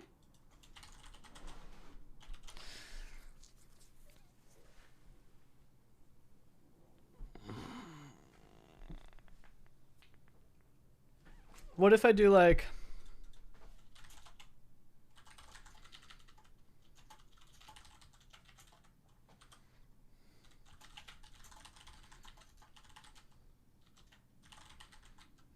What? How is this not inferring?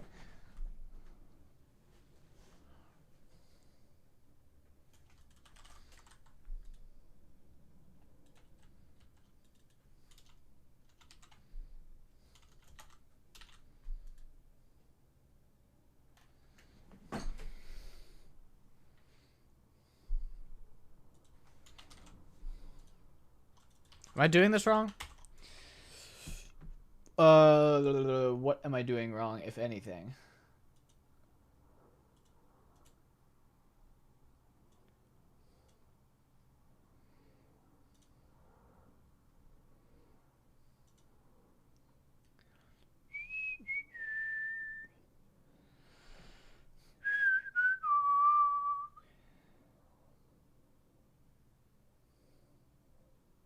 Wow, my chat has been entirely silent for like 10 minutes. Crazy. I did this before when working on Mogul TV. and I mean truffle. But it was a Mogul TV at that point. Let me look at what I did.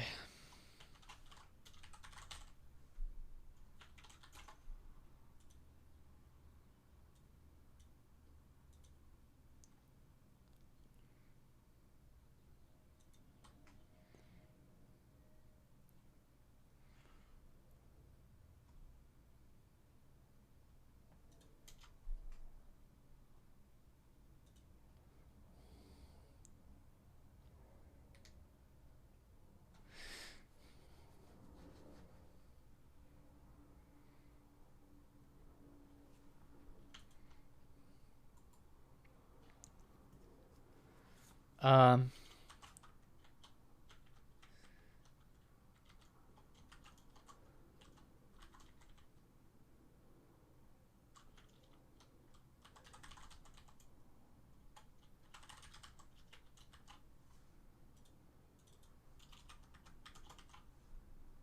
what about this?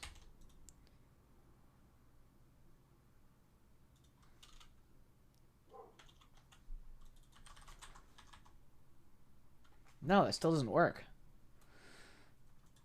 I mean, I should be able to do like track. If I now do like track event, add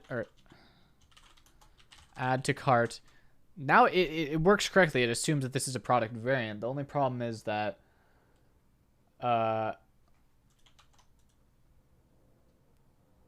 it's not assuming it inside here.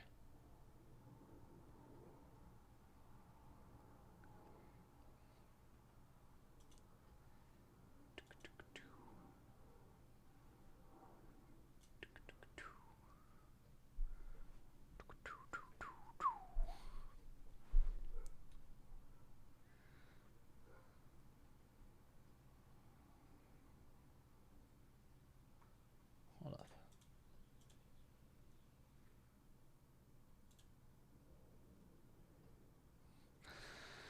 Okay.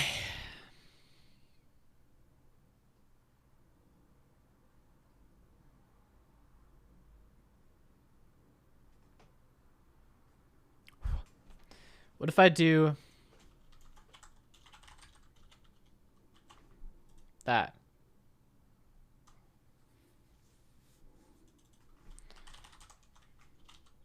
No, still doesn't work. Fuck. Wow. How do I do this?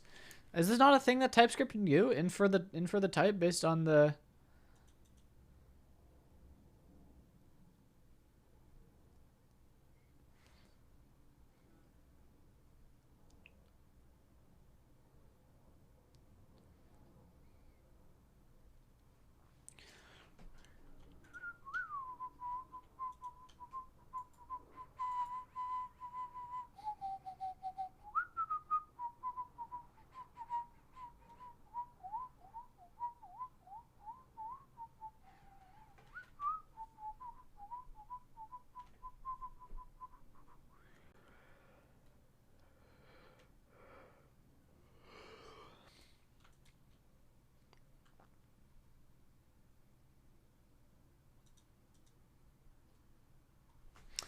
Uh.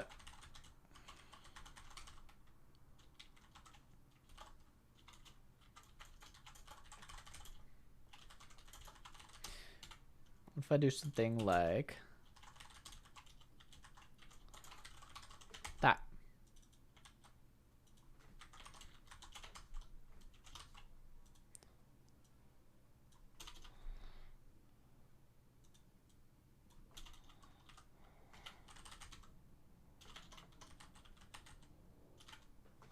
Fuck! Why does this not work? Like if I do.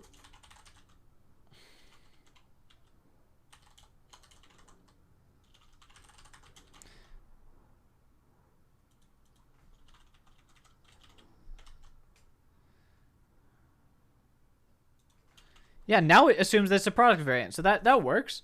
What about this? That doesn't work. Why does it not work?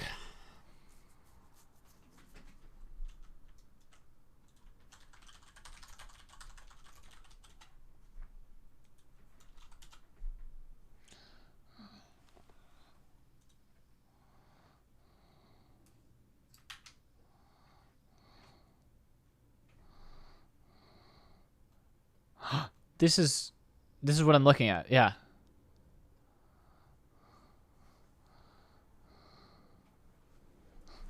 This person has my exact same problem.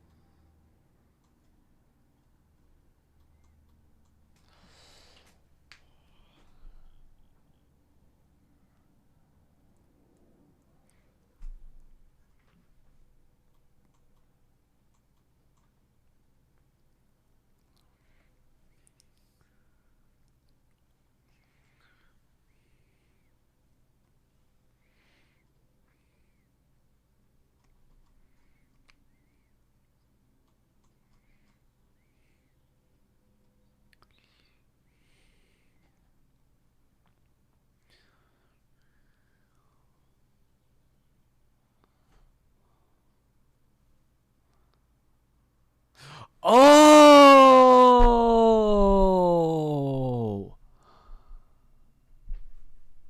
The reason the original doesn't work is that T could be a union.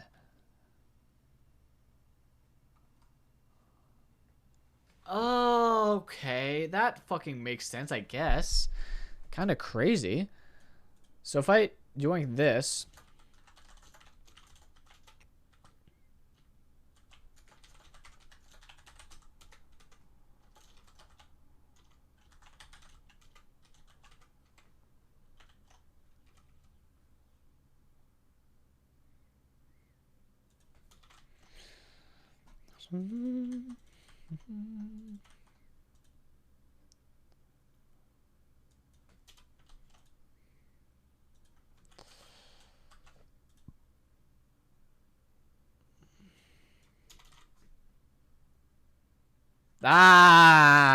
wait.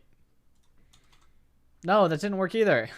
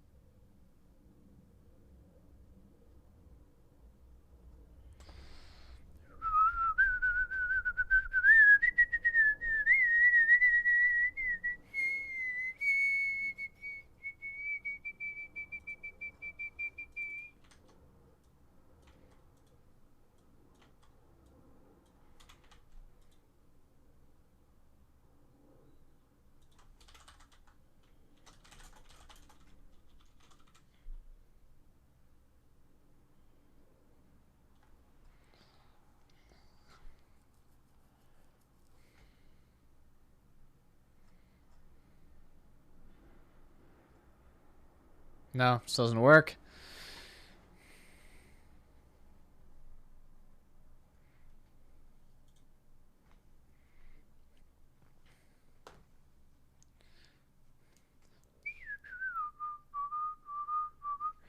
Is it because it's an or a type and not an interface? Can't be, right?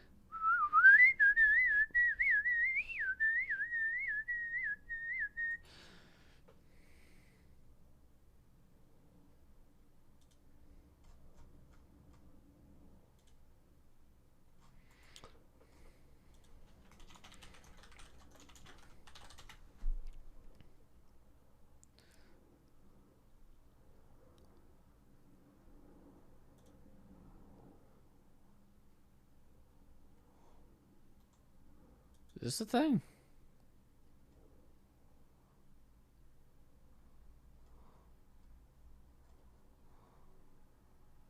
Oh, instance of, so now you can do that.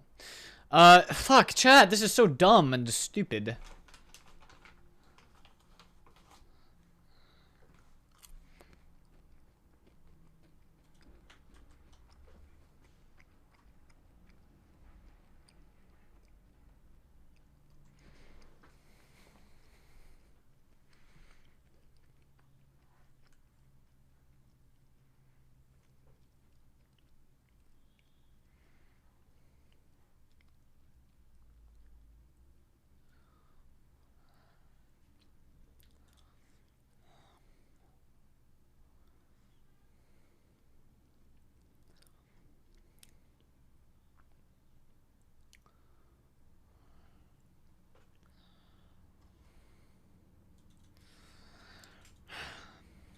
Alright, we're gonna work around this.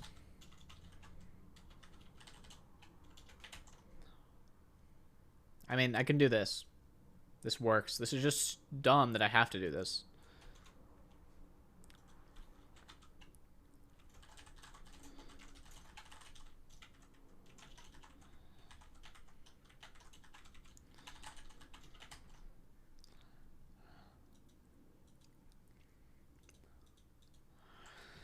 Okay, add to cart.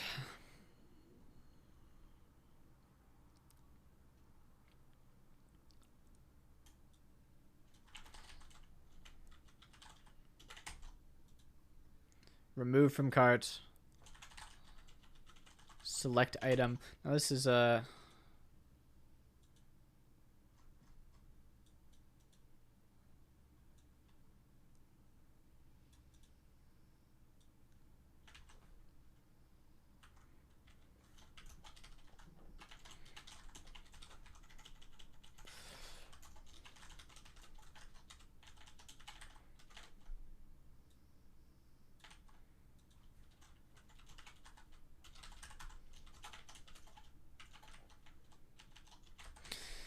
do a bit of that.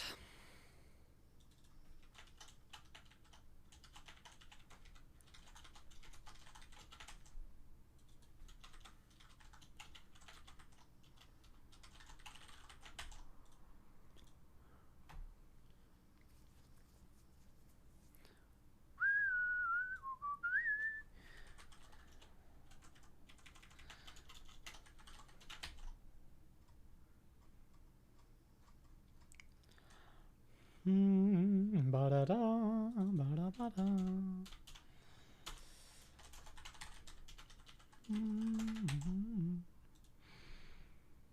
Ba-da-da, ba-da-da, ba-da-da-da.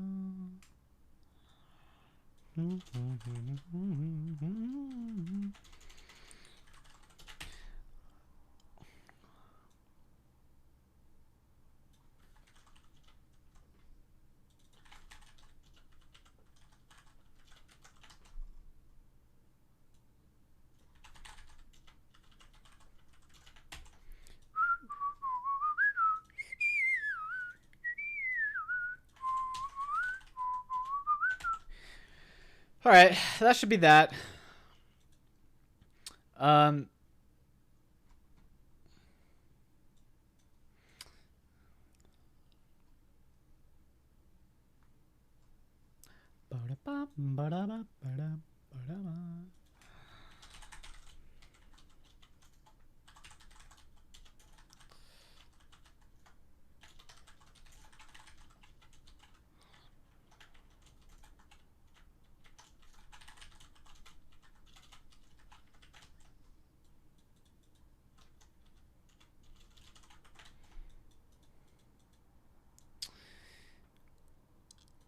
Okay.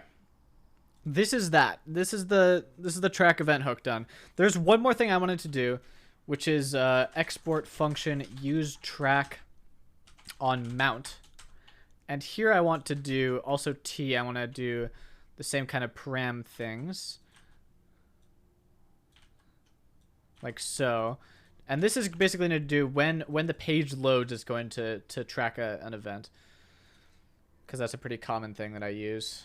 So use effect. And we just do track event, app, event, params. Easy as that.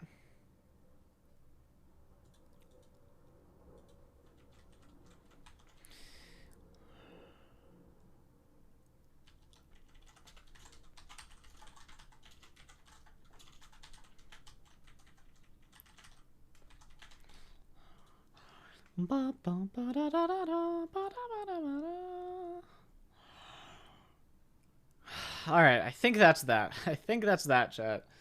Finally. Let me bump the version of the saplings package.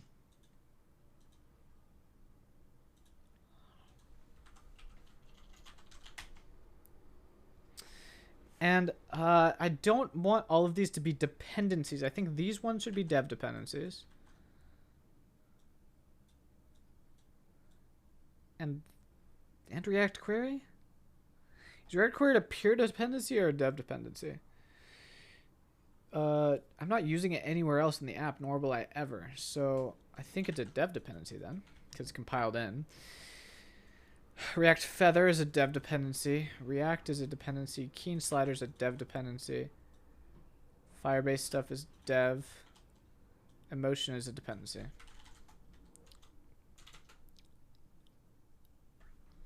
Sort those out. And finish cart and Firebase.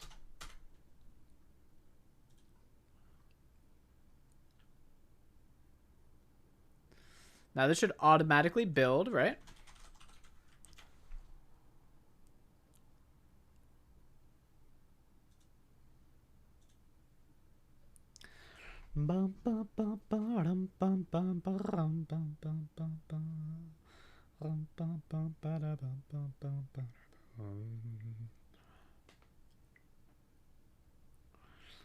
And after this chat, I gotta end my stream. I got other stuff to work on.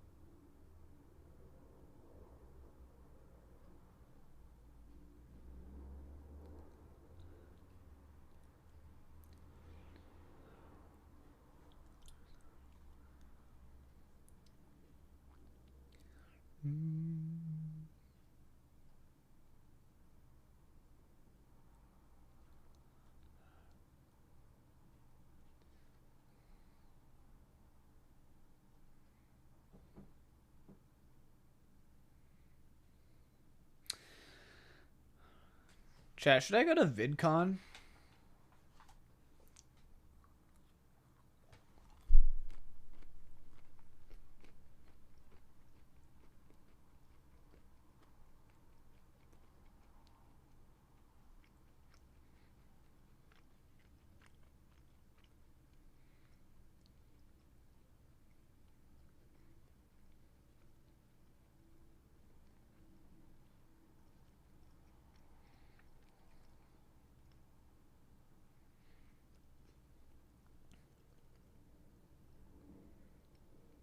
Isn't that next week, though?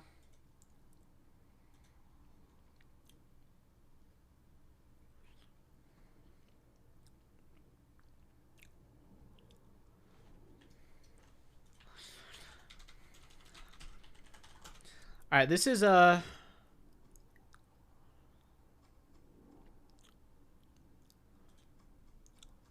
built and pushed.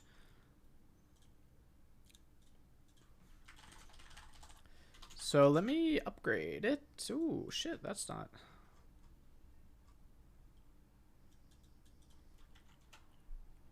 No.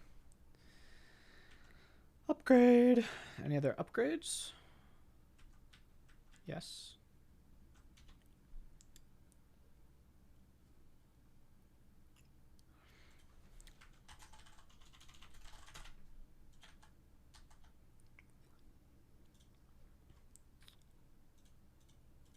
So this is working. Oh, it's not working.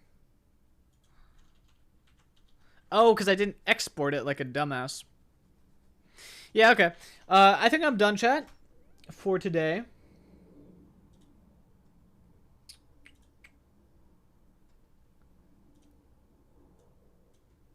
I think I'm done. We actually got a shit ton of stuff done today because I speed ran it.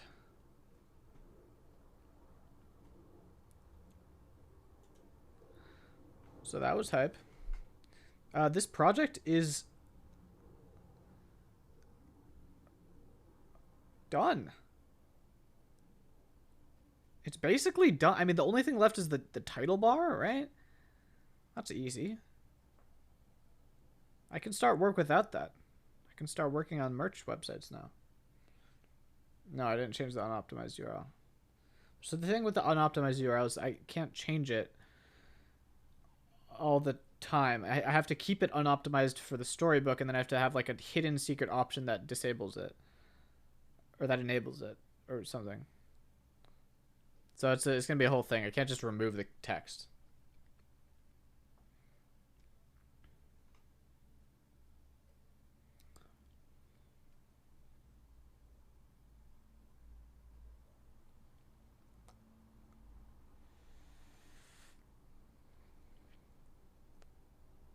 I'm glad we found the carousel library that we did.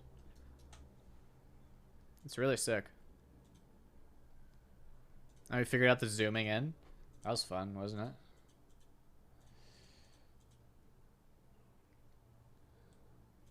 And we built the cart all the way.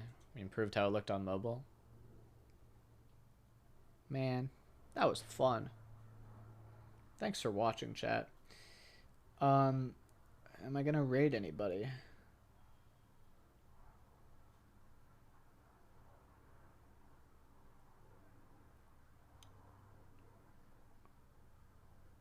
No. I climbed all the way to silver rank yesterday, chat, in Valorant. It was very easy. I don't think I should have been in bronze. Because I just won like 5 games straight and got promoted to silver. Just in time for the last day of the act.